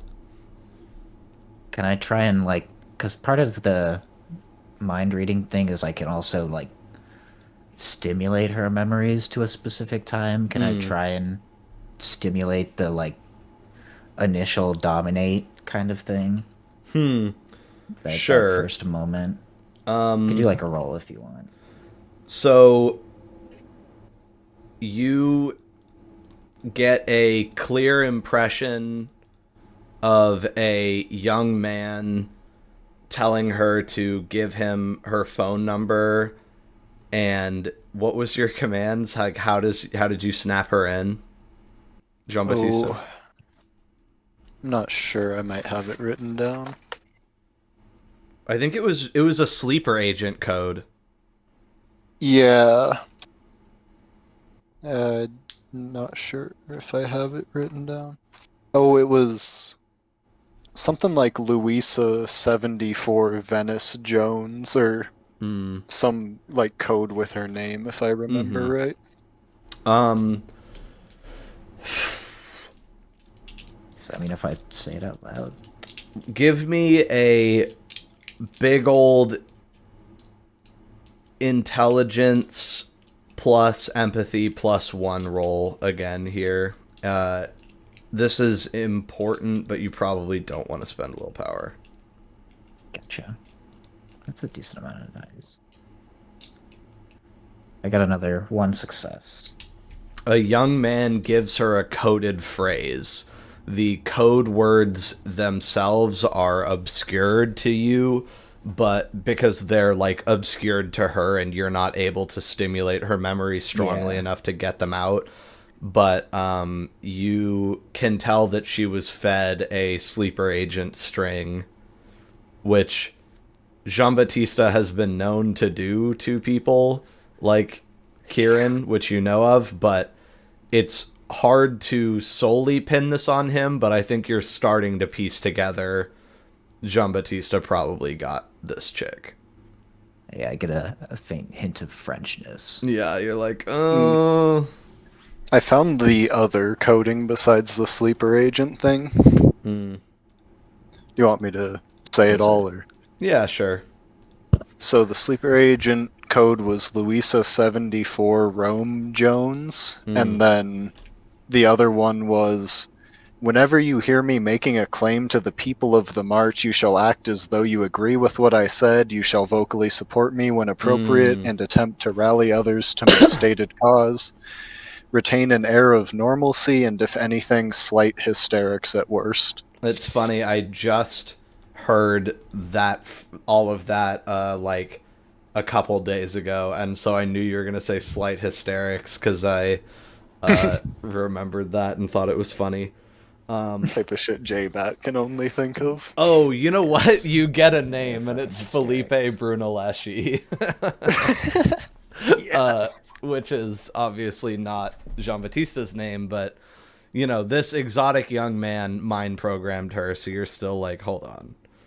I don't know if Felipe Brunelleschi, but, you know. Yeah. It's given some Jean-Baptiste type of vibes.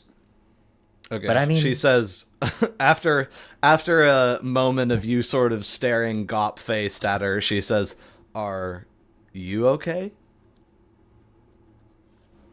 Yeah, I've been a little sleepless myself, honestly. Listen, I have office hours right after class for about an hour if you want some help, getting oriented in this class. And I would definitely highly recommend the school's counselors if you have something going on, maybe at home or anything bothering you at all. They're very, very helpful and friendly. Well, thank you for the advice. I appreciate that. And I think there had to be a rule against smoking in classrooms. Like, that's too fucked up, but like, they were fucked up on cigs, bro. So anyway, she does, sort of trembling, pull a cigarette out of her bag and like put it in her mouth. She doesn't light it, but she's gonna be on her way. And I think she says, I have an appointment after this that I've got to get to, but on Tuesday, I think that might be nice to check in. So you'll be there Tuesday after class? Yeah, I'll be there for the whole hour. Just come down and knock on my door and we can work it out. I'll get you some custom worksheets and everything. Okay, great. Thank you again. Thanks for checking in. I'll see you around, Professor. Yeah, no problem. Good luck with your clarinet. Oh, of course. Should I bring it or? Sure, I think that would be a great learning opportunity. I Okay. know a little bit myself. And I think that her face sufficiently sort of brightens up a little bit after the conversation. Cigarette dangling from her mouth. She sort of tucks her hair back and puts everything away in her bag, finishes packing up, and then heads out of class and gives you a little wave. Okay. A little And- smile and wave back. Yeah, you feel like maybe a good person for a sec. Yeah. Gotta talk to Jean-Baptiste about hurting this poor woman. And I just looked it up, and in the 70s, high schools had designated smoking areas for students. See, I so- knew that for sure, but I didn't. That's so I'm like, crazy, could you dude. do it in a class? You know what I mean? Like that You shit's gotta crazy. go to the Yeah. elementary school smoke spot. Ah, fire. All right. What else we got? Have a cigarette at recess. Yeah, dude. Holy crap. A cigarette after math class would have hit differently, though. You know, like Yeah. fuck this Actually, shit, though, bro. yeah. Okay, so Dent crossed that off. That was good. I enjoyed that. Yeah. I can't believe she's in my class. Laszlo Dent gets home or gets back to his office, which feels a little like home to the both of you. You spent the night before last in here. Laszlo's eating an apple and like a carton of milk that he got from somewhere, like a little school Somewhere. carton of milk. Do you share your Yeah, you have to discoveries get a with him? fridge in here. Yeah, he said that's what he tells you when you walk in the door. You gotta get a fridge in here. I'm hungry. Do you explain your thing to him? Do they have mini fridges? Is that a thing? Let me look it up. Yeah. But do you share? I think I would, yeah. I would probably be just like suspicious of an Invictus member, but maybe not Jean-Baptiste directly. I would just be like, yeah, I gotta ask him if he knows what happened to this poor woman. Because he did have Kieran on like a sleeper agent thing. No, yeah. So they absolutely. Yeah, I guess they had mini fridges. I think that's sort of misleading because the mini bar, like the hotel mini fridge, was invented in the early 70s. So the mini fridge, as we think about it, as like something a guy picks up and carries around, is a little bit more recent and out of scope, but there were probably small ass full size fridges that you could get in here. Well, there's got to be like a teacher, like a staff break room with a fridge in it, right? Is that a thing? Yeah, Laszlo wants a fridge in here though, bro. So did you not hear him? Okay. Anyway, Laszlo, once you get the power hook up, it'll take up half the goddamn room. But it you know, is at least we'll have small. snacks. It's a tiny little room. Yeah, tiny little basement office. So do you want to juice him and be like, do you know like a woman named Louisa Jones? Yeah. I don't think. I'll ask. I think Jean-Baptiste was doing his own thing. Yeah, I don't know if Laszlo met her. All right, yeah, we'll just call this a dead end because I think Laszlo was he was busy doing different stuff that day slightly. And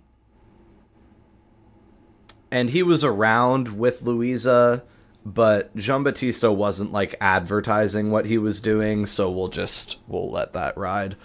Laszlo, do you think maybe during the lesson you would have called Beatrice? Let's go. Is there like a phone around here at all? There should be a phone. Yeah, I think Dent I should think- have a phone. I think that's a thing I do at home. Okay. I want to divulge details.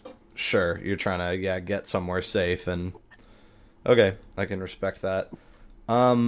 Then that sounds good. We'll have you guys do that. Although Dent, you gotta give up this egg. You still got the egg on you or what? Yeah, we that's gotta deal with probably my that. next stop is go. Do we have her phone number? We don't have her phone number. Nah, but you have people's phone numbers that could give it to her. Okay. So, or get hers from her. Yeah. All right, yeah. guys. I guess I'll. You are on approach to the armory, the park that contains the Space Needle. Magni and Jean-Baptiste.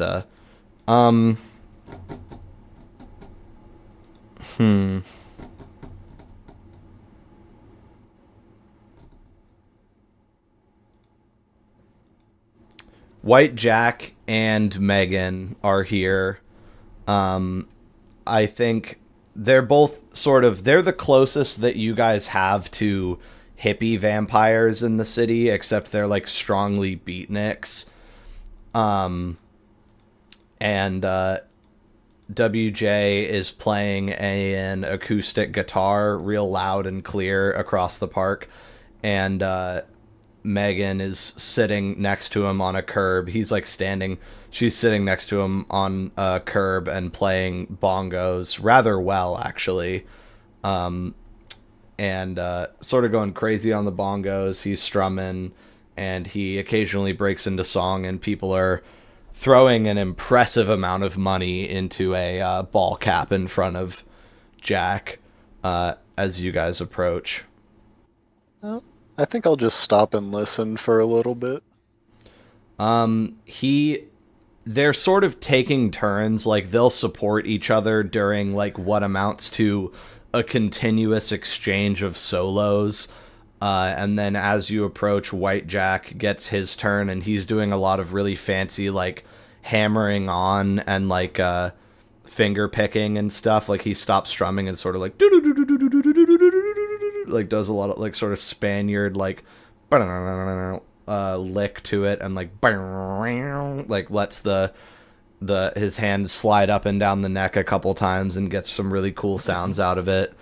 And then like you watch as someone throws $2 in there, which is like the equivalent of 2 tens. Like they're ripping it up. But there's like not a crowd forming, which you, knowing Deva, know is like 100% by design. Like if he wanted, he could conjure a crowd, instantaneously. So he's just sort of content to let people pass by and drop money in tonight. And the two sandal-clad, jean-wearing, very thin coats, barely coats against the frigid night air, Deva, look up at you guys as you get close enough, if you do. Yeah, I'll hang out until their song's finished. I think Jack sort of looks at Meg like, let's take a breather, because you guys like come up, like they're like, all right, we'll get to an end here. And he finishes with a couple impressive flourishes, and then I think he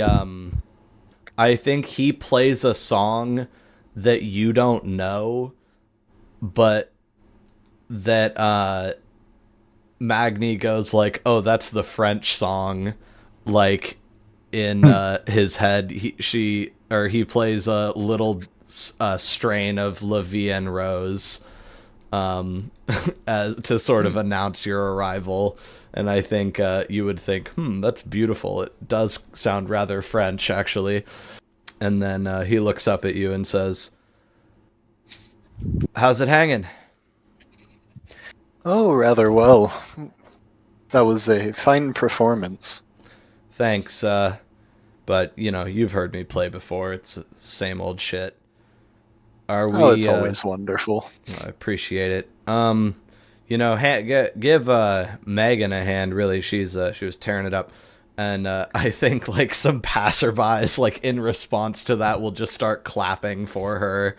Because he's using awe and sort of just pulling in attention. And she sort of sits cross-legged and looks up at you guys, too. And I think she would say, to what do we owe the pleasure? Well, I've been instructed to carry out an official survey, just to keep an eye on everyone after the recent events.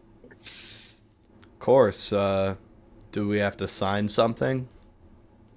No, nothing like that.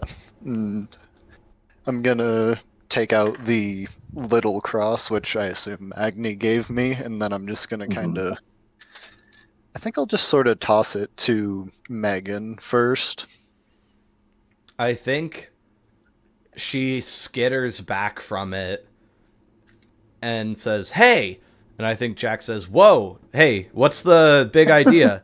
And I think she just sort of walks back until she's like in sort of there's a little median where trees are growing that they were sitting on the edge of, and she walks back like 5 meters, and he picks it up gingerly in his hands and says, "She doesn't do holy symbols. What is this testing exactly?" Well, I understand that may have been somewhat unpleasant, but that was the test. Well, I hope you're not suggesting she failed. Listen. No, he, of course not. Okay, he pulls you close, or tries to, and says, "One of her banes is crosses, okay? It's not the wood or whatever the fuck. I've heard about the wood." Yes, well, think of this as two kinds of tests happening. If you were unable to touch the wood, that would have been rather telling, and if, for example, someone like Megan was suddenly unbothered by religious symbols, then that would be perhaps even more telling. It pushes I think down. that's when I would lean in and be like, it ignores our banes. I think It only has its own. you sort of cut off Jack, who's like sort of trying to reason that out, and he goes, "Okay," and he hands the cross to you, and he says, "Meg, it's okay. We're good here, right, guys?" Yes, I'm really very sorry. I will never do such a thing again. Well, desperate times call for desperate measures, and we have little time to waste. Of course. And I think she sort of looks over at you, Jean-Baptiste, not with like hatred, but like it's sort of like how someone would look at you if you slung a little clot of dog shit at them. And then we're like, "I'm sorry, that was really important that I do that to you." And you're like, "That sucked. Don't do that." Fuck you. But ultimately, she sort of shrugs it off and says, "Shit happens." Magni, roll wits plus composure. Okay. What is the pool? 4. Yeah, that's good. 2 successes. Across the park, like only like 15 meters away, so really not across much of anything except maybe a path, there's a guy that you recognize from somewhere.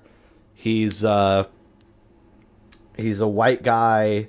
He's got sort of a scraggly beard. He's wearing like a scarf tightly wound around his neck and a coat. He's got his hands in his pockets and he's just looking at you. And you've seen him somewhere. Is it gun guy? Kind of what I was thinking, but I was also thinking maybe homeless guy.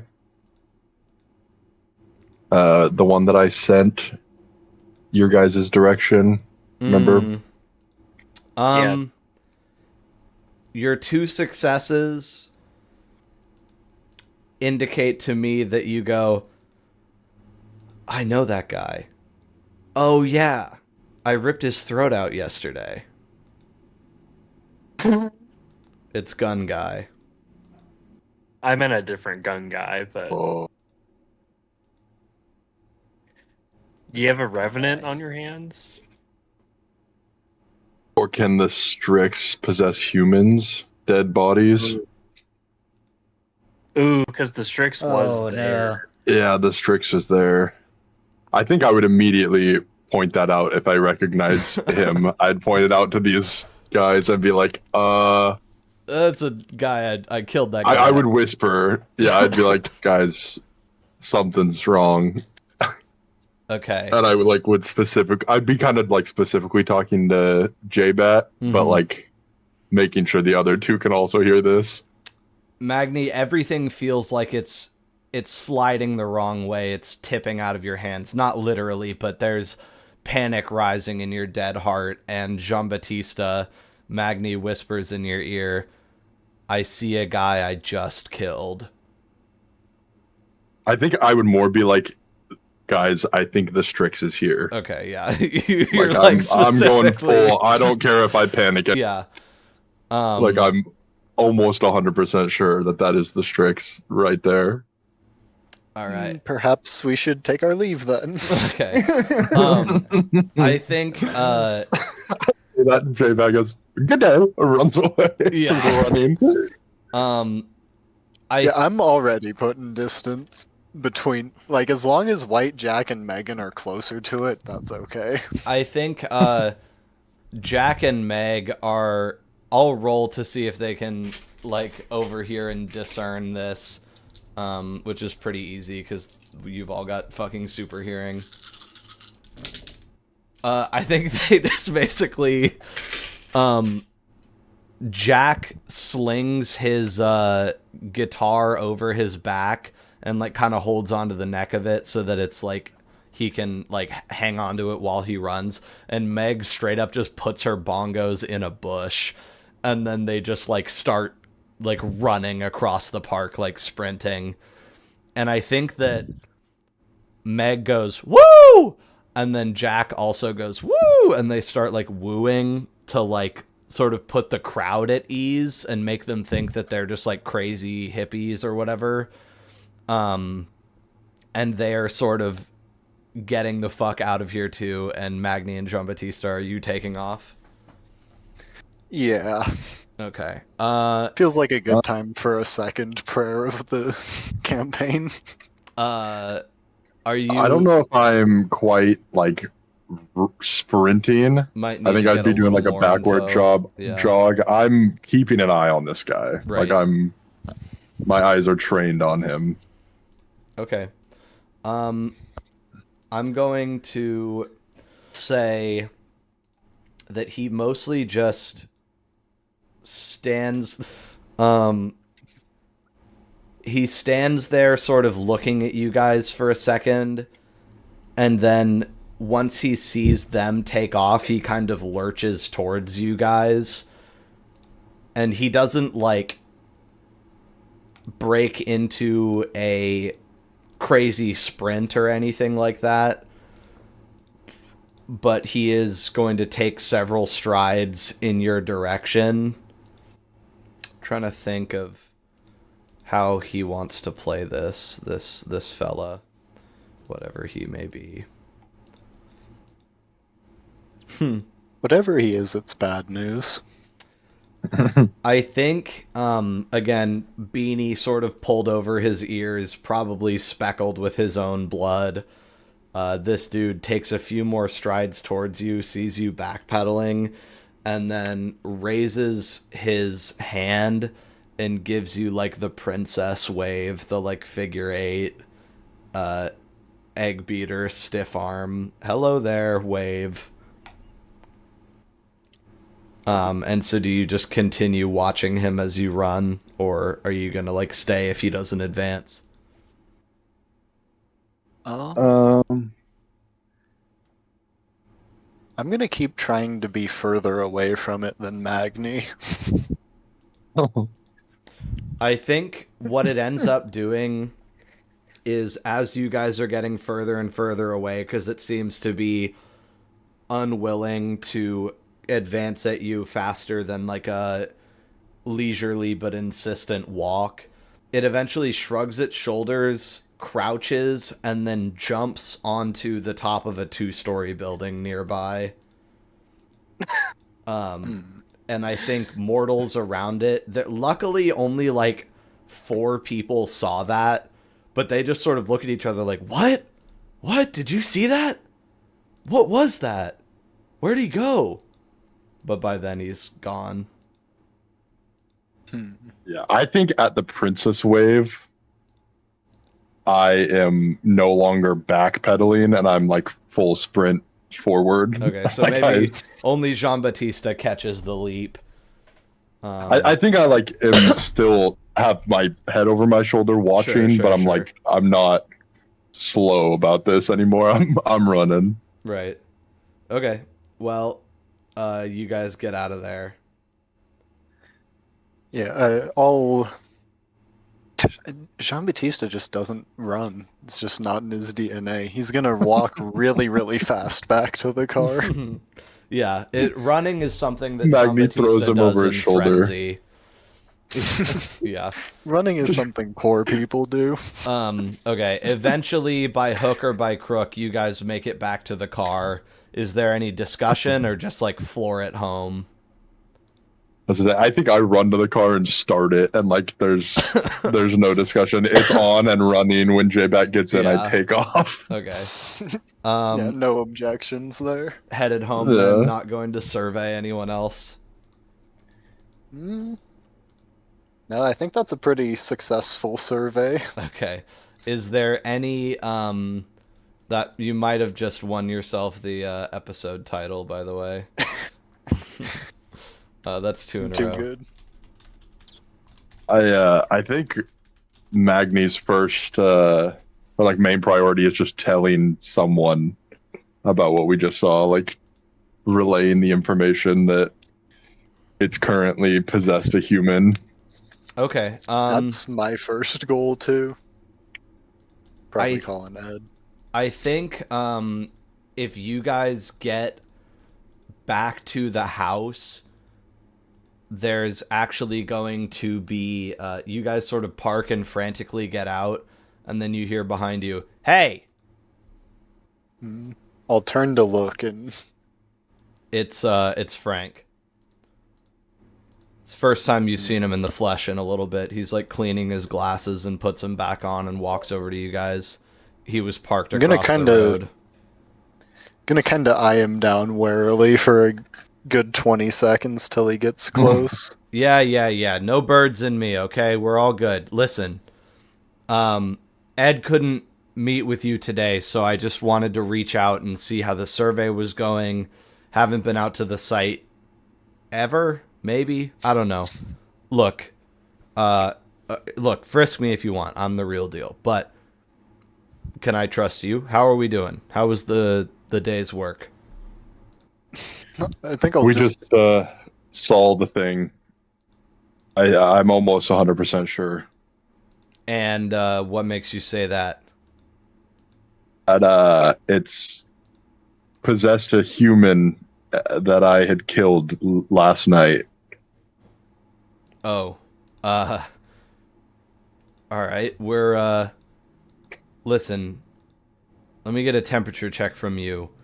If there was a sliding scale from 1 to 10, and 1 was, if I look at you the wrong way, you're going to go completely feral and lose yourself to the other half of yourself for eternity, and 10 is like Mother Teresa saintly. Where are you at with relationship to your dark half right now, Magni? I would say 6 or 7. Bro is for humanity. And oh, you were talking humanity. Yeah, that's what that was supposed to mean. Magni did not understand that. That's okay. So do you just sort of? I didn't understand you can lie that at to all. him. Like that's. You can say. You might Magni estimate might feel like that a 6 or 7. Yeah, that you're honestly, closer. I think Magni would say 5. Okay. I You're like, look. would say I'm pretty. Just based off of him not knowing the like exact number. Yeah. Totally. I would say I'm probably like a 50-50. He says, Not feeling human, but I'm not a monster. okay, because when people get a little too monstrous, again, not accusing you of anything, but when people get down there a little bit, sometimes violent feedings, complete exsanguinations can leave behind enough of yourself that it can come back. Are you sure that it couldn't have been a revenant? Like how Danny Snow was back in the day? You didn't know him, but how can I tell? how pathetic was it?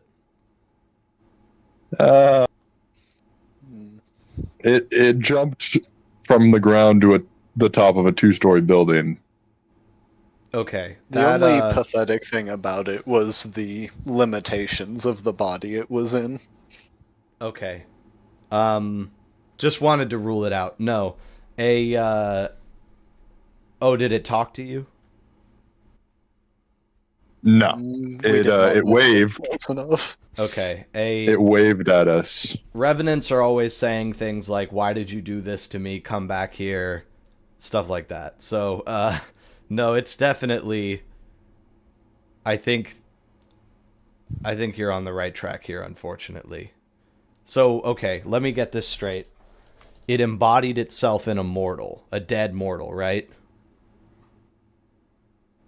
From what I'm aware, yeah. When I fed, when I killed the guy, it almost immediately after that we heard an owl screeching above us.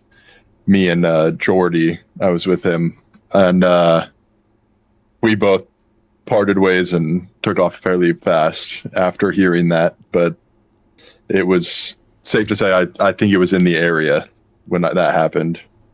Well, that all lines up pretty good. Now, I'd heard tell of them embodying in corpses.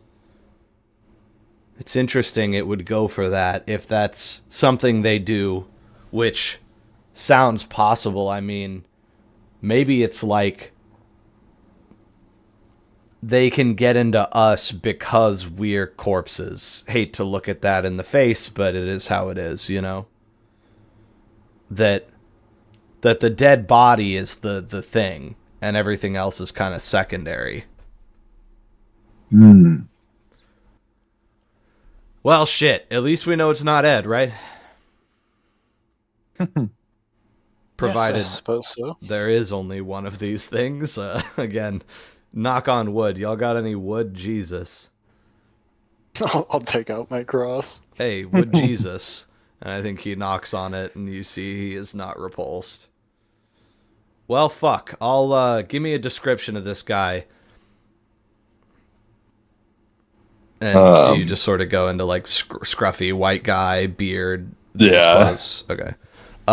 Notably, would have an enormous knife-inflicted neck wound. Like a whole slice out of his neck. Which he was covering with a scarf, so... okay, good Scruffy dude with a scarf. Good to know. And he says, "Scarf man, dig it." And then I think he would say, "Listen, I'd love to abuse your hospitality, but I gotta make tracks. We gotta see if we can get a little shock team back out to the armory and see if he's still kicking around there. We're not spoiling for a fight, certainly, but we gotta keep eyes on him if we can." Yes, and before you leave, I'll let you know that we have checked on the residents of the Disco Elysium, White Jack, Megan, and Simon Spencer thus far. Great. I talked to Simon today, too, so sounds like most of our allies are well in hand. Something to note, too. The thing didn't seem to care about White Jack and Megan at all. It was very specifically following me and J-Bat, or me and Jean-Baptiste. Bit of a point in the Revenant camp, but I suppose it... Well, you know what, Magni? Hate to put this on you, but you were one of the people... Hell, you were the guy responsible for rooting it out of its little hidey hole downstairs. It might kind of fucking hate you specifically. Not gonna lie. Under my breath, I'm just like, fuck. I don't know. Maybe Dion's gonna get the same treatment. Who can say? But it's good to be aware of the fact that it it might have some kind of a grudge against you. That's, well, I mean, hey, pleasant dreams, right? But I heard through the grapevine you're getting coffins, so that should maybe ease your minds. Yes, Yeah. I think it will somewhat. Okay, kids, I'm not gonna stand here and bloviate all day. Give me a call if you need me. I've got people to see. Yes, thank you, Monsieur Frank. Hey, listen, you got 2 of those little things on you? Is that what you pulled out, the second little cross? I'll take out Constantine's rosary and my little wooden cross and show it to him.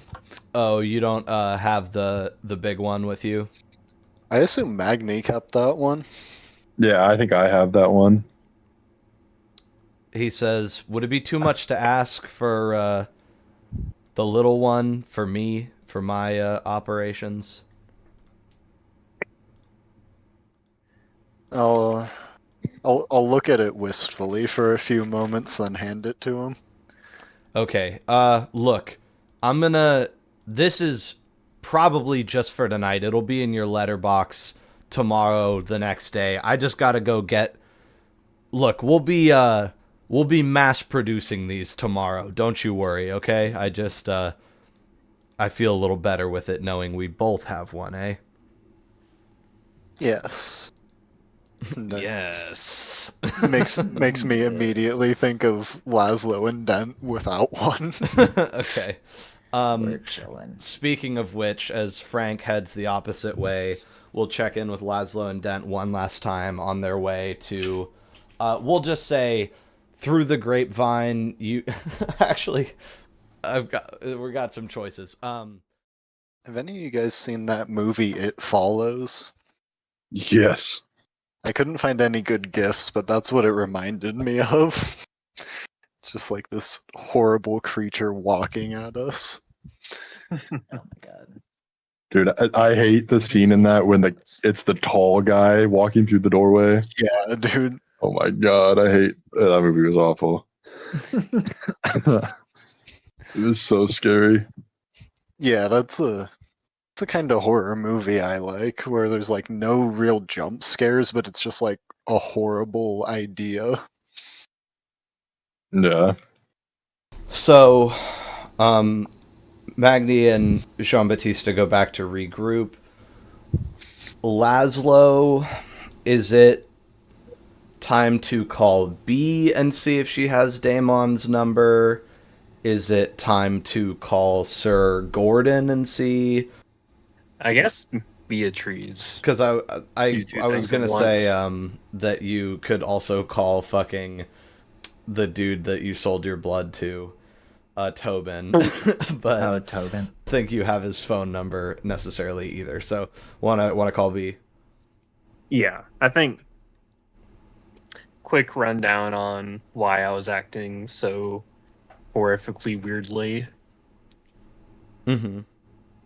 Okay. Summarize recent events. Cool. Apologize. So you call and you're like, "Hey B, listen. The worst thing ever happened to me, and then the worst thing ever happened to the city. I'm sure you've heard about it. How's stuff?" It's basically the idea. All right. So she picks up, and then I assume you kind of give her, a really frantic, "I'm so sorry, I was in a state called torment. It's a thing I didn't know that would happen to me, but then I, etc." Yeah.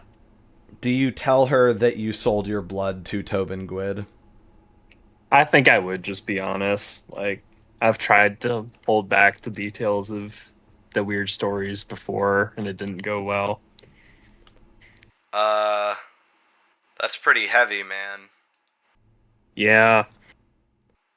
Well, look, if it makes you feel any better,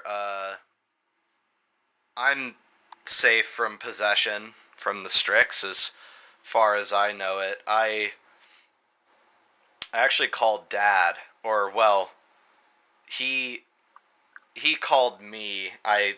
And gave me his Oh, wow. number, and he made it to the old country. Okay. So he wanted to talk to you, but obviously you weren't there. But I told him, just stay, just don't come back. Yeah. just stay there for the time being. But that said, I forgive you for, I don't know, yeah, you were acting a little bit weird, but you were still kind of nice to me. You just were like, I don't know, you just had a death wish.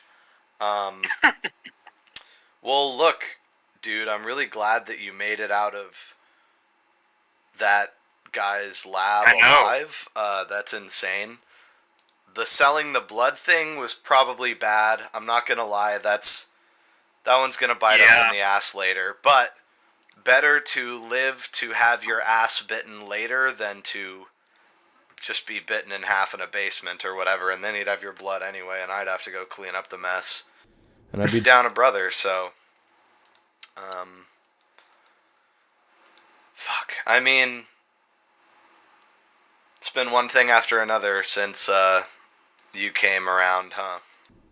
Mm-hmm. Well, anything else exciting? Hey, man. Well, the other guys went and bought coffins. Oh, that's good. That Did they, see Bowden? Yeah, that was his name, right? Yeah, he's kind of like me if I knew how to make cabinets, you know, free ghouls. Oh, there is another thing. Sure. Do you have Dame On's phone number? I've got the little boys. Is that okay? Yeah, that'd work. All right. Great. I'm with a friend right now, actually, so let me just grab that for you, and I'll let you go, if that's okay. Okay. Hey, we should meet up soon, though. Just, I don't know, it might be good for the two immune people in town to hang out. Right. Okay. Well, look, let me grab that number. she reads it off to you and then says, Keep your dead guys in line for me, okay? Okay, I'll try. all right. I'll see you later. Yep, goodbye. Okay. Now in the okay, so you said you were going to do this at home? Yeah. Okay. So I guess you guys are subjected to the rant of it's embodied in a corpse, Magni killed, before you get to do all of that. So I guess you could also tell her that. Okay, I guess I will relay the information. Okay, cool. Then And then I hand the phone to Dent. call this number now. Then we will hold on you sort of looking at the phone and getting ready to make the decision to pass this artifact of great power onto a mysterious woman that you don't know very well, all while a mysterious threat continues to menace the city. And after we get that ironed out next time, I'm gonna want a couple days from you guys. I think we'll probably just skip like 3 or so days. And that will be how we do it. Fine.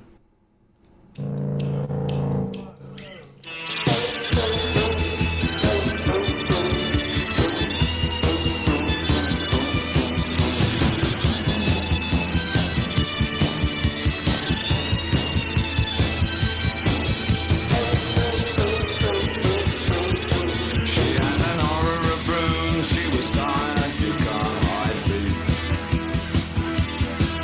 When I looked in her eyes, they were blue, but nobody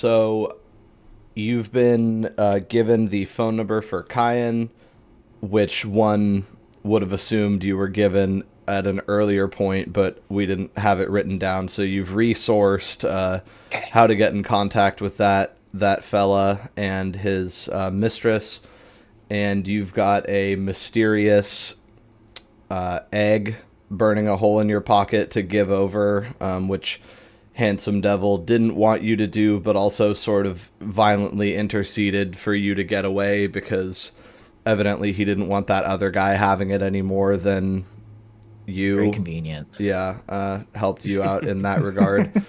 And now the school day has wound down. There's still definitely night classes going on, which is fortunate for you. Otherwise, you'd be out of a job. But your involvement here is over. So if you want, we can just get on to the good stuff. Are you going to try and contact Daemon by way of Kyan? Yeah, I'll just call him from the office phone. Okay. You give him a ring, and let's see what he has to say. I'm trying to think of... Is it Kion or Keon? I'm pronouncing it... I always forget. It's a bad name that is, like, bullshit and fucked up, and we also have a Kieran. It's got to say. So I've been trying to consistently pronounce it Kyan. For whatever fucking reason, I couldn't tell you. But that's what I'm trying to do with the name. Kian, yeah, Kyan. I think he picks up after a handful of rings. Hello? Kion, this is Dent. Oh, good, Mr. Dent. We've been hoping to hear from you. How goes it? Yeah, I have the artifact. I've got it. I've got it with me. I was able to retrieve it with some help from. And what manner of artifact would that be?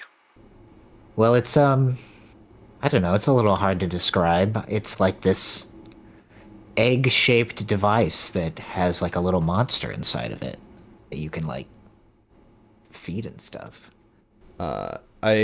He would say, well, as I mentioned, we weren't sure exactly what it was going to be, but that's about in the ballpark. You can hold it in one hand, right? Yes, I mean, it's about the size of an actual chicken's egg. Right. Well, did you have to go to much trouble to get it? I would say so. I mean, I almost died. Oh. I see. Yeah, John Jang was also there trying to wrong guy, get the artifact. It's not John Jang. Handsome Devil. Oh, it was Handsome Devil was also there, but David. The random guy's name was David. David, but he didn't want. Yeah, it was just some random guy named David. So do you tell him about David? Hold him off. Okay. Yeah. He says, I guess he would sort of be like, the Handsome Devil was there. Sorry, I don't know who David is. What exactly happened? He knows who David is. He's too forgettable. I'll describe the whole situation. Okay. I guess I'll just give him a rundown of beginning to end, everything that happened with the factory. All right. Yeah, you fill it in, and he says, well, I suppose I could say that's more or less what I expected to happen. More or less in that the factory produced the object of interest as specified. Didn't really expect Handsome Devil to sort of let you get away. Well, and I don't know. Look, why don't we meet up? Would it be convenient for you to venture south tonight? I mean, it's a little bit dangerous out there. How far are we talking? Well, just to one of our core outposts, there's a facility. It's a repair shop for large automobiles. Things like transport trucks and moving vans and the like, commercial vehicles that we maintain and operate as a front. See, I think I could drive down there as long as it's just a quick in and out. Not a lot of people around. I think so. Are you worried about like the Strix? Is that what's going on? Yes. I see. Worried about the Strix. Okay. I think he's like, you're sort of feeling like he's bumping up against your apprehension and being like, what's this guy's problem? You know what I mean? He says, "Oh, is this about that announcement about the owl?" Yeah, it's a little terrifying, honestly. Well,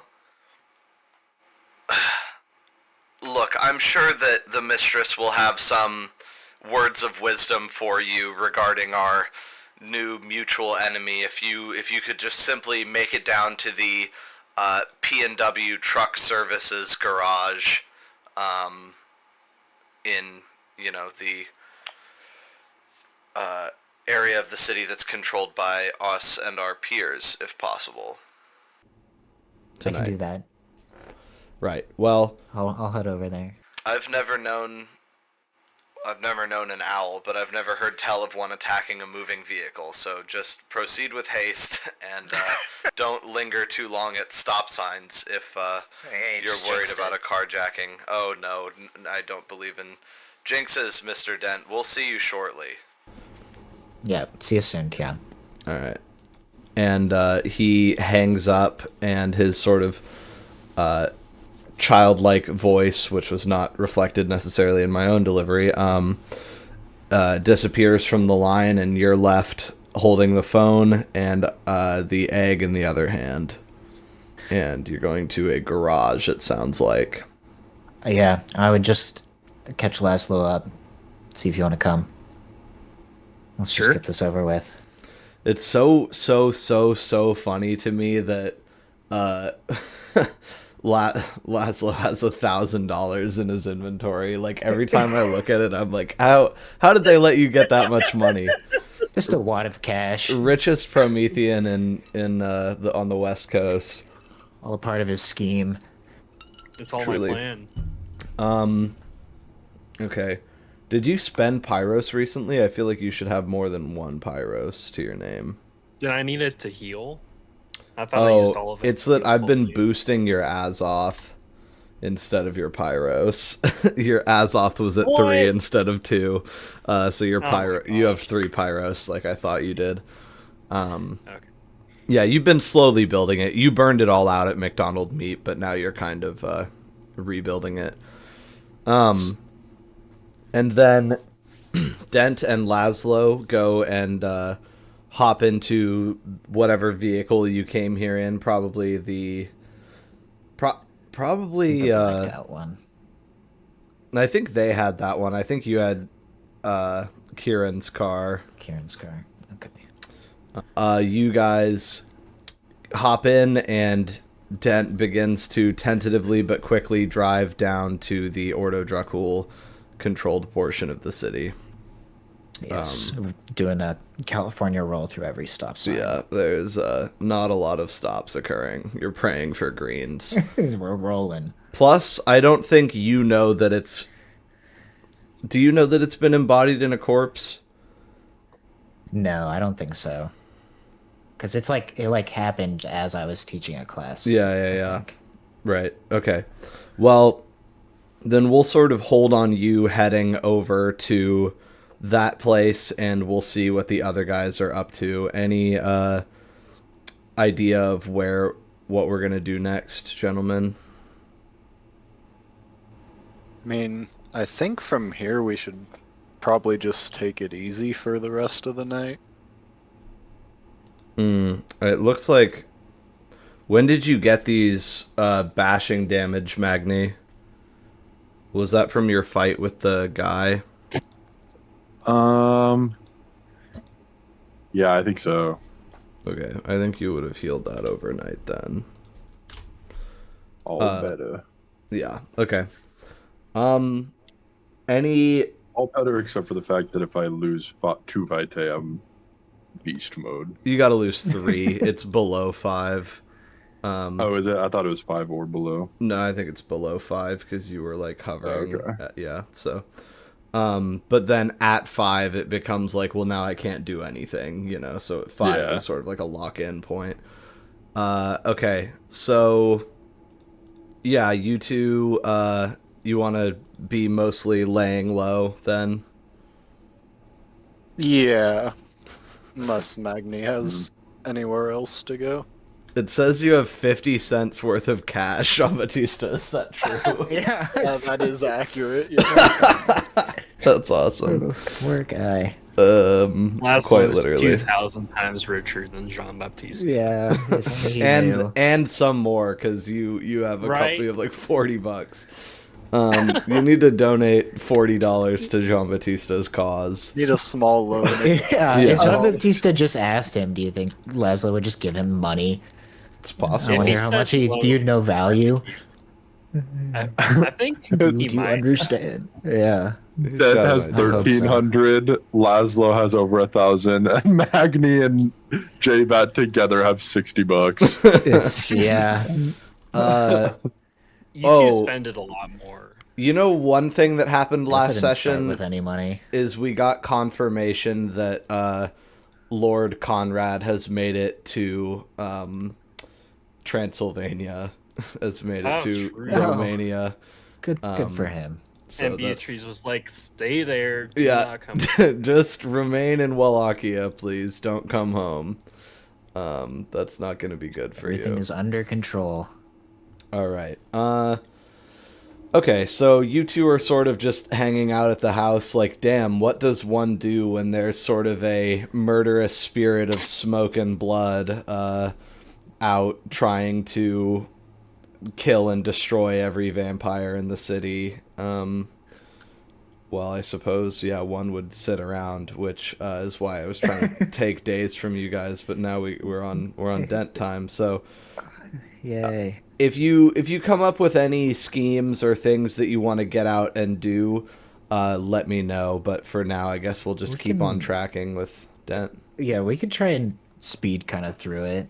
I mean, we can do It's some highlights. it's not like I don't think gonna take insanely long to hand off stuff, but it I don't know. We'll see how it goes. So, you guys hustle through the city. While Magni and Jean-Baptiste like play Egyptian war at the house and watch television. And- Also, I did have a dream message to drink Charlotte blood. Oh So- yeah, a Goals. dream where you were floating through space. That's true. Yeah, that was a good vision for you. And you show up to the P&W Truck Services garage, which is a fairly expansive garage in the southern part of the city. It's sort of on its own little edge of a cul-de-sac, and I think it would have like 4 truck bays, 4 garages that would hold like 2 large vehicles each. So it takes up like most of this, the end of this road, and is a sort of a sprawling, tall, 1-story building where the garage portions are certainly taller than a traditional 1-story building, but there's not a second floor. And there's some windows and a door that indicate a kind of front office walk-up area. But at this time, it looks like they've closed early. I think it would say that the garage closes at 8 p.m., but it's like just now going 8 o'clock, and it looks deserted. Like, it looks like anyone that works here has been sent home and all the doors are shut and the neon is off, which, usually signals vampire activity when a business is kind of shuttered early to do business in real business. Yeah. Or fake business, depending on how you look at it. So, are you just going to park outside? There's no, like, real sort of vehicles that are visible. If there's any cars around here, they're inside the garages. Yeah, no, I'll park and go inside. Okay. Or at least attempt. I'll also say that, let's have a little roll from you. Let's have a wits plus composure. I got 2 successes. Okay.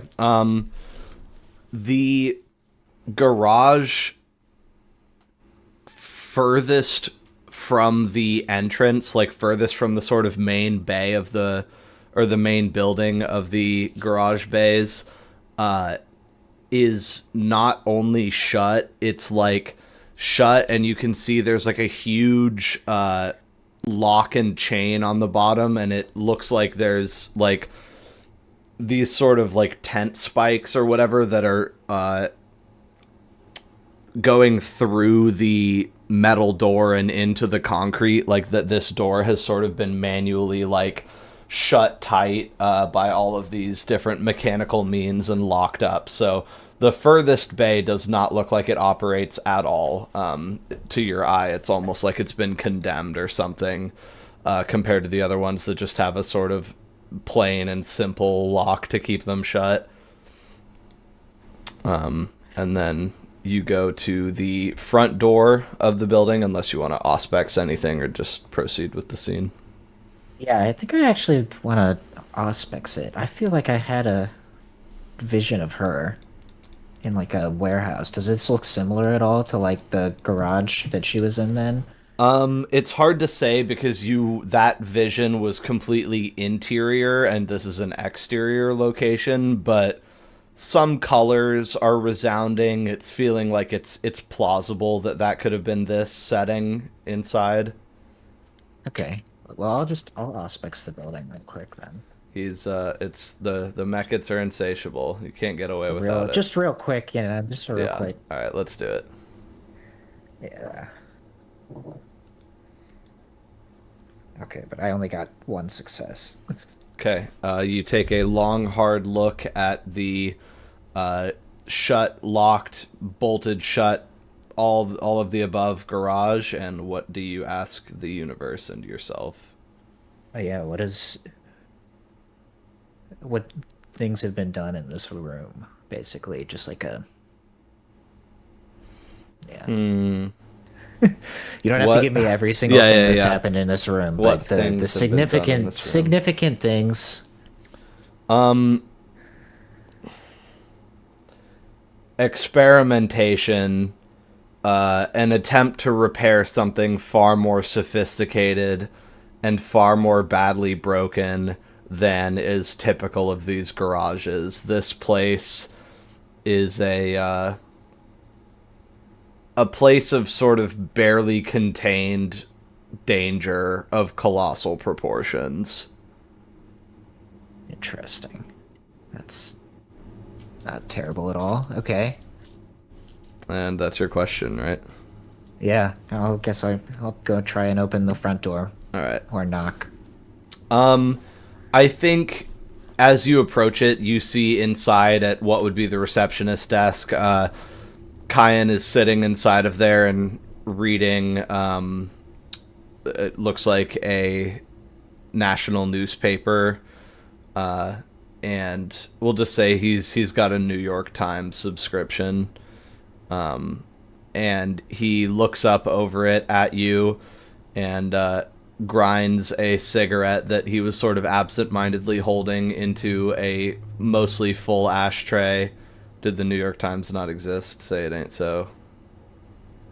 There's no way. Oh, Did we look this up? Oh, you're writing out a He's joke. doing the prehistoric equivalent of the Wordle right now. Of course, yes. Well, he's doing the crossword.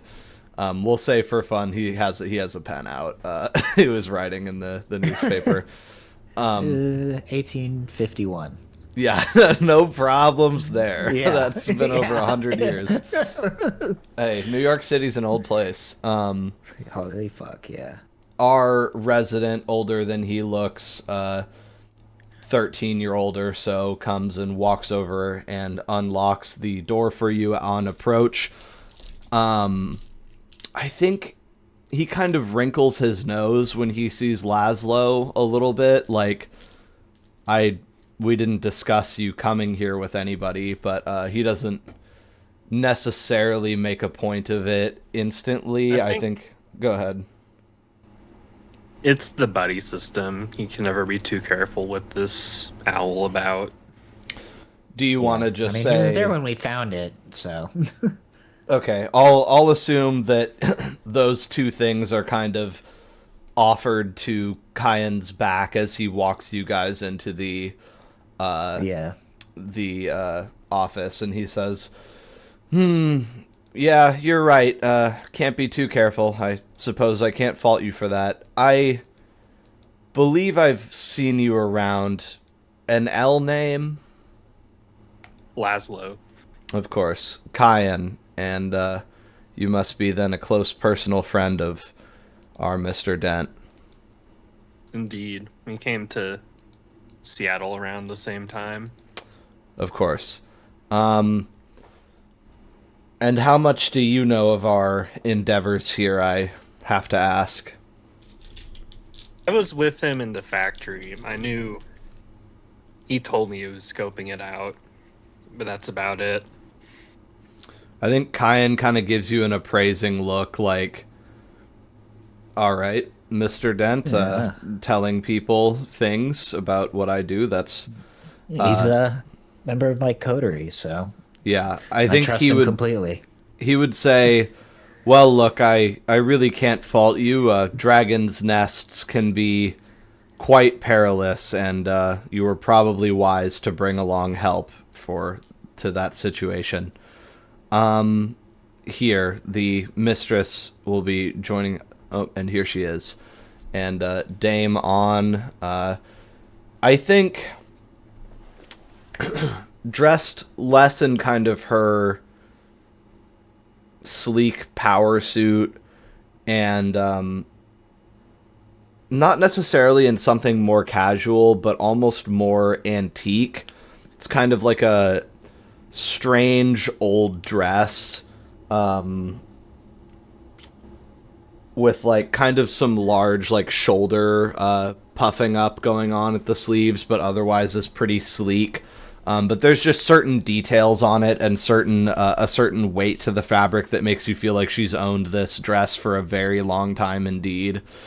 And it goes down mostly to the floor, and she just sort of wanders over to you guys, very out of place with the workmanlike and sort of utterly utilitarian decor of the garage, but she glides on over in her Ventru regalia and looks you both up and down appraisingly and says, "Hello, Harrison."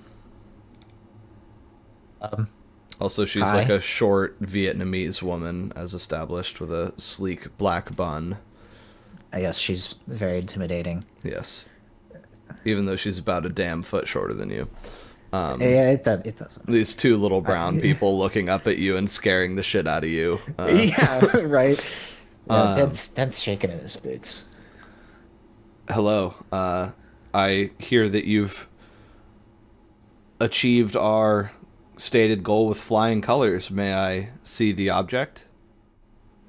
Yeah, it was a lot more dangerous than I expected, but here it is, and I'll just kind of like show it to her. I don't know if I want to hand it to her, because you know what? Honestly, this has been going on so long. I don't exactly remember what I was doing this for in the first place. You wanted to become a part of the Ordo. Yeah, this was your It's your like intro mission. I don't remember if we got like a specific, but you know what? I hope she gives me something. I think she sees your apprehension to turn it over and says, it's quite natural to become attached to a conquest as meaningful as this, and quite frankly, as powerful as this one. I don't blame you for your hesitation. Yeah. You will be duly compensated. I have to ask, have you ever found yourself intrigued by the whispers of the coils of the dragon, our powers? Yes, well, I think ever since getting introduced to this world, I've kind of been interested in the endless secrets that seem to keep popping up around me. I mean, just watching this device get created was incredibly magical. I mean, it's the thing itself is insane. I mean, I've been reading some science fiction, and it reminds me of some of that futuristic technology. It's like something that's, I don't know, doesn't belong here. I can't imagine what you're going to use it for. Quite. Well, it's I'll sate your curiosity, if only for a moment. This device is indeed from a long way off yet, and that incongruity with our present circumstance makes it, in essence, a powerful battery in certain respects. This device, and she's sort of like tapping it in your hand, like indicating it as though she's already holding it, is a reliquary of technological essence, of the essence of futures yet to pass, for something attuned to technology, attuned to the far-reaching powers of machines. This would prove to be a very potent source of energy, simply because it shouldn't be here quite yet.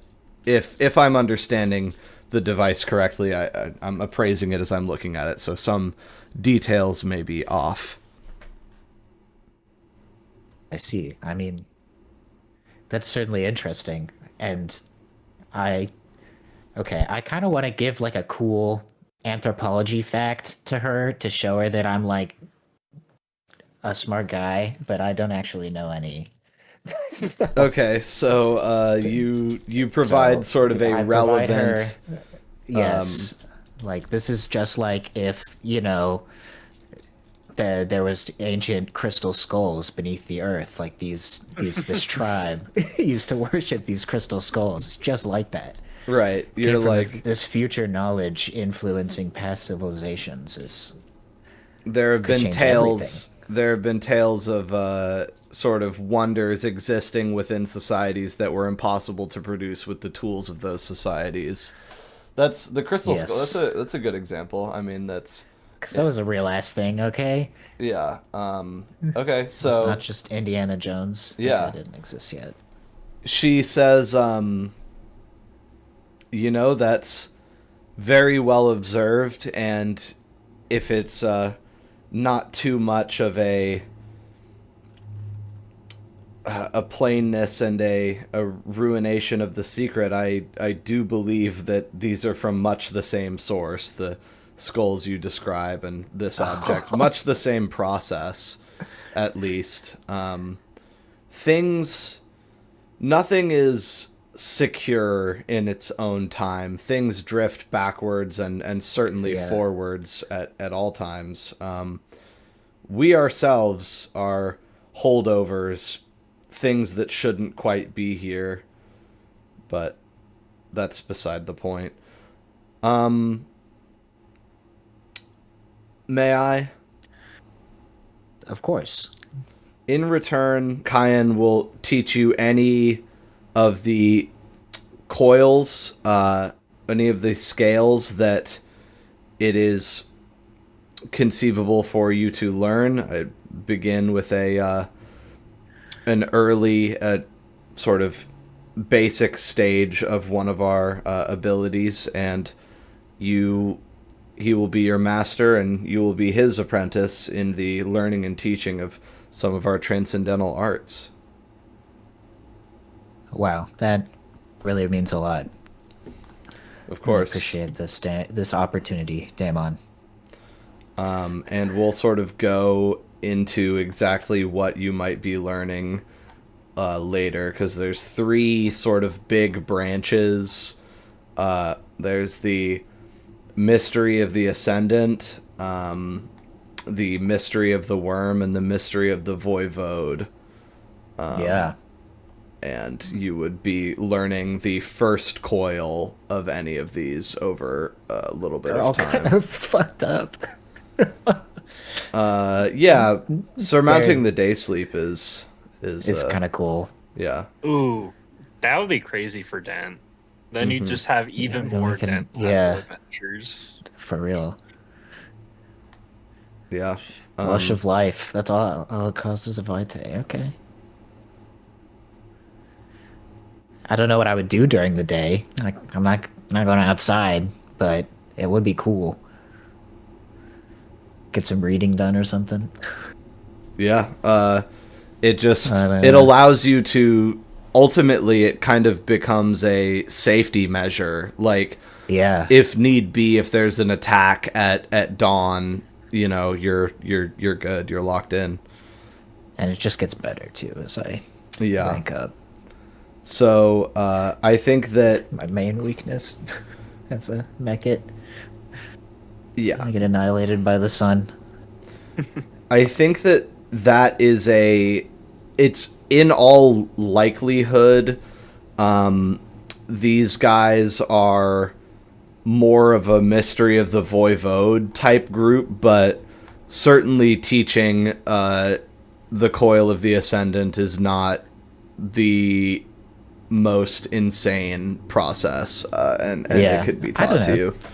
Taste the Voivode might not be too bad, honestly. It'd be interesting at least. Taste of fealty. You describe that a little. Yeah, it's my blood becomes even more addictive, and then I already have like the honey Honey trap. trap, so I would basically start turning Deva. Yeah, it just would allow you to more effectively keep ghouls addicted to you, and also you can kind of steal ghouls with it.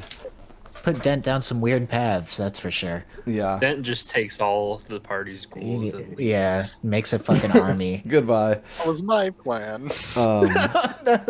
Well, you're hanging out with the wrong people. All right. So, yeah, your mind sort of races with untold power, you know, the potential for untold power as you hand over the egg one last time, and you see the little red, huge fat ass, like, My little guy. what do they call, like, yeah, all of the little lights in it make him all big and blobby and out of focus, but your little monster is handed over into her hand, and she holds it for a moment, feels its weight in her hand, and I think looks up at you and says, "Would you like to see what this is going to power?" Now, before you say yes, I have to warn you that not all knowledge is safe. I mean, I'm sure you know this already, but most knowledge often actually comes with a terrible burden of danger, and certainly a burden of secrecy. I mean, I think I'll kind of look back at Laszlo. He certainly would not be permitted.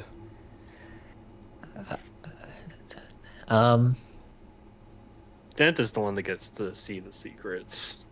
I mean, yeah, it's also mostly like Dame On knows that he's vouching for you, but that doesn't mean she can just show her big secret plans to anyone that fucking walks in with one of her little affiliates.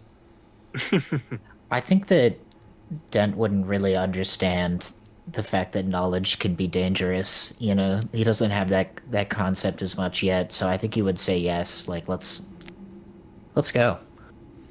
All right. She says, Kyan, please keep our guest comfortable. We should only be a few moments away. Yeah, I'll be right back, Laszlo. All right. Laszlo, Kyan looks at you and says, one sec. I'm just gonna tell Laszlo what happens in there anyway. I'd ride home. He looks at you up from his paper and he says, 8 letters, disrespectful, starts with I.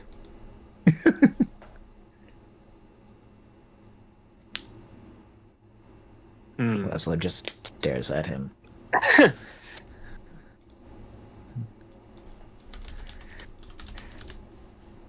It's not ignorant. That's not the right definition. He says, no, that's not going to fit.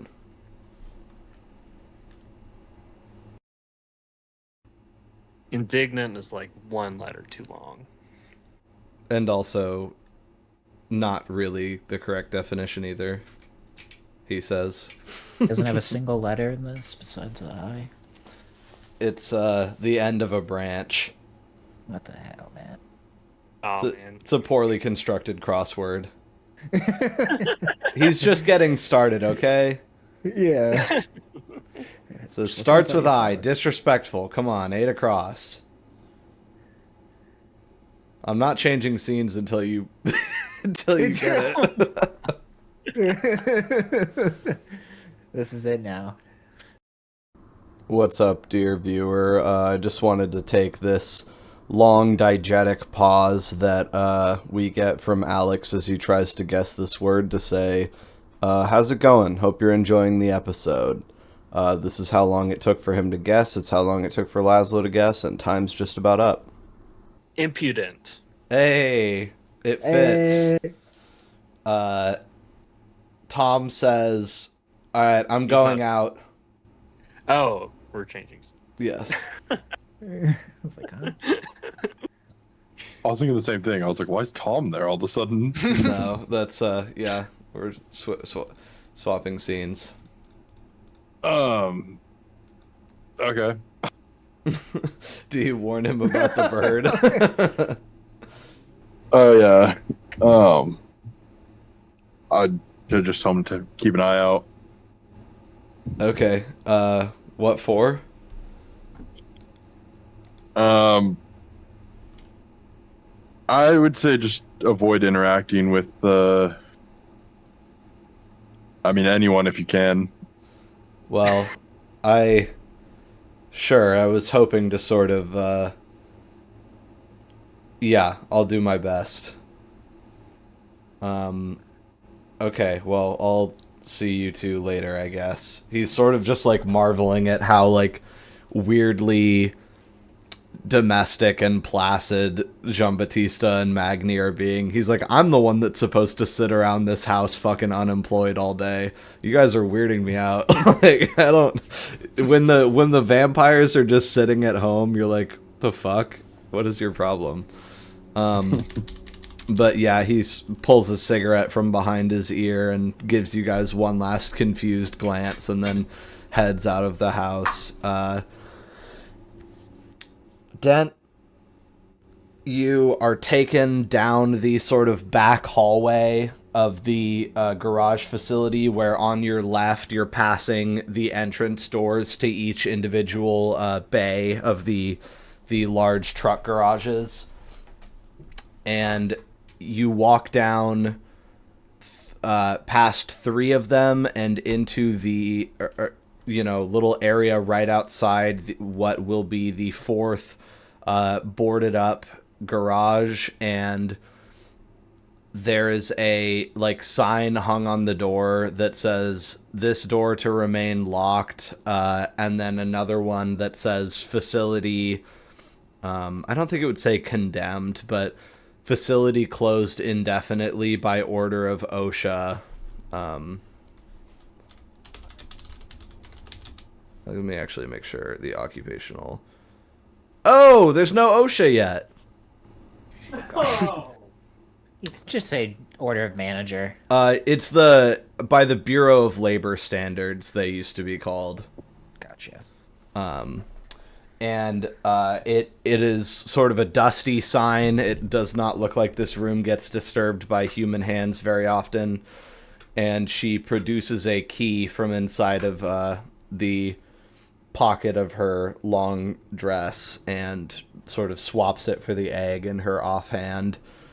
And she looks at you and says, "Know that whatever you see behind this door, you are bound to me now in contract, and if you should attempt to, spill the beans to any of the parties that it shall concern, or even to your closest associates, I will be exceedingly upset. In fact, I've half a mind to put a charm on you to the opposite effect, unless you think that you possess such a wellspring of self-control as to be able to assure me beyond a shadow of a doubt that what you see behind this door will be for your eyes and your eyes alone."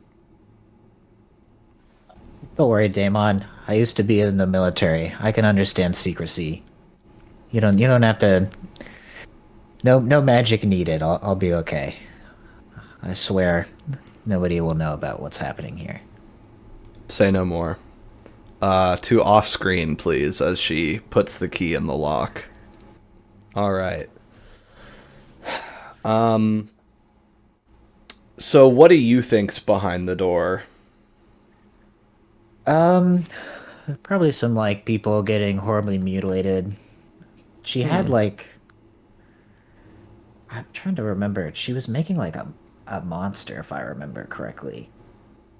I think that we'll go with that as sort of the image that Dent is holding in his mind. You know what I mean? That one, you just kind of came out of the depths of Promethean hell. You're like, these guys make monsters. It's what the Ordo does. You know what I mean? So yeah, thinking of making bugs too. Yeah, I don't think it's unreasonable that you would sort of go, I remember there being some kind of hideous malformed creature that she was working on from your intuition.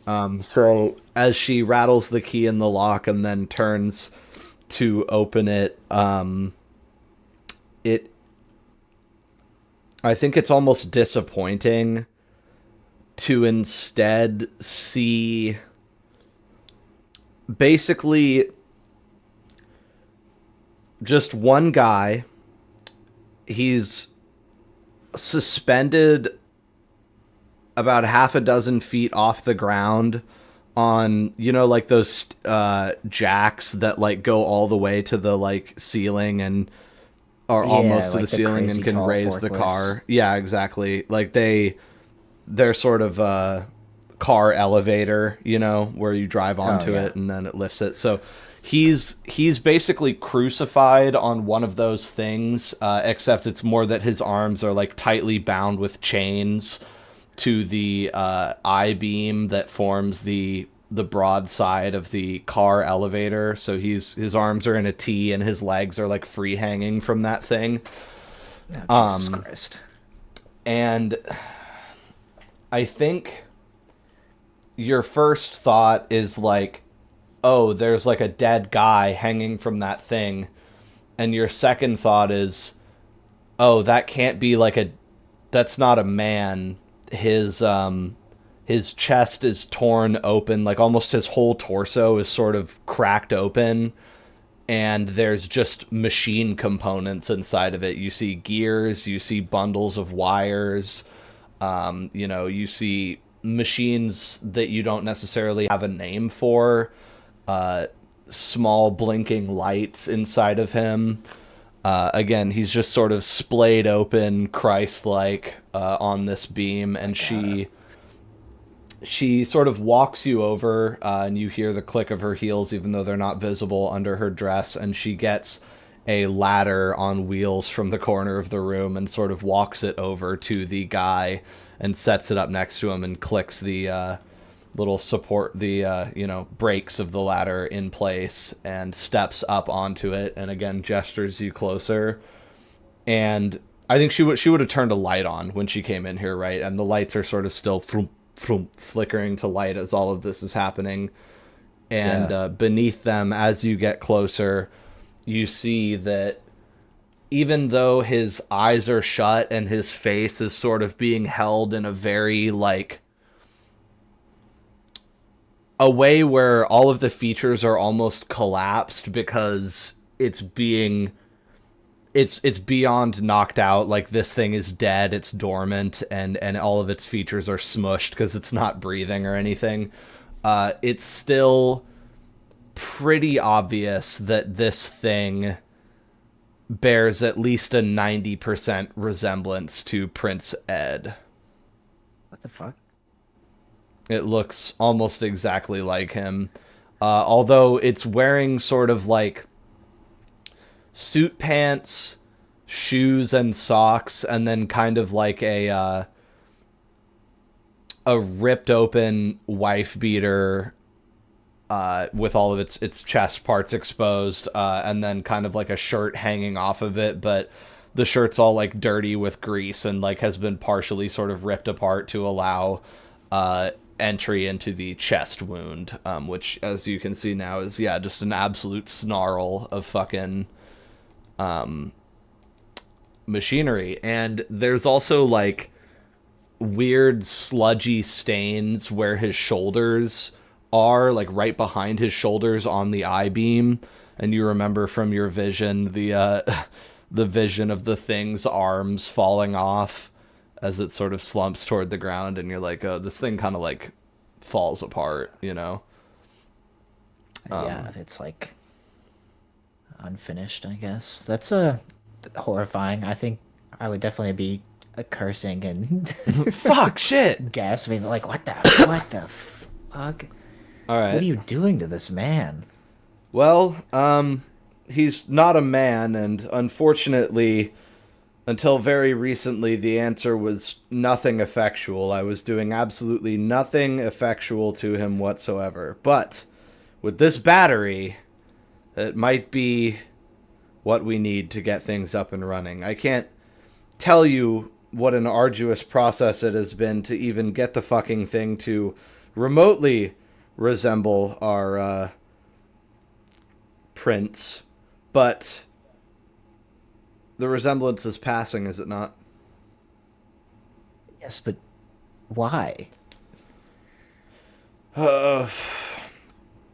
Look, this thing is well, it's a color out of space. This machine is not from around here. It can change itself rather easily when the mood takes it. Although as far as examples go, this particular one is almost completely brain dead, which is the only reason that I myself was not dissected by it upon encounter. Listen, we're in the weeds here. Why? Because I think that I'm not very far off from having a doppelganger, a perfect duplicate, living, breathing copy of the Prince of Seattle who does whatever I tell him to. And for me, that's reason enough. Yes, I can see why you would want that, but wouldn't that also mean that the current Prince Ed would have to leave? He could simply take a sabbatical, just a rather nice long nap somewhere safe that I select for him. He need not perish. I see. So you just found this thing? Kind of, yes. it was found for me prior to its appearance, much like the missive that I gave you to intercept the device. These things, they forecast themselves backward and forward in time, as I described. And I won't lie, the handsome devil himself was initially instrumental in the process, but we've since gone our separate ways in terms of this work. We don't quite see eye to eye any longer. How is it that he has the same sort of precognitive awareness of these events that you do? Is it from the same source? I don't. He does. So you get this information from him? Initially, I had to resort to more underhanded sort of observational means to get the egg information from him. I saw him staking out the factory, and certain related clues tipped me off to exactly what to expect, more or less, but that's why I could give you so little information. And with the egg, while I got a lot of corroborating evidence from our dear prince in training here, and she sort of like reaches out and strokes the pant leg of the Ed doppelganger and says, when he's in the mood, he can be helpful in his own cryptic way. But that notwithstanding, yes, I initially intercepted the origin point for this individual from the handsome devil. So the handsome devil, I guess no matter what happens, would know about this plan. And yet, he knew about the egg and he failed to take it from you. He may be a crusading hero, but he's rather ineffectual. Yeah, he's kind of hard to get a handle on, honestly. I don't really understand his motives. Most don't. I think we should check in with those guys for a little bit. Yeah, all right. Yep. Guys, you won't believe it. Jean-Baptiste is figuring out how Magni got so dang big. That's funny. Dent's not even done with his scene. I just saw the timer go to 10 minutes and was like, we gotta like make an appearance. I can't. We're pretty close. Yeah, it depends on how you exit the scene. But basically, Laszlo is helping with the crossword, and I don't know. I need something to cut to. Does anyone want to do anything? I don't have a lot of shit going on that I can let you in on, but that's Just leave just one more crossword puzzle. Just okay. And then we'll just Doesn't cut matter. back. We get Charlotte blood. That is on the to-do list tonight. Yeah. Do you want to give her a call and see if she can make an appearance at your place? I mean, I'm kind of embarrassed about this place, though. She's seen It's it not once, a- hasn't she? Yeah, but still. Okay, yeah, you can go over. I He's can gonna see Try to Jean-Baptiste. go over there.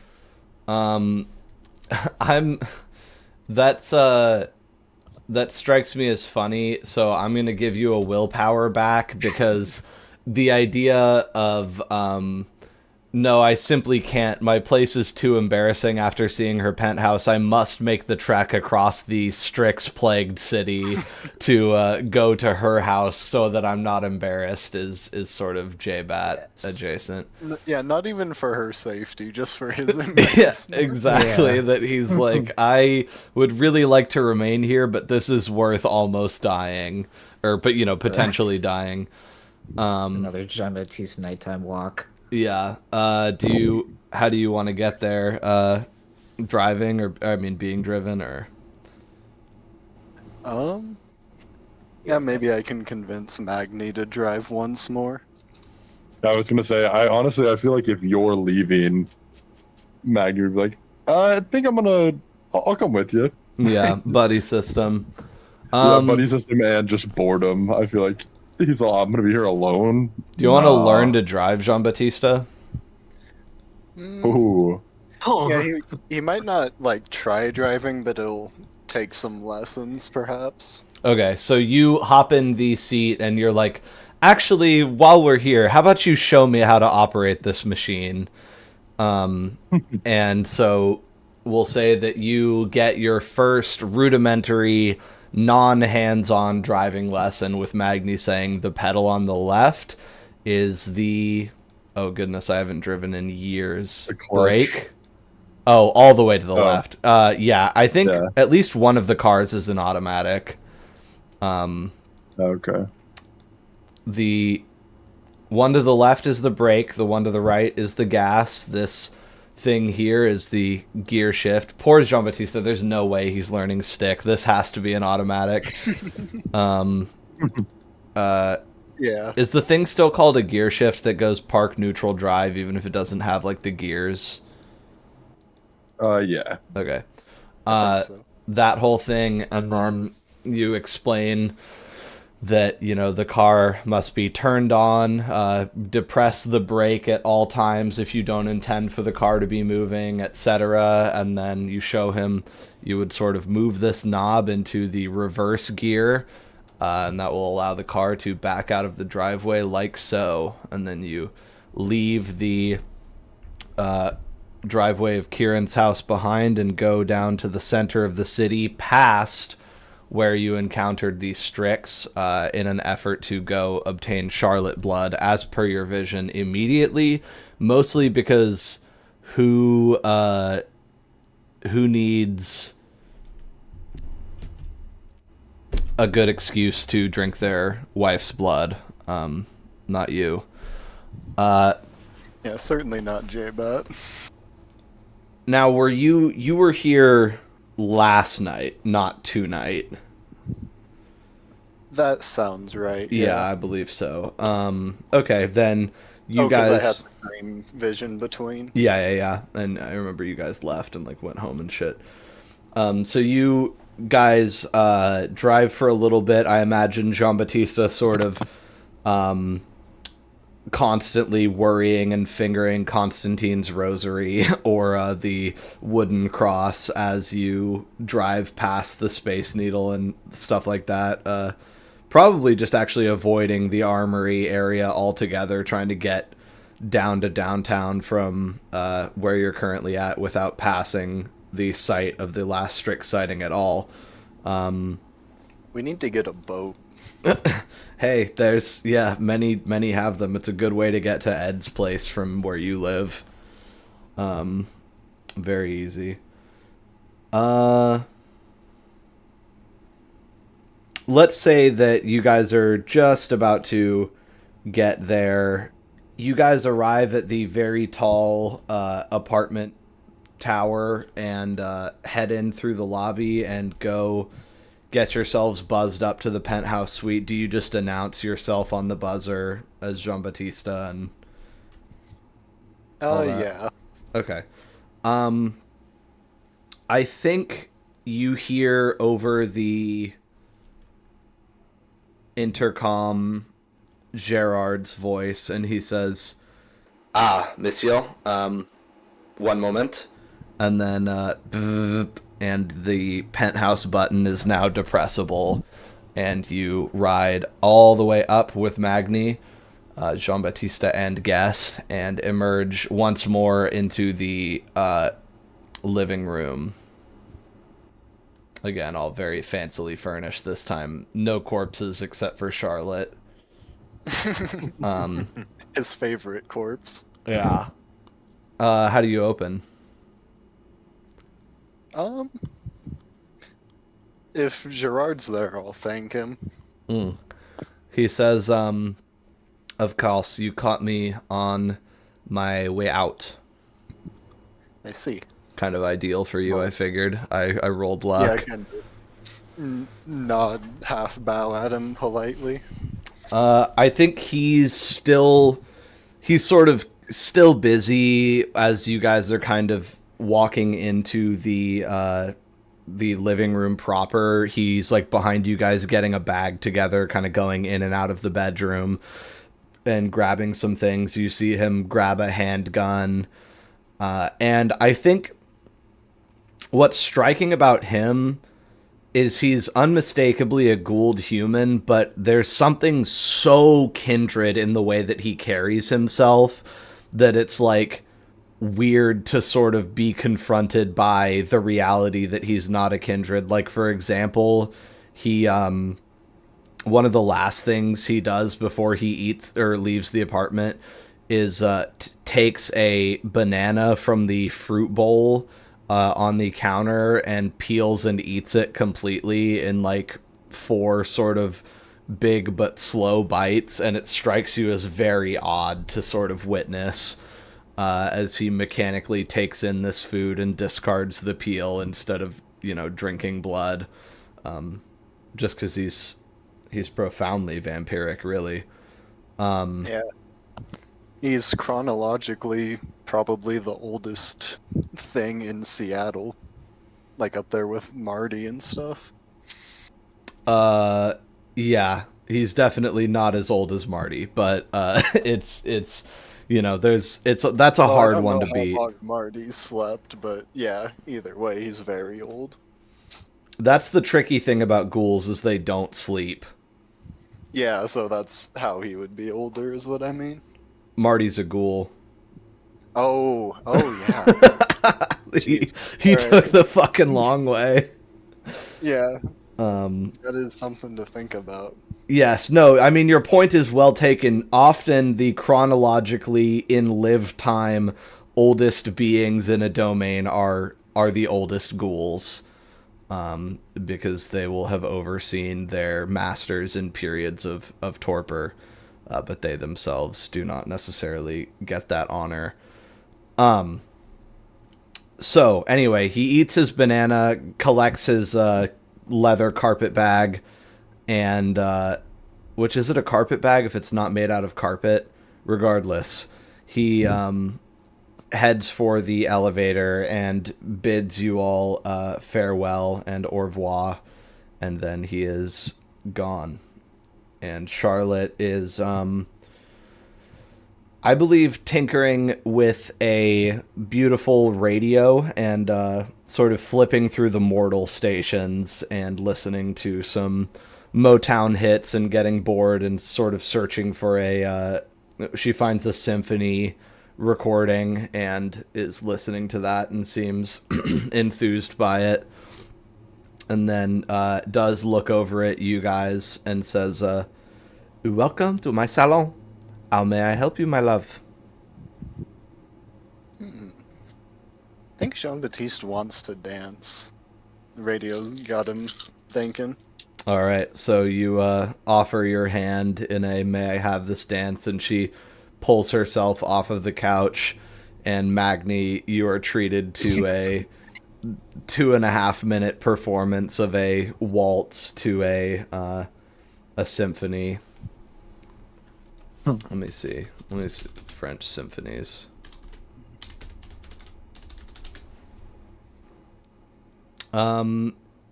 It's Georges Bizet Symphony in C major is what you're listening to. And this one is fucking, it was published in 1855. It lay undiscovered for more than 80 years. Not that you know any of that, but more to the point, this new music. Exactly. Super new. Exactly. This symphony is technically, it was written right around the time that you died, but they didn't find out about it until like 75 years after you died or went under. So I think there's sort of a contemporaneity to it in your mind. Like, you're like, oh, this is evocative of the things that I used to waltz to, except that it's like unheard of to me and has a sort of nouveau anciency to it that a lot of things actually have. Like the Eiffel Tower is kind of like that. Like, it's been around, but not to you. Anyway, Yeah, true. and you begin. Has he even heard of the Eiffel Tower yet? Not explicitly. He saw it in a dream. Okay. What do you call it? It is, it's funny how sensitive Jean-Baptiste has sort of shaken out to be. Out of everyone, I'm kind of the most prone to give him, like, dream visions besides Dent, but he has an ability called dream visions. So, anyway, I found it interesting. I think a lot of it is that Jean-Baptiste, like, can be said to be kind of remembering things or, like, getting impressions from slumber, that he's got a lot going on in his head, you know what I mean? There's a lot of flashbacks. Bullshit to sort through, yeah. That is full of bullshit. Yeah. And Magni's just like, why did I come here again? As you're watching these two freaks waltz around this living room as though it was a grand ballroom of old France. What do you tell her about sort of, you know, your vision, perhaps? I think he's gonna sort of start with that he was praying about stuff, and definitely not gonna lie, but he'll kind of let it be implied that maybe God wants him to drink her blood. And if not God, certainly something very powerful. And I believe that your beast told you that it wasn't God, which is fine still for you to contradict that, because what does your fucking beast know? And then, as if on cue, I think your beast will chime in something unpleasant, because it doesn't often, as a result of Jean-Baptiste sort of doing everything that a vampire needs to do of his own volition, but it's going to offer you a strange piece of advice. It says, If you kill her, if you drink her blood, you would remember everything. Insight. Yeah, I'll just kind of shake that off. yeah, not helpful, thank you. And you instead, again, refocus on the goal of drinking at least a little bit of her blood for an unspecified reason, rather than all of it for a specific and macabre reason. Okay, and then she looks at a sort of shadow pass over your face, and then looks at you as you refocus, and sort of holds the waltz and stops and looks at you and says, "This is a strange account, but not a strange request, my love." And she sort of cuddles up to you, and you resume slow dancing for a moment, and Dent back in the hole. Back in the Dent hole. Okay. Where were we? Effigy of horrible. Yes. Yeah. She was just explaining that she like got the information off of it, and she like touched its pant leg. Yeah, and then she talked about Handsome Devil sort of initially trying. Basically, it just sounds. What you're gleaning from this is that she fucking double-crossed Handsome Devil when he like was trying to enlist her help in like subverting all of this, because he seems quite keen on destroying all of this shit, you know? Yeah, like he wouldn't be going through with this if he knew it was happening. Yeah. And I think she says, I've managed to keep him out of here thus far, although I'm almost certain that he knows where this is and what I'm doing here, at least to a degree of certainty, with my current protections. And she gestures and sort of shows you. I'm going to say you thought you smelled blood when you came in here, but it wasn't sort of forthcoming because you were like more focused on looking at the sparking man, you know? But she draws your attention to a sort of like half-inch thick line of red brown paint brushed across the edge of the room, and she says, "Lamb's blood. It's one of his banes. Not a toxic substance, but one that he cannot stand to cross, as far as I'm aware. If it was to be a lie, it would be an elaborate one indeed, and I would not know what he stood to gain from failing to destroy what I've been working on. But suffice to say, it has been a while coming, this project's completion, and if I were to successfully awaken it with this battery, the road would be longer still to my final goal, which would be to replace Edgar and effectively rule in his stead with a puppet. It's not, Harrison, so much that I wish to rule Seattle. It's more that I wish to see Seattle ruled carefully and diligently and with a great deal of deference and respect and distance provided to myself and, to a lesser extent, my peers. I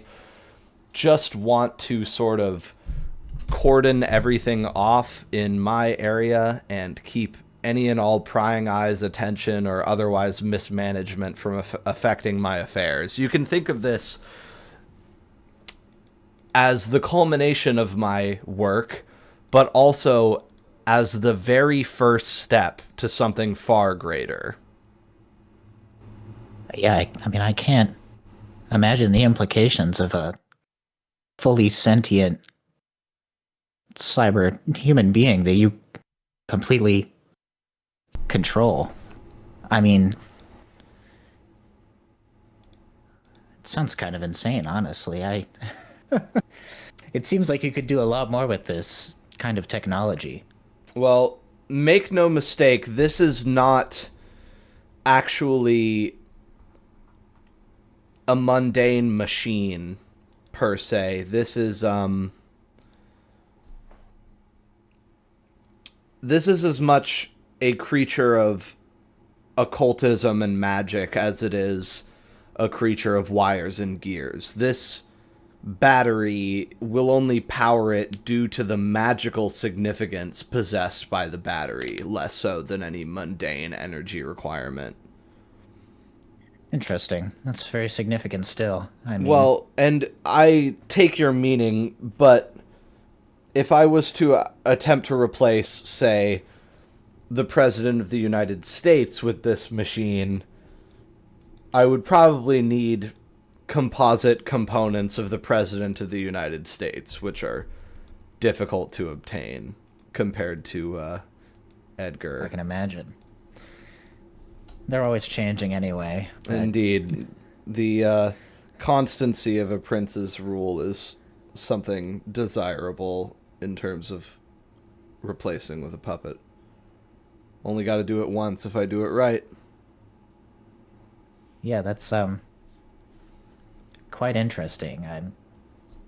And I confess any inconsistencies in this plan are a result of a similar mania I believe you share, and is certainly common to my peers. Not so much the desire to do a thing as the desire to see if that thing can conceivably be done. This is as much a grand experiment as it is any kind of material goal.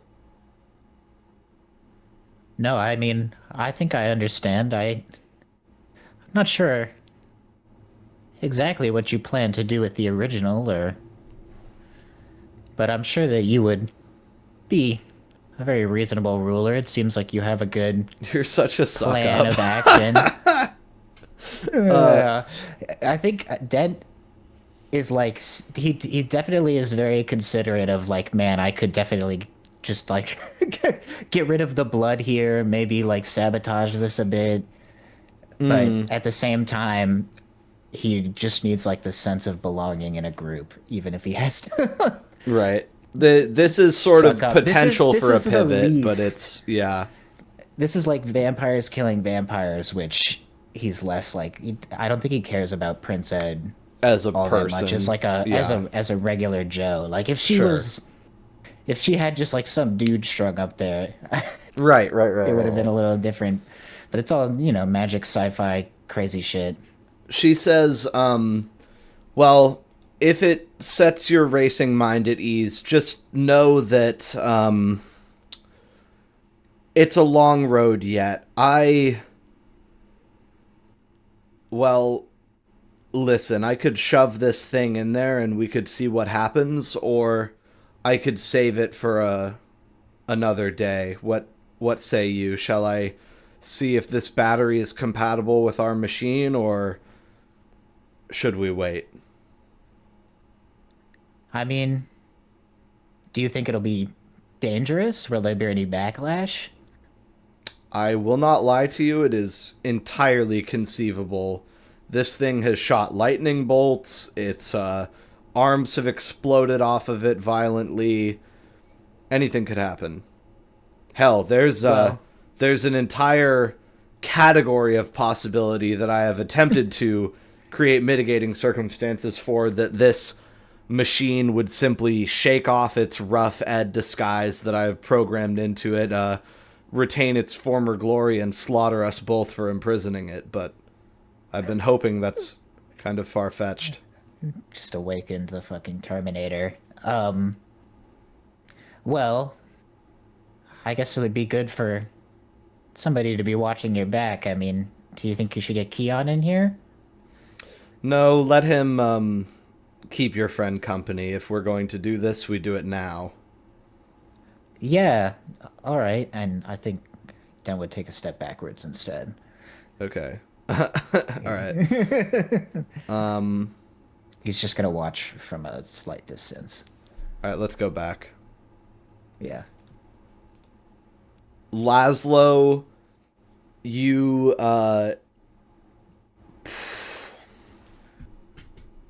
I'm trying to think of a fun word here. Extrapolate. That's a fun 'Cause we're word. still going.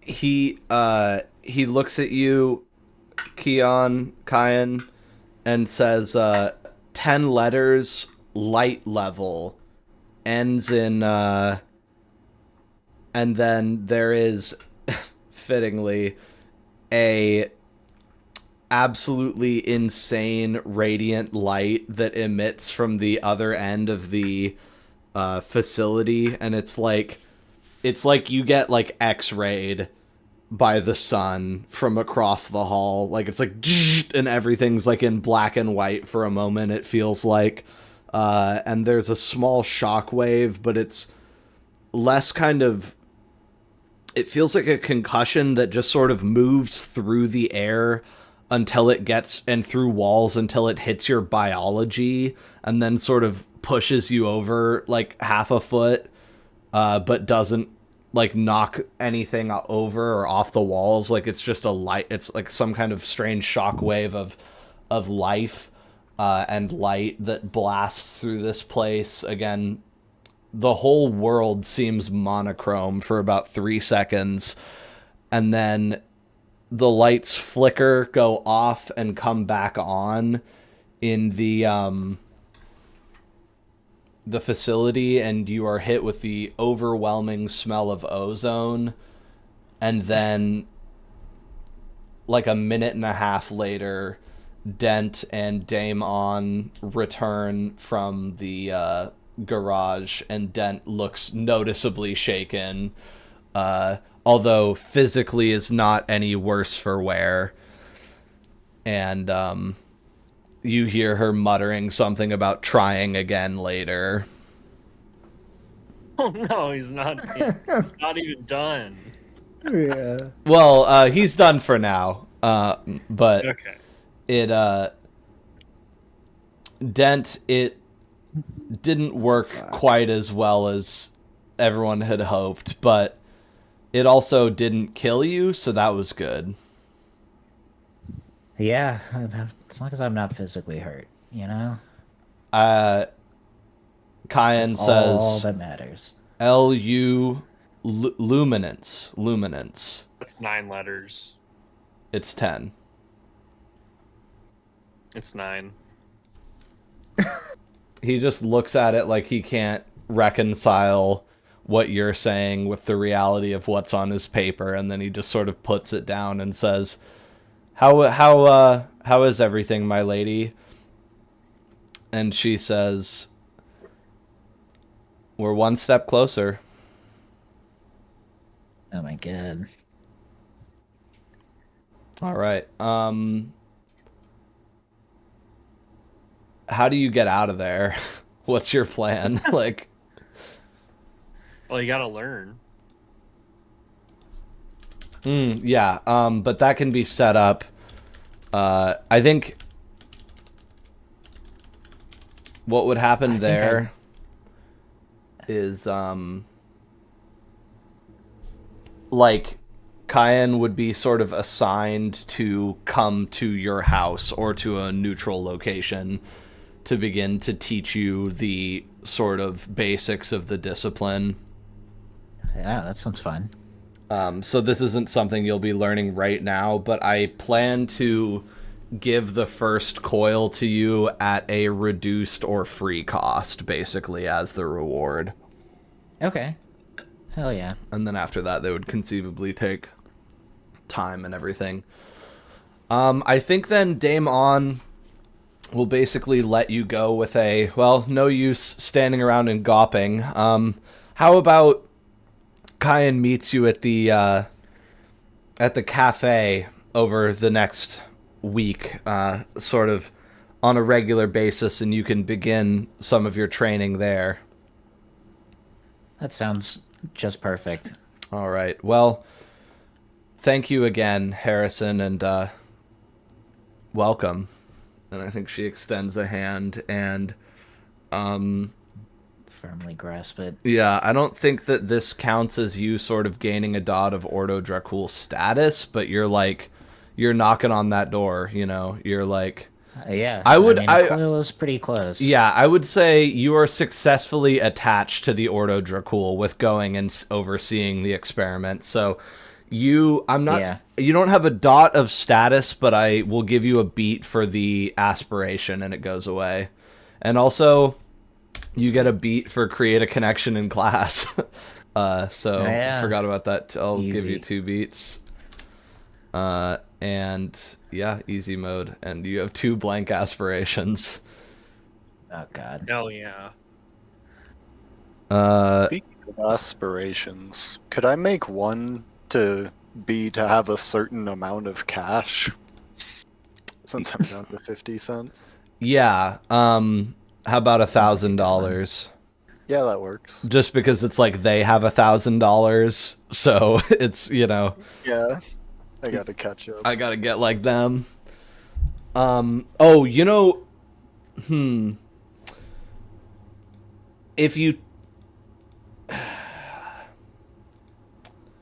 yeah, I was gonna say a good one. If this is a good example of like a double, a 2 beats one is like, make it have the most cash of your entire coterie.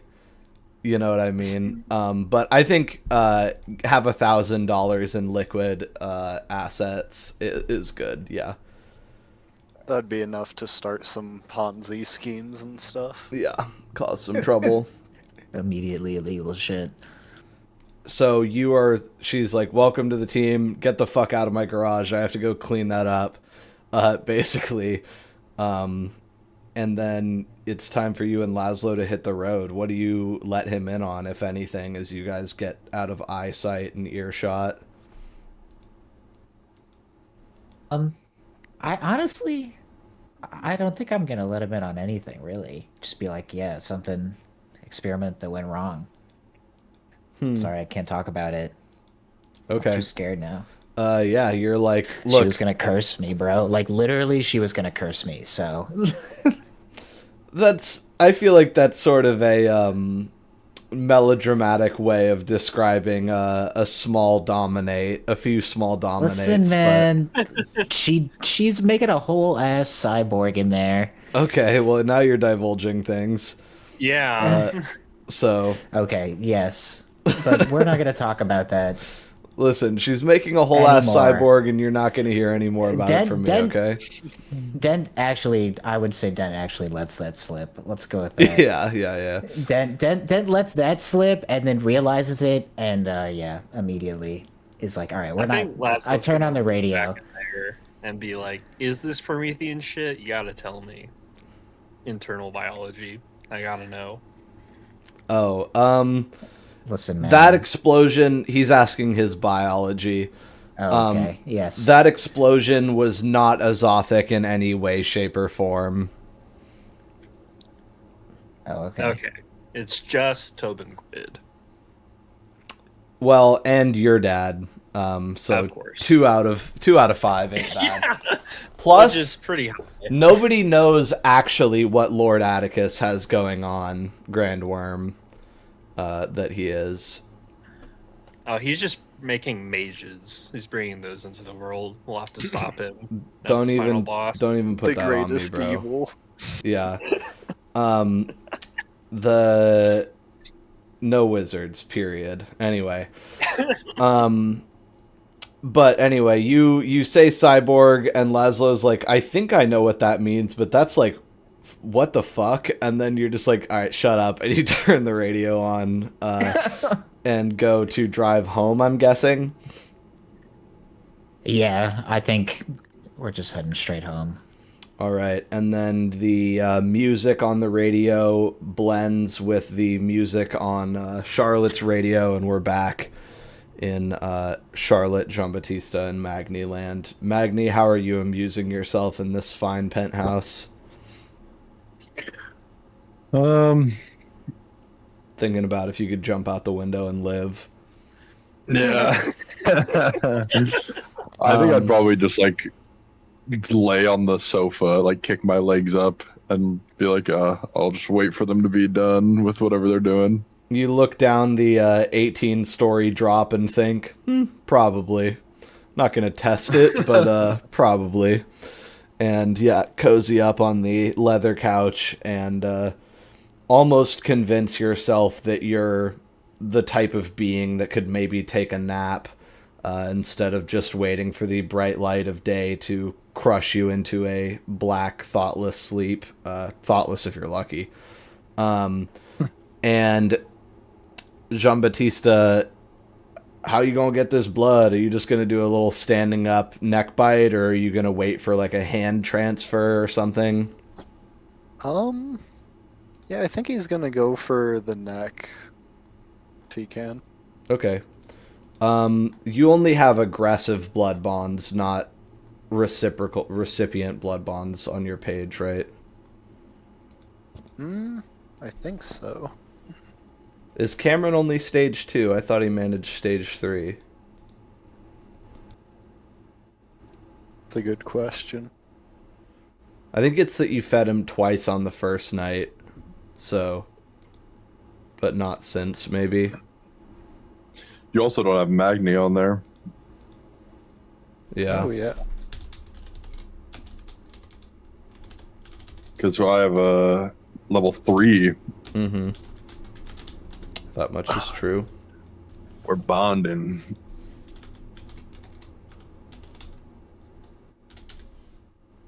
I never really thought about that. Yep. You. I guess that means Magni prefers J-Bat a lot over the other two. You are a big fan of Jean-Baptiste. Pretty Yeah. awesome. I think what helps sort of even it all out is that you were and are predisposed to disliking Jean-Baptiste, and so it brings it up to like you already kind of liked Dent or whatever, and you had to sort of be talked into and brainwashed into being like, Jean-Baptiste is a good guy and I trust him and I like him a lot, you know, like that's actually Yeah. several steps up, and I wouldn't do anything to hurt him. I guess I don't have a word for you recipient from. I'm gonna say donors. Yeah, that's a diplomatic way to put it.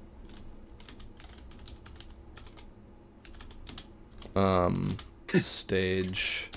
Did you already get one from her? Yeah. Alright, so we'll I go might try to get more than one now if I can. another stage of bonding.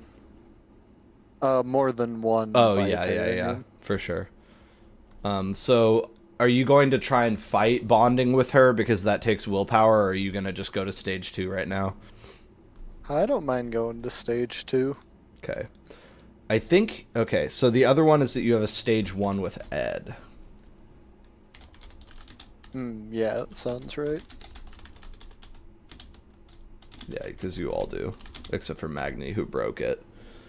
Because he broke the one stage with Ed and the one stage with the random guy, the random blood that you drank from Ed. Did he break that? Yeah, he broke both of them from having multiple drinks of the blood from the... He had to get bonded with Lennon and I think Brian Wise. Because I know Dion didn't give you blood because he doesn't do that. Yeah. I can't remember who the other one was.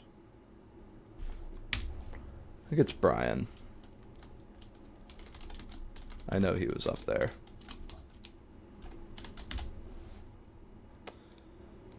Because your options are that or fucking Claire. So take your pick. Yeah, that's what I couldn't remember. I knew I felt like I had done it with one of those two, but I can't remember. Mm-hmm. Also, did you feed blood to Louisa Jones? No. No, I didn't. Yeah, you're... yeah, I meant Jean-Baptiste. You're usually pretty conservative about feeding non-vampires your blood. Okay, so do you just sort of embrace her and... I don't even know who that is. Fuck no. I don't know what the fuck are you talking about. Absolutely not. Okay, so... How do you... Yeah, are you just like, alright, now let me have some... Yeah, I think he's just gonna go for, like, exactly the Mary strategy of just bite on the neck. Okay, that's pretty typical, and I think she sort of allows it and, falls into you a little bit. How deeply are we drinking?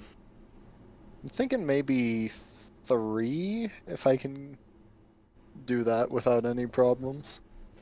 Yeah, fortunately, you tap into her, and you feel a really deep wellspring. And I think that as you're biting her, you're like, fuck, I forgot, like, how strong she is. Like, you can feel her blood potency as you slug these in from her. And it's not that it's bottomless by any means, but for you... A lot more than 11. Yeah, a few more. For you, someone drinking 3 blood from you takes a third of your supply, and it doesn't feel like you're tapping a quarter of what she has going on. Holy shit. And so she sort of shudders with the ghostly kind of pleasure that feeding always transmits even to kindred, and embraces you tightly as you fill up to 10 on that precious red and that red black. And we're going to see about if you become a little bit of a vitae addict here. Oh boy. Always something to be concerned about. Magni still has not gotten over that. Nope. He's still pretty much fully addicted to it. He's gonna see the moon landing, addicted to vitae. Drugs. He's gonna see the moon landing with a glass of vitae.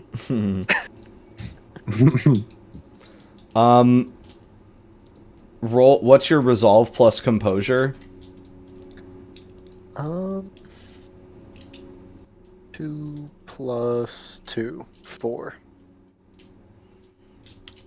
Okay. You lose 3 dice for drinking 3 points of Vitae here. Do you want to ease up and say you actually took 2, or spend a willpower to get 3 more dice? Or both? I will spend a willpower. I don't like being at max. Alright, easy come, easy go.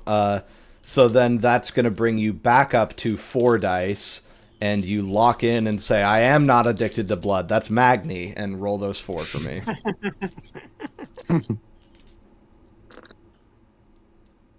3 successes. Okay, lucky guy. So you sort of go, I'm refined enough, I'm strong enough, and I'm emotionally, potent enough to avoid becoming addicted. Away from me. Swallow and be gone. And the absolute rich sensory explosion that is the vitae of a lover that you thought lost to time flows over your tongue and into your gullet without managing to stick you with the needle of persistent addiction.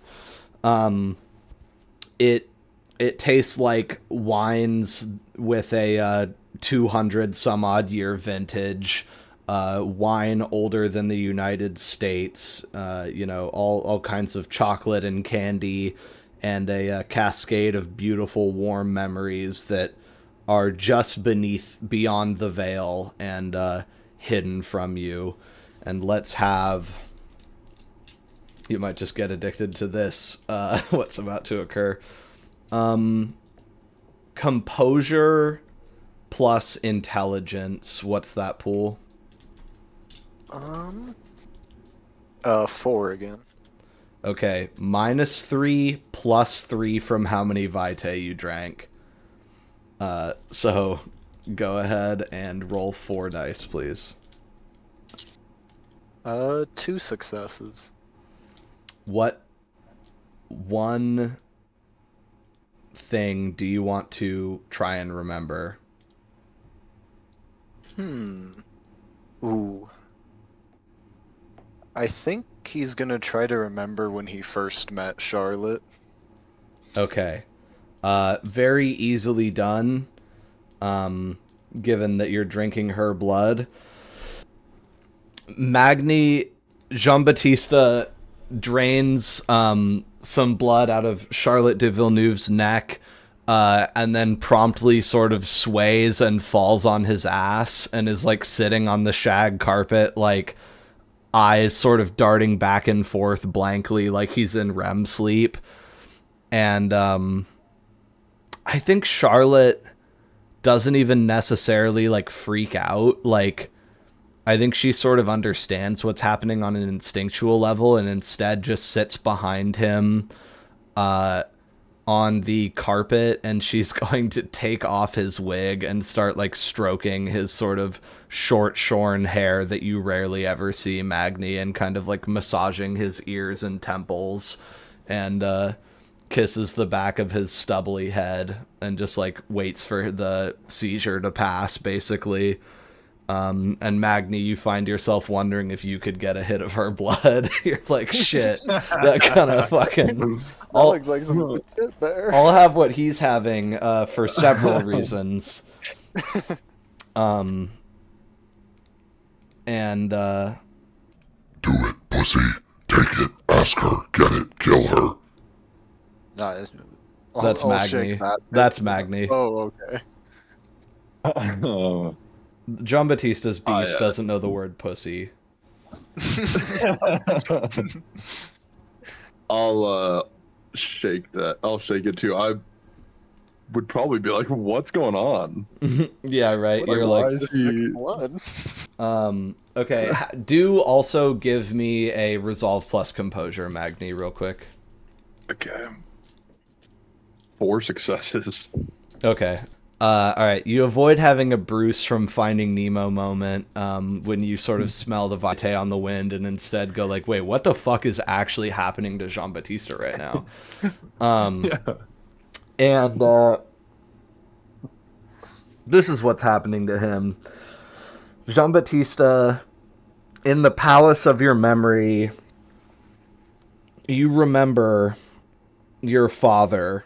You remember your idiot mortal father signing away his crumbling estate to two beautiful strangers, a young girl and an older woman, still very young and beautiful, but unmistakably a mother-daughter pairing. But the estate was not signed over to those two specifically. It was signed over to the Dark Father, the Grandfather, the owner of the two women, but also the owner of all things on this earth, it seemed to you, as he stood over your father, making him pathetic and making him to rid himself of all of his earthly possessions with the stroke of a pen. And included in the deal was you, was your life, was to be your lifetime, also passed over with the same pen stroke.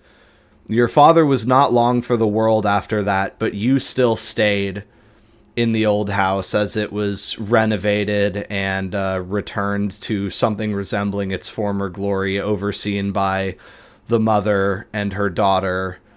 But things were not always as they seemed with them. They did not rise and walk during the day. They took no food during the few short, tense, candlelit dinners they made with you and your younger sisters, your two younger sisters, and eventually your sisters also had vanished, sent away to English boarding schools, and it was you and the mother and her daughter. And her daughter, beautiful as she was, needed a companion, needed a plaything, needed a toy, and you were to be that toy. And suddenly, all of that is far away, half remembered again, decaying like your father's estate, and you are sitting cross-legged at the top of a tall steel and glass tower, looking out on a strange city in the New World, and being cradled by that self-same little girl, that young woman. And they took your wig off. Think he's gonna try to get the wig back on. She just, like, takes her hands off your head and accepts you putting it on and readjusting it. Are you alright, my sweet?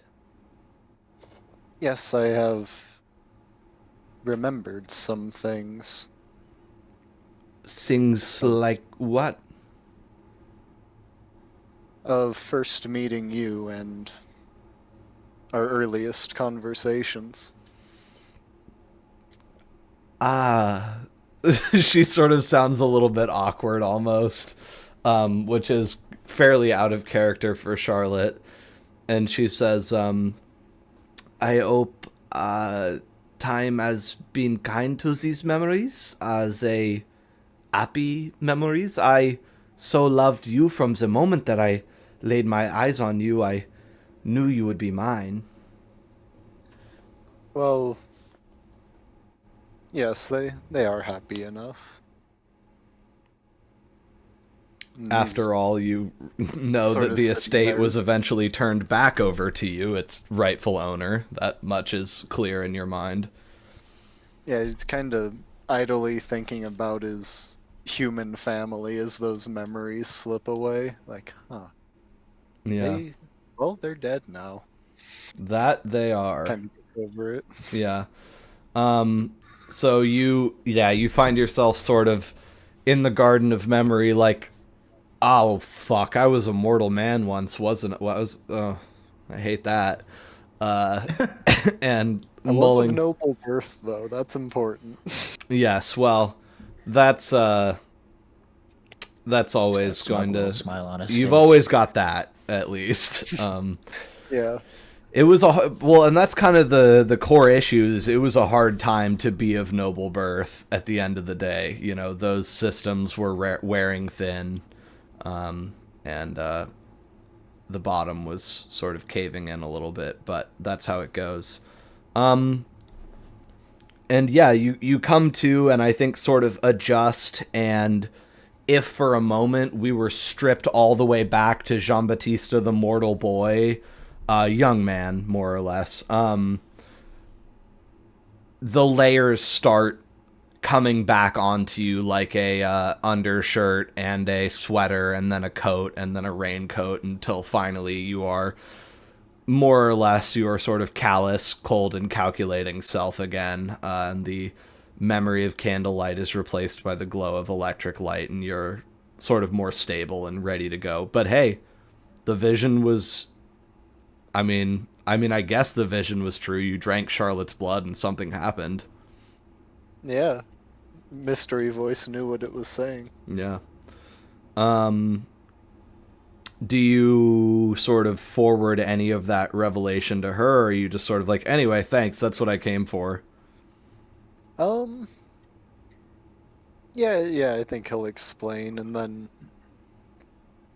probably just go into his sort of usual, just like lovey-dovey stuff afterwards. Yeah, just sort of take the edge off with some heavy petting and mutual enjoyment. That's fine.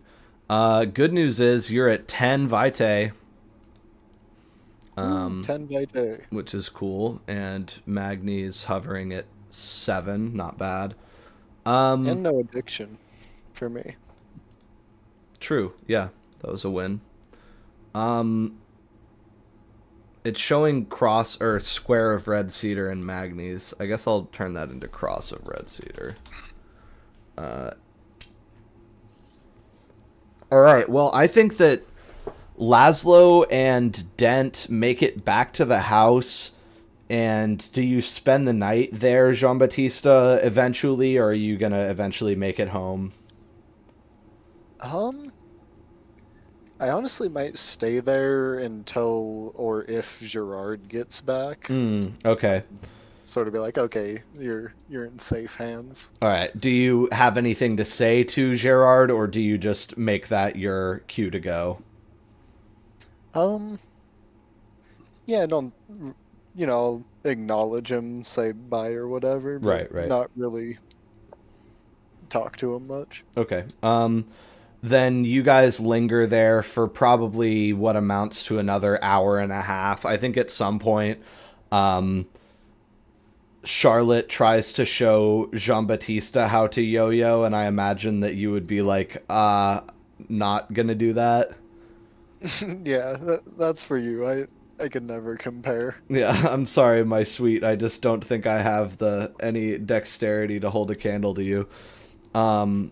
Magni, would you like to learn how to yo-yo?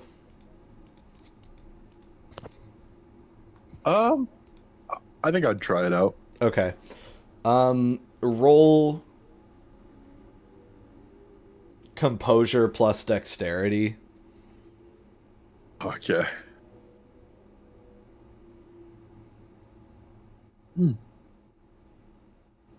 3 successes. Okay.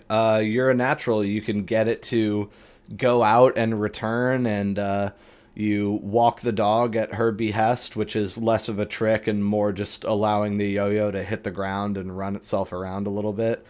And you only have to wind it once or twice by hand, and it's actually pretty entertaining. You wouldn't mind picking one of these up. And I think after you start trying to do like some of the stuff that she does, like make it go sidewinder, and she says, enough, you are spoiling it, give it back to me, you must not become better at this than me, I warn you.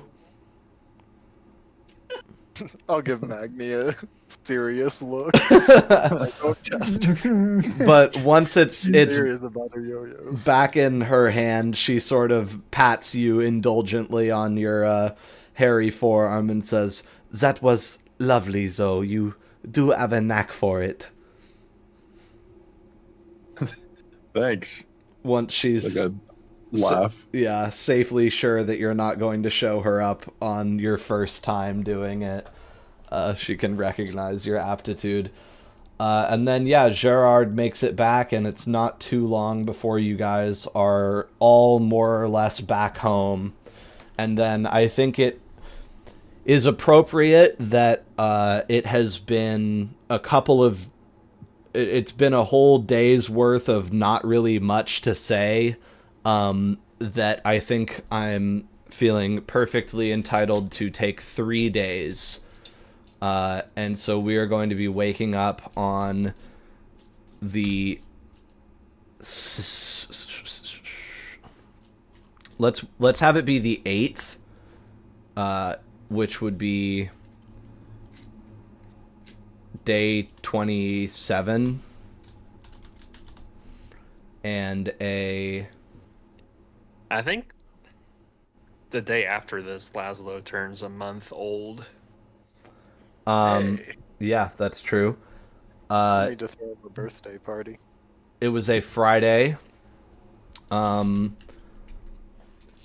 On December 8th, 1967, U.S. Air Force Major Robert H. Lawrence Jr., the first African-American selected as an astronaut, was killed in an F-104 starfighter crash at Edwards Air Force Base.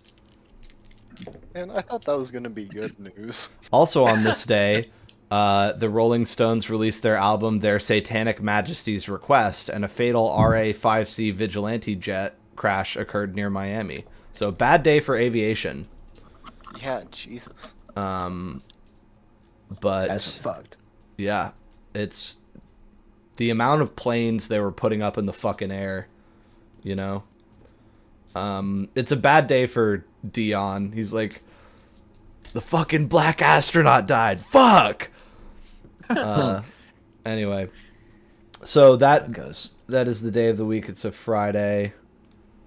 Yeah, I guess during the downtime, Laszlo will be thinking about finding a source of azothic resonance to sleep near. Thinking through how to do that. All right. And actually, Laszlo, for the last day and a half, you've had nothing to do your time doesn't work quite the same as vampire time. So day and a half, you've had nothing to do but sit inside and do that, since you ran out of Nosferatu blood and don't have any vials left and cannot dampen your azothic resonance to vampires. So for the last day, everybody was kind of on edge. I imagine out of the house as much as they could be, because Laszlo was showing off his fucked offness and not really appearing to be a vampire to you guys. In terms of hunting here, I'm going to have everybody... Alright, Dent do dexterity plus stealth. Jean-Baptiste do manipulation plus subterfuge, no bullshit. Magni do... How do you want to feed? Are you trying to kill somebody, or do this just subtly and romantically for the time being? I think as of recently, I'm trying to avoid killing people. All right, that last one was a little too close to call. Yeah. Then you can do presence plus socialize. Okay. At 3 successes. Okay. I got 1 success. Oh my god. My rolls are going crazy today. I got 4 successes off of 3 dice. Wow, nice. The yo-yo Holy shit. inspired him. Yeah. All right. Magni, you're going to be starting today with 9 vitae after a subtraction. Dent, you're going to be starting the day with 8 vitae. And Jean-Baptiste, you also succeeded? Yes, 1. Okay. You are going to be starting the day with 10 vitae. Same as you had. Oh, nice. So all of you guys managed to successfully feed, and so I'm assuming Yay. one successful feeding each approximately in those 3 days or something like that. No exceptional success, so nobody's starting out absolutely maxed. But it's reasonable, I think, that you're all roughly here. Laszlo, congratulations. You got 7 pyros total.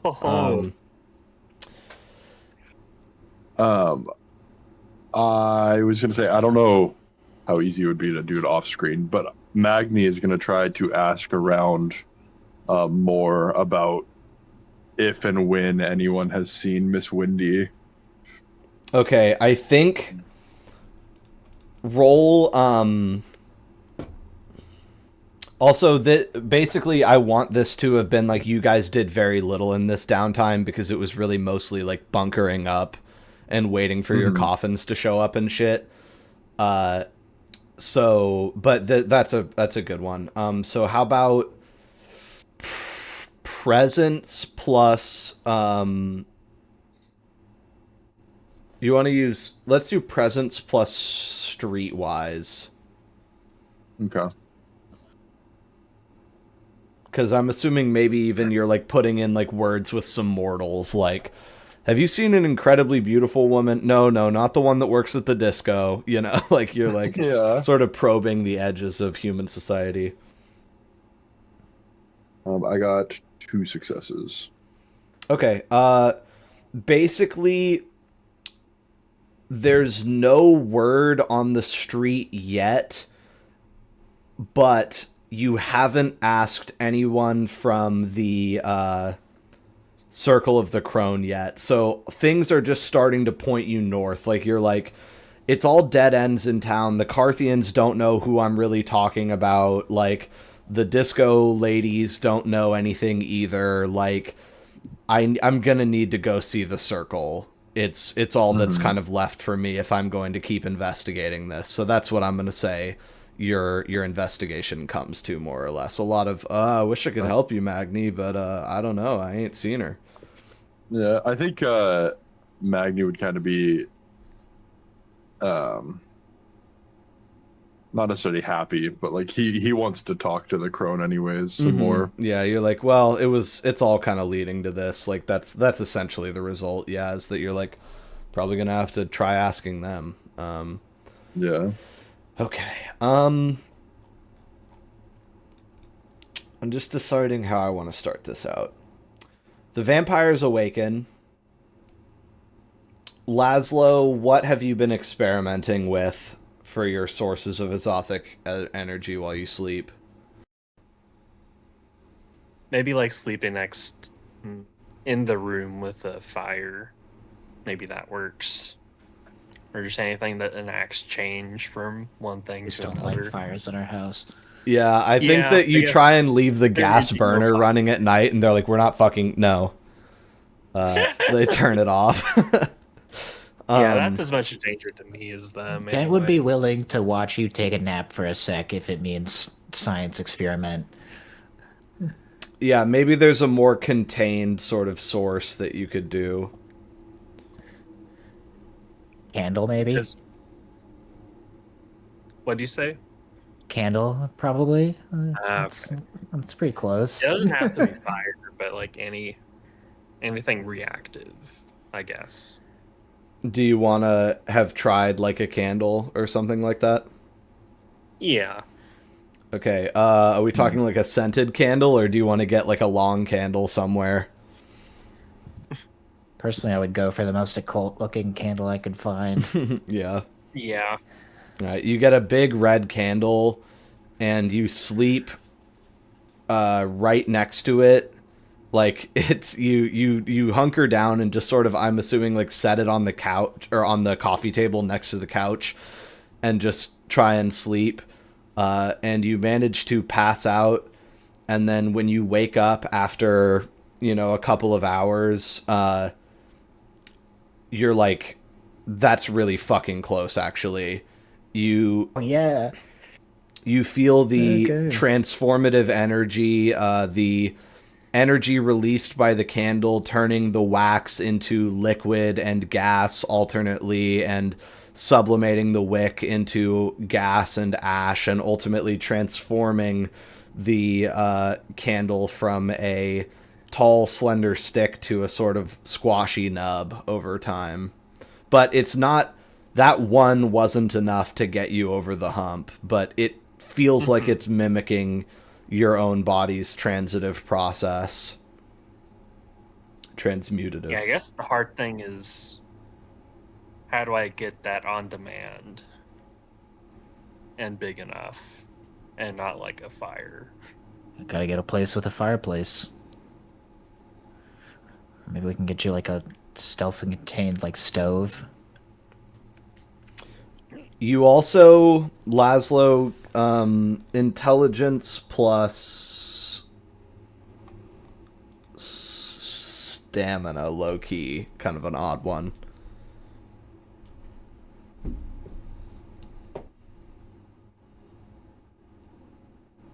That'll be 6. 1 success. The thing about your body is it does briefly turn that stuff back into vitae. There is like a reciprocal recycling that goes on. So potentially, if something were to change and return, that could be an even greater source and maybe capable of doing it in smaller quantities instead of having like a dozen candles. Just get a hydrolysis machine. Yeah. Free oxygen. Yeah, that's a interesting one. Ooh, what about like ice cubes? Ooh. Okay, that's a good one. Want to sleep with Need a lot yeah, of how are ice you cubes. doing that? We need something like substantial, I guess. Do you want to purchase like a whole bag of ice? Do they have ice makers in the Yeah. freezer? Yeah, they got freezers. Yeah, I guess maybe like have a jar of ice, but I'm also next to the freezer, so it's making ice while ice is melting. Okay, you put a bunch of water-filled ice trays into the freezer and then hold a bag of ice on your chest and sleep.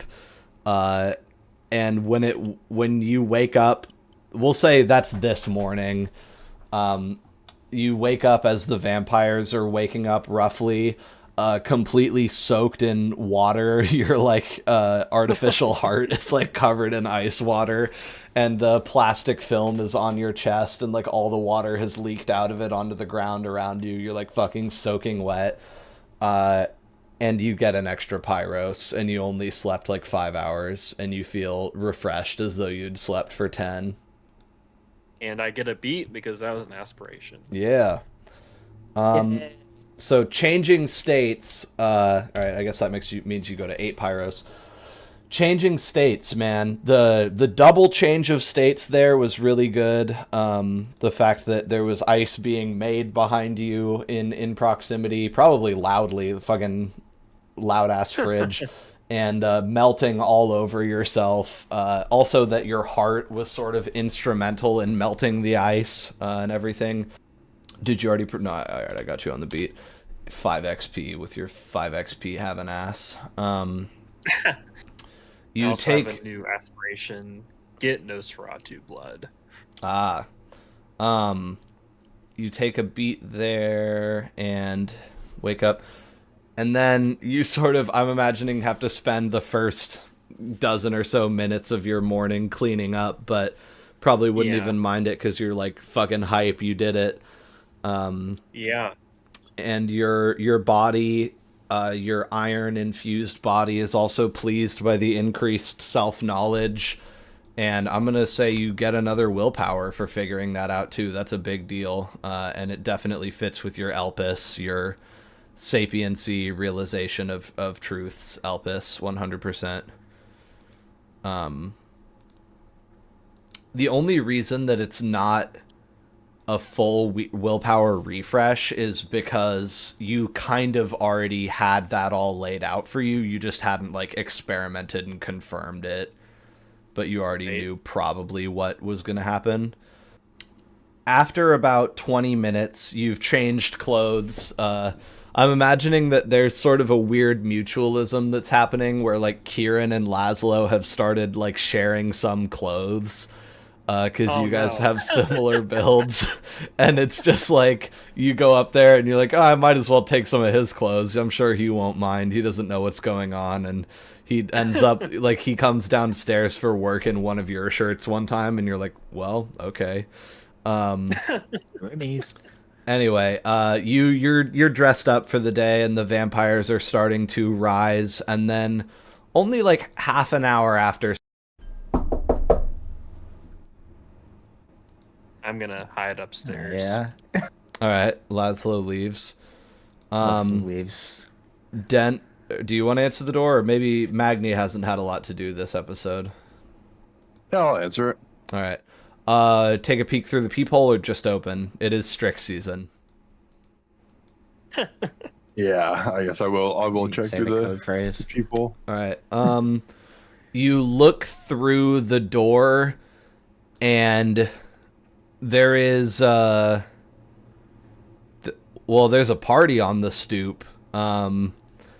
You peer through, and I think in the fisheye at first you're like, beef jerky. Oh, handsome devil, as he sort of moves his eye away from the peephole. Handsome devil is here. Dottie is here. B is here. Oh no. Handsome devil, Dottie, B. There's a an intervention. Yeah, there's a figure behind B that's like basically like a blanket over something that's sort of moving around. And I think that's it.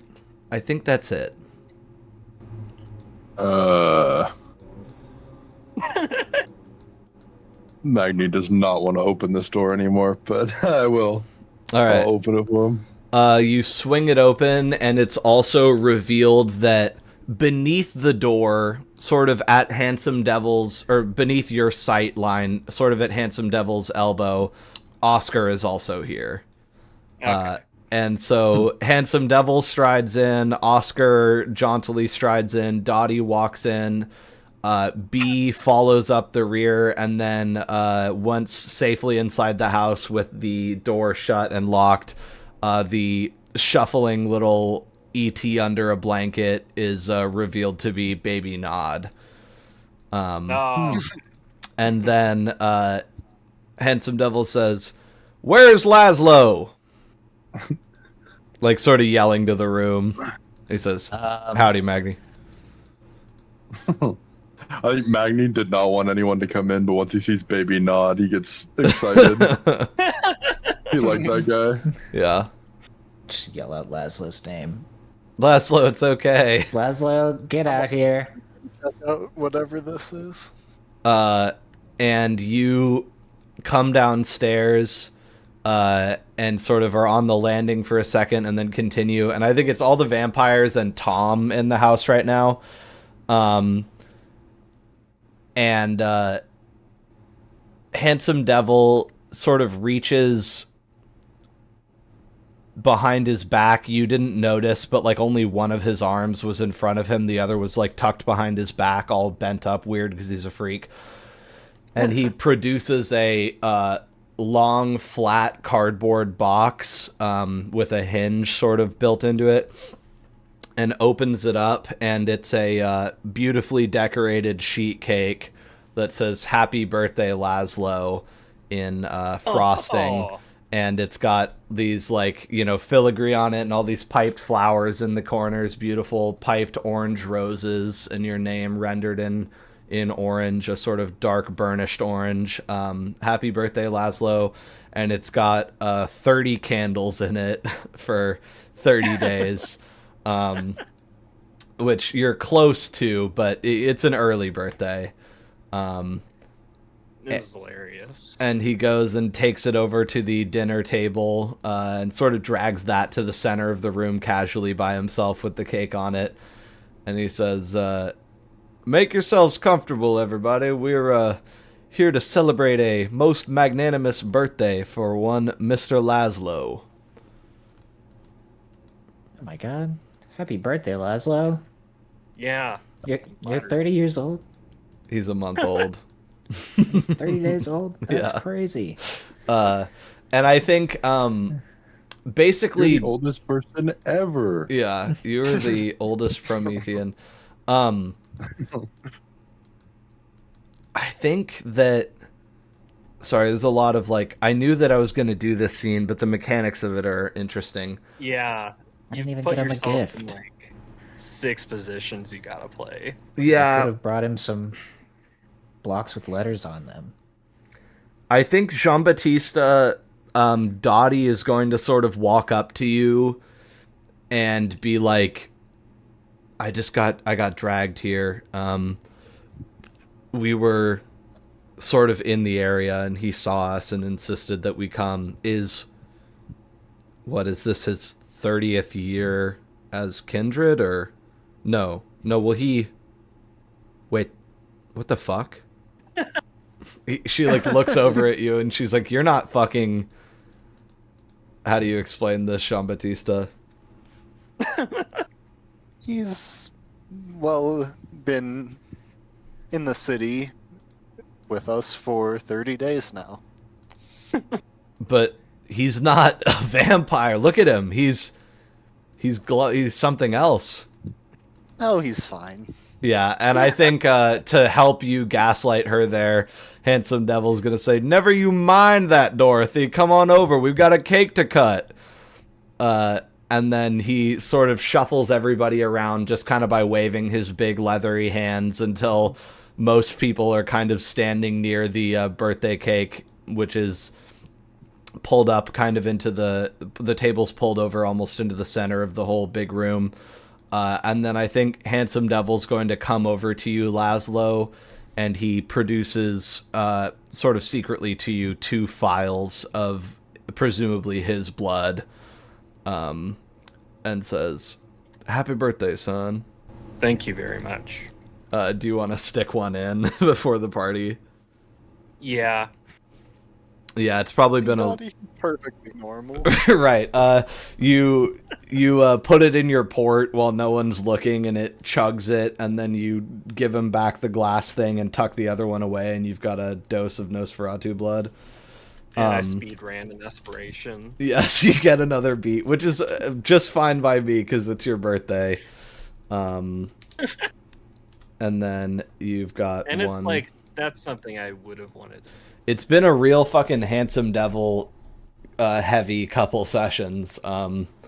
Anyway, He's just a lovable guy. he sort of gets everybody over there. And while you're like walking over to the cake, I think that Oscar would come up to you, Laszlo, and be like, happy birthday, Laszlo. I hope you are having a most wonderful time.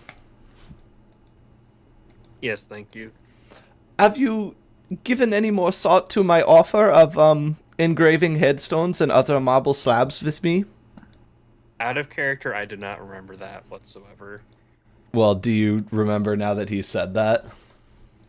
No. I don't think He- we ever interacted. We have. You have. He engraves headstones. That's his job. And he's a stone worker, and a mason, and has at one point offered you a job cutting stone for him if you wanted to learn it. That was like at his first like introduction, I think.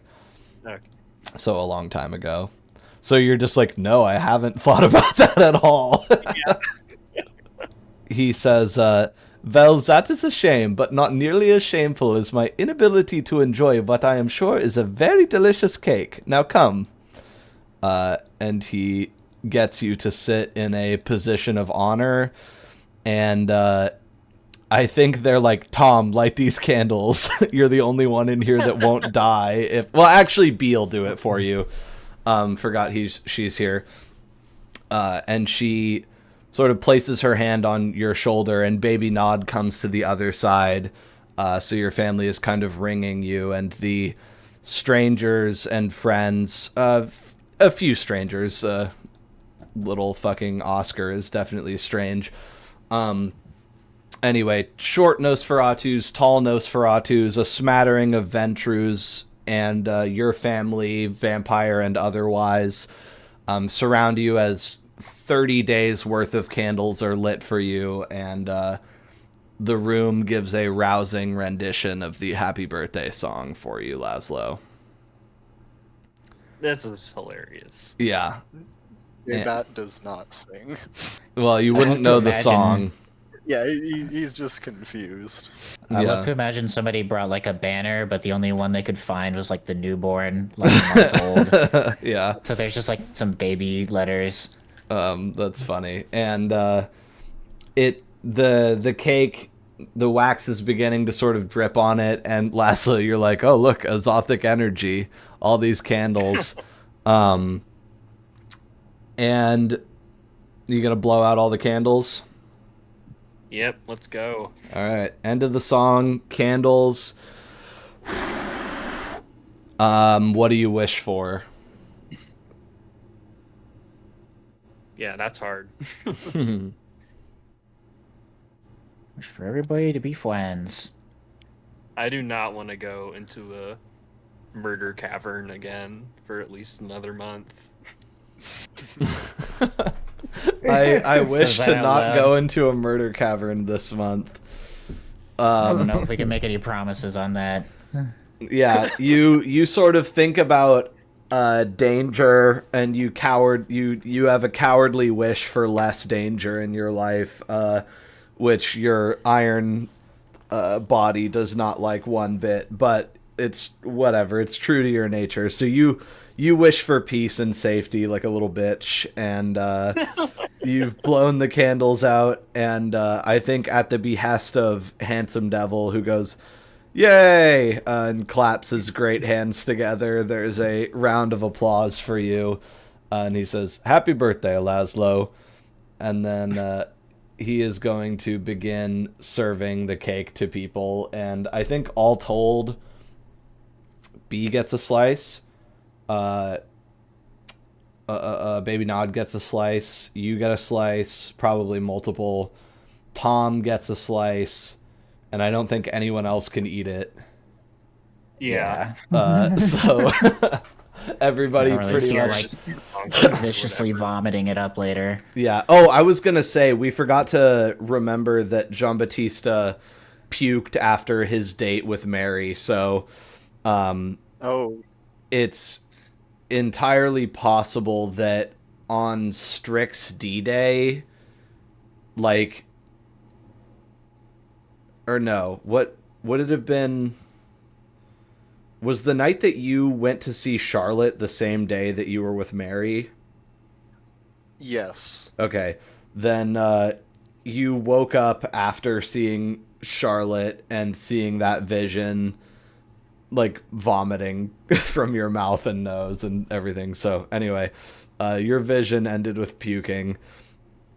Regardless, the cake is delicious. Would Laszlo prefer chocolate or vanilla?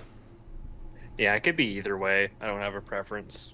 Okay. It's a delicious chocolate Such a cake. Laszlo. And it's it should be vanilla so it won't hurt Baby Nod. Baby Nod has a lot more to worry about than He does have a man's It's not that body. on top. he does have a man's stomach, yes. He also could probably eat like a uranium rod and be not too much worse for wear. So I also kind of thought that, and then I was like, well, he's not a dog. Not actually a dog. Anyway, I think he's probably how you guys are going to get rid of a lot of this cake, is you and Laszlo. And for what it's worth, I'll say that when B cuts herself one, she actually gets a pretty big slab and seems to enjoy eating the cake, Nice. which is from we'll say it's a nice grocery store cake, but it's a solid, real slab of birthday cake for you guys to consume. And Tom is enjoying his fill too, and I think all the vampires are kind of getting a little bit hungry and a little bit pissy and jealous to see all the mortals choking down cake. Laszlo, happy birthday. You have made it a month into this strange world here. No small feat in this world. Yeah. And made We've some been through it. pretty good strides, you know? You hit Torment in your first month. And got out of it. You completed 2 rolls in your first month, and are sort of banging away at your second refinement, changed it. Does anybody, let's all take a moment, the session's kind of winding down. I've got one more thing to do. Gotcha. But let's take a moment and see if anybody has stuff they want to buy with their XP. Do that in session. See if anyone wants to level up.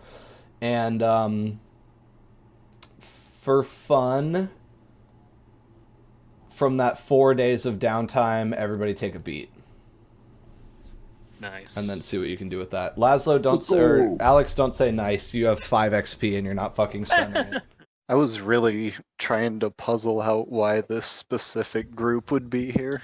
It's like, what in the world would get Dottie and Handsome Devil and be in the same group?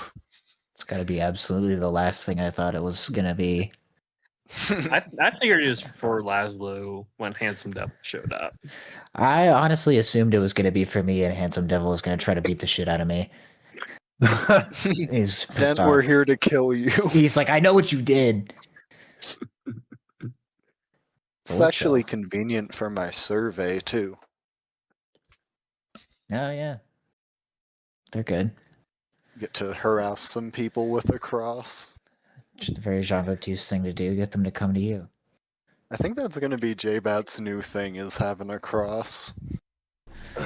It's a very common bane. I feel like you can't go wrong.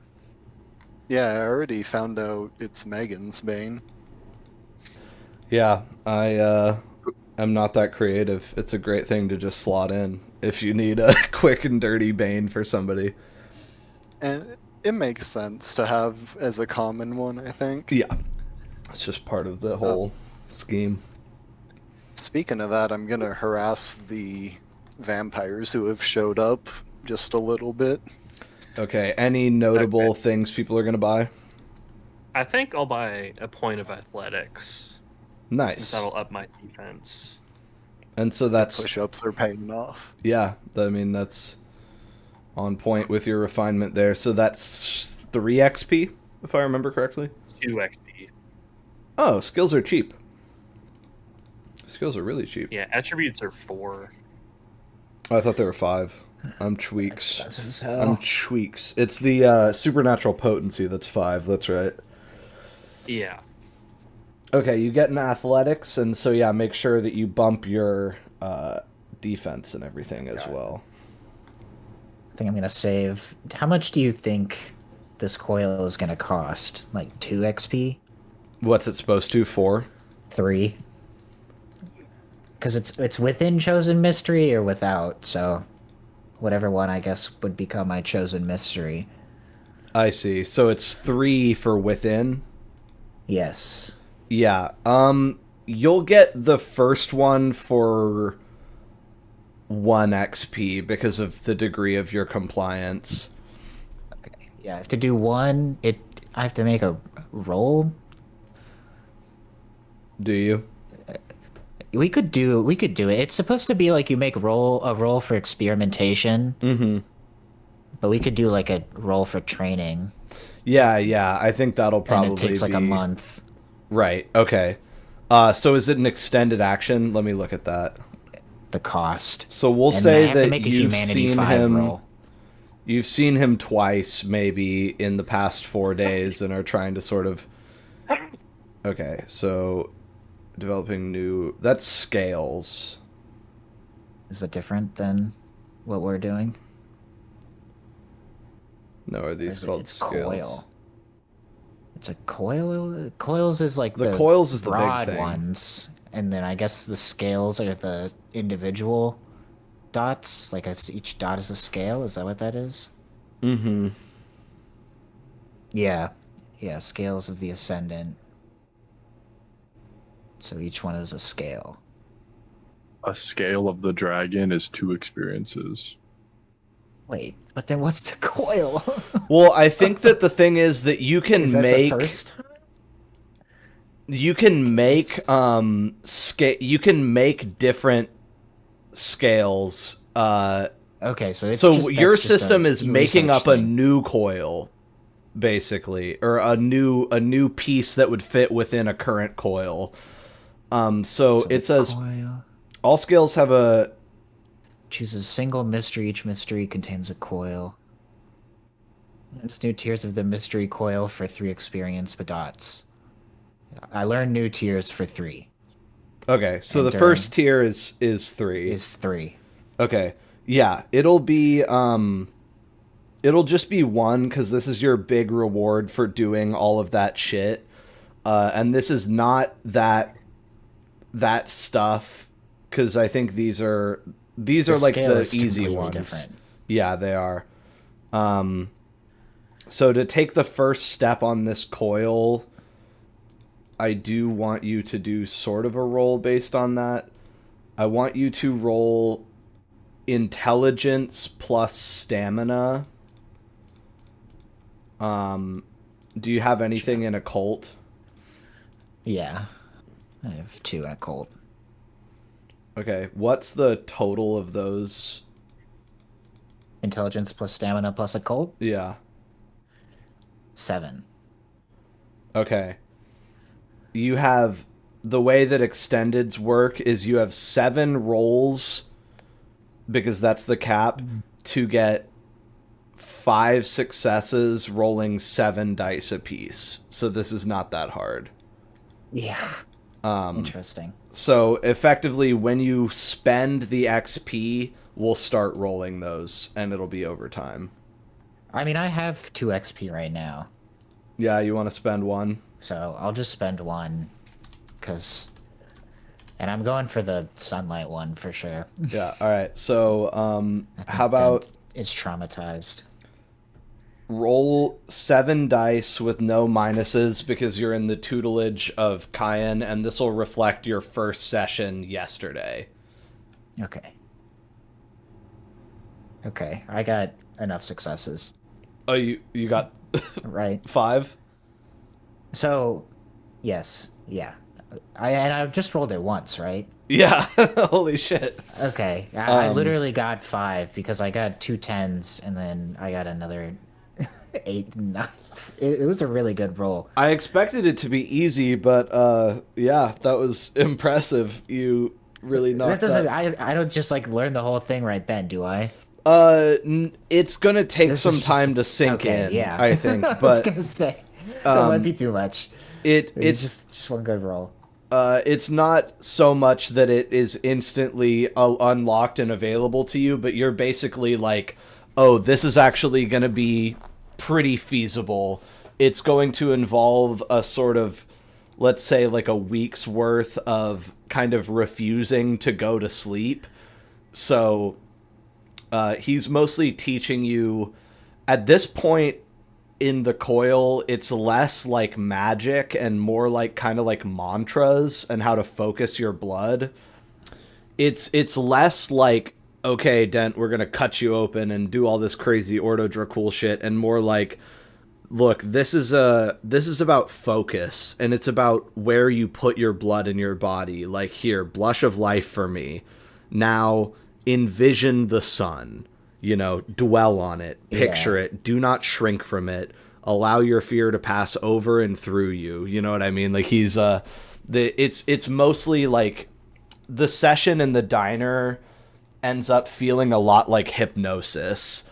And he I think would sort of like touch your arm at the end of it and feel like your sort of goosebumps from being in Blush of Life and being in the cold diner, and is like, I can tell that despite your tenebrous nature and your mechit hood, this will be exceedingly easy for you to accomplish. I don't feel wrong in saying that.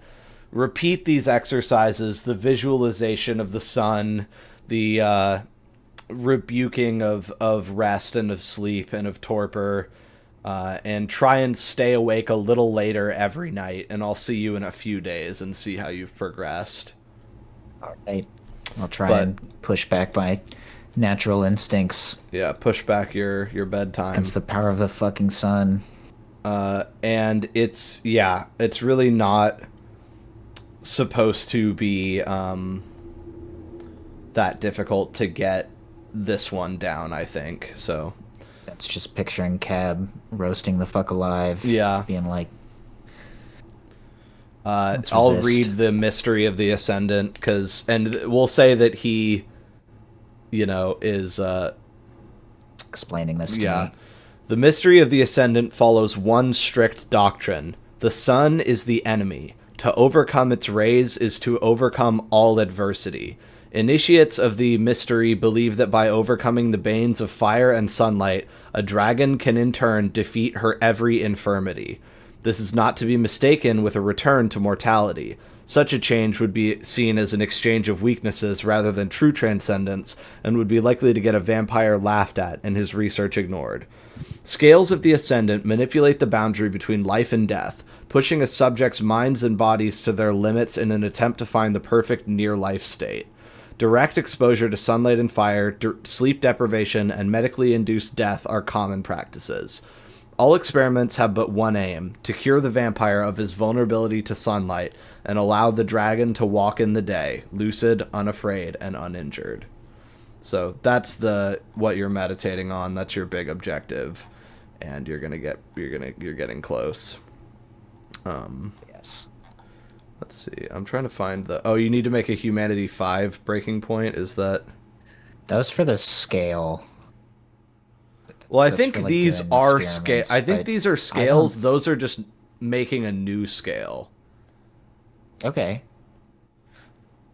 It's kind of hard to understand, honestly, because all scales have a prerequisite coil and a particular tier. Yeah. So this is Coil of the Ascendant tier 1, and that's the first scale. So yeah. All right. Okay. And so one dot instead of 2, I guess. Where did you guys see 3? Minus the dot of the prerequisite coil. Coil of the Dragon within Chosen Mystery. 3 experiences. Oh yes, that's on the. I was in the reference material at the. Yeah. Quick reference. But it also says it in the coil part of it. Okay. Okay, so those are being called coils because it says prerequisite coil surmounting the day sleep. Coil of the Dragon within Chosen Mystery. Okay. So it would have been 3. We're still going to charge you 1 because you're getting the coil surmounting the day sleep. Yes. All right, that makes sense. You have no scales.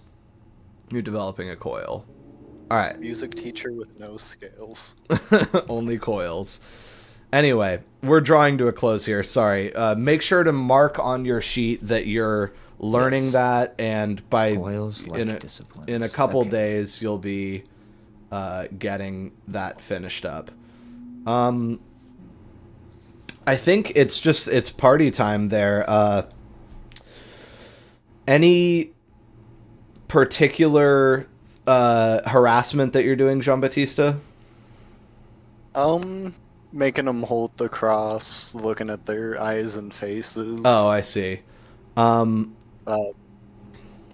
Sort of tell them gotta go through with it. I know it's a little bit silly, kind of try to play it off.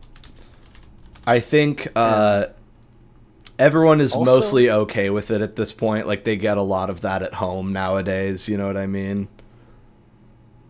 Yeah, it's true. So everybody just takes your botherment at face value. Do you have anything to say to Dottie? It's been a few.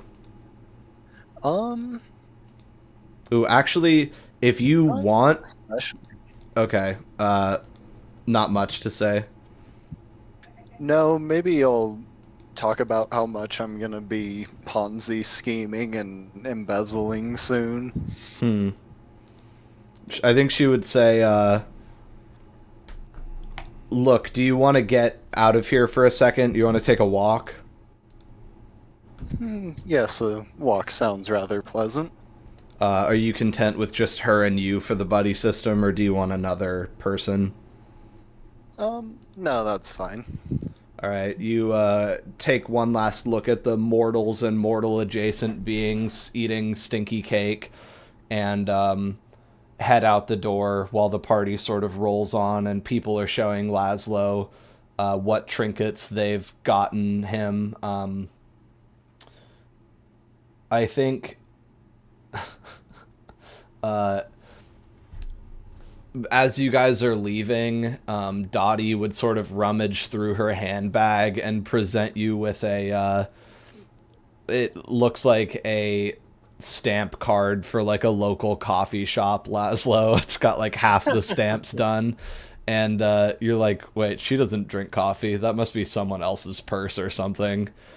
And it just hands you a half filled out stamp card and absent-mindedly says, "Happy birthday." Away these two go. And so you guys are going to be walking outside, just sort of taking a meander away from the house. Inside the party, let's see, Handsome Devil got you the cake and 2 files, and he's also going to give you another one of his cards and says, "Here's my card."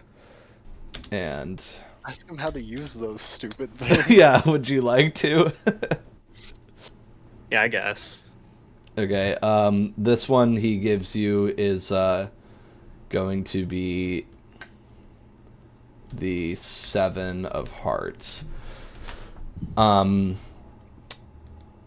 do you just say, how do these work anyway? He would say, so a wee bit of vitae on there, and I'll come a-running. That's it. Just gotta put some blood on him. Easy peasy. Yeah. And then he can smell it from anywhere in the world if it's on one of his psychically linked cards. Pretty sick. Yep. Although it does like ruin the link when it's used, so they're one use, obviously. Whatever you do, do not light them on fire. That will destroy it. And actually, it's quite painful. It's very stupid to do such a thing. Exactly. And then I think Oscar says, even so, I am disheartened to hear that you have not considered taking me up on my limestone carving apprenticeship. I will say that I have made you a beautiful headstone in the interim since the last time that we were together. It is a beautiful headstone. It says Laszlo. I think Not creepy Laszlo at was all. just a little stunned at the confrontation of his own mortality. I could not bring it because I did not know that we were going to a party. We were abducted off of this street by this man. And in addition, it is as large as Oscar is in height and significantly larger in width. So I could not have had it anyway. When do you think that you will die, given that you are not truly Nosferatu? I haven't given too much thought to it. Hopefully not for a long time. In Deutschland, I saw very many deaths. The one that sticks with me the most is when I was 2 years old. I saw a little girl get crushed, her head crushed in the street by an apple cart. That's terrible. Have you ever eaten an apple? Fucking hate Oscar. Fuck you. No, yeah, I love him, but Dent. Yeah. It's like, what? It's too much.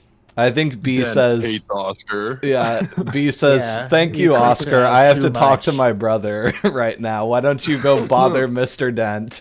Oh no! He just, I think he just looks up at you and as B sort of takes Laszlo by the arm and says, have you ever eaten an apple? Has Laszlo eaten an apple? That is a good. I think 100% you have recently. I feel like we've mentioned it. Okay. I think I'll say yes. And then you just led away. And she says, what do you get for the man who has nothing? I guess anything. Everything. Yeah. Here, this is a harmonica. Might do you some good to experiment with musical self-expression, I thought. And Baby Nod picked it out. He liked the color. It's like a sort of All right. dark blue with like silver glitter in it, almost like stars in the night sky. Yeah, like cars have often. Like airplanes in the night. Mm-hmm. sky. Yeah. I could really use a wish right now, Laszlo. Do you want to blow into it, or do you just accept the harmonica? I think I'll just accept it and deal with that later. All right. And she says, hey, next time I see you, I expect to hear some tunes blowing on that thing. All right. And I think Baby Nod sort of wants to embrace you. He's got like chocolate all over his face. I'll give him a hug. All right. He accepts a hug and a head pat gladly. And as people are mingling, we're back to the outside too. Dottie is like fake smoking a cigarette as you guys are kind of walking beneath the trees and getting closer to more of a central part of the district rather than strictly intimately close to your home. And you're telling her about your schemes, is that right? Yeah, probably about like the sort of apartment plan and kind of talking about how he wants to start sourcing investments from a lot of local kindred to defraud the populace and stuff like that. Sort of things that he's learned to describe better with Camden's help. Well, that all sounds pretty good. She seems like a little bit distracted. It seems like you're kind of just rolling right along with all of this owl stuff still going on. You're not too worried about it. Well, there'd be no sense in boarding myself up or panicking or any such things. Yeah, I guess it's kind of like nukes, huh? Did J-Pat learn about nukes yet? He I hasn't. don't think he has. I do not know this word. Oh.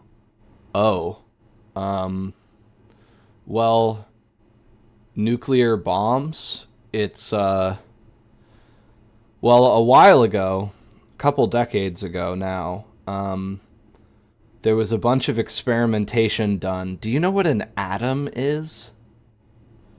No. It's the smallest unit of matter that we currently know about. There are more atoms in a hair on your head than in a hair on your chin than there are grains of sand in all of the beaches in all of the world. That's how small an atom is.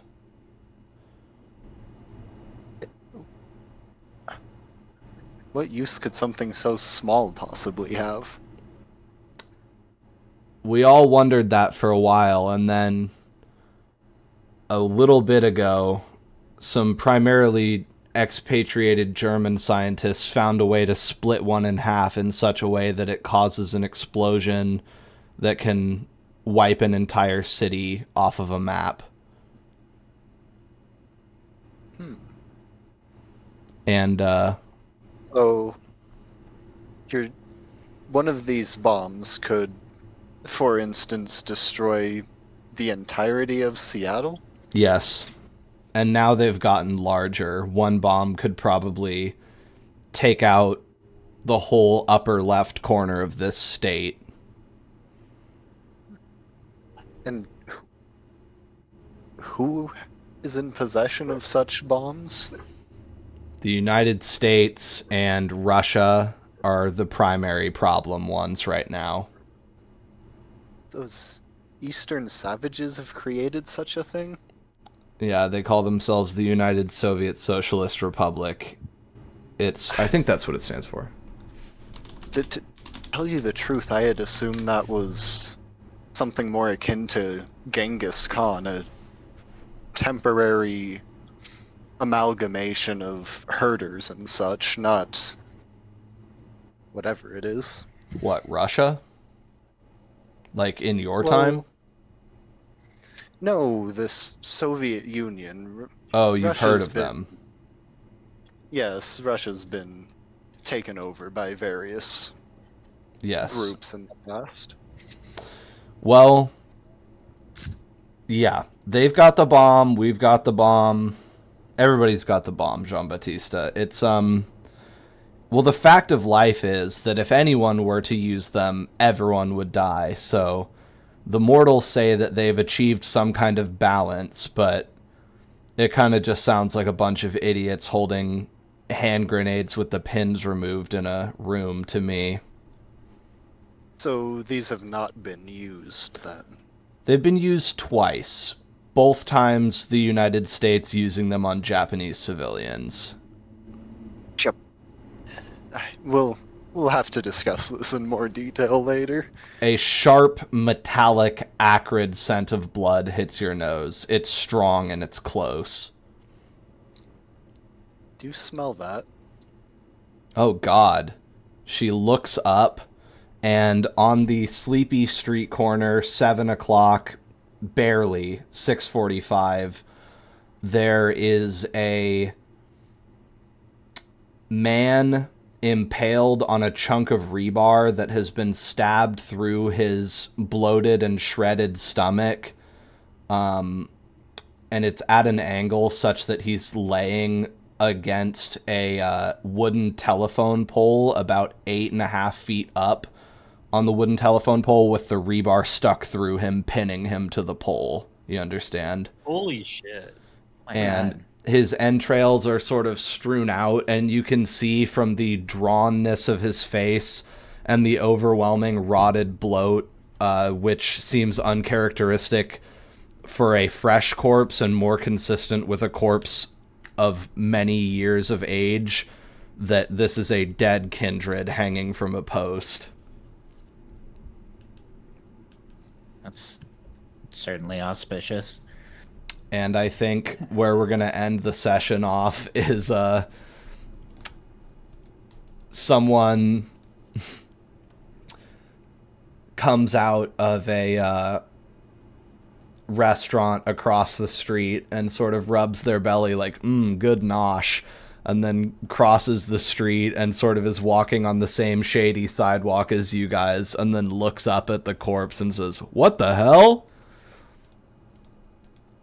And then, like, you guys are sort of standing on a street corner where there's, like, a car driving by. Like, you hear a dog bark as there's a dog walker coming in the distance. And it's like, it's not nighttime That's a bit yet. of a breach. I'm gonna flag that frickin' car down. Okay, well, that's where we'll pick up next time. Stop, monsieur, stop! And the bloated male kindred corpse on the pole. And then back at the house, it's Laszlo's birthday. But that's going to be it. I like that as the cliffhanger, but there's one thing I've been forgetting to mention since like 2 sessions ago. Sure. And it's that when Gerard and Camden were taking the body away together, I think Gerard definitely would have informed him that Jean-Baptiste basically expects Camden to embezzle as much as he can from anything he does for him. Okay, yeah. He's like, in case you didn't pick up on that, you can and should embezzle from him at all opportunities. He's going to treat you like all the money you have is money you stole from him, and that's why he's making you pay for everything, is because you're supposed to steal everything from Jean-Baptiste, because he's just going to make you use it again. Tell him how rich Michelle Moreau was. Bro had golden and silver teeth and shit. Yeah, that's awesome. That's would have been a good detail on the skull. I suppose he's still around. Okay. So anyway, the corpse on the pole, and then inside of I'm gonna say poor fucking Kieran is downstairs eating cake now too. He's like, this guy's face is really burned off, but this chocolate cake is great. And here's our song.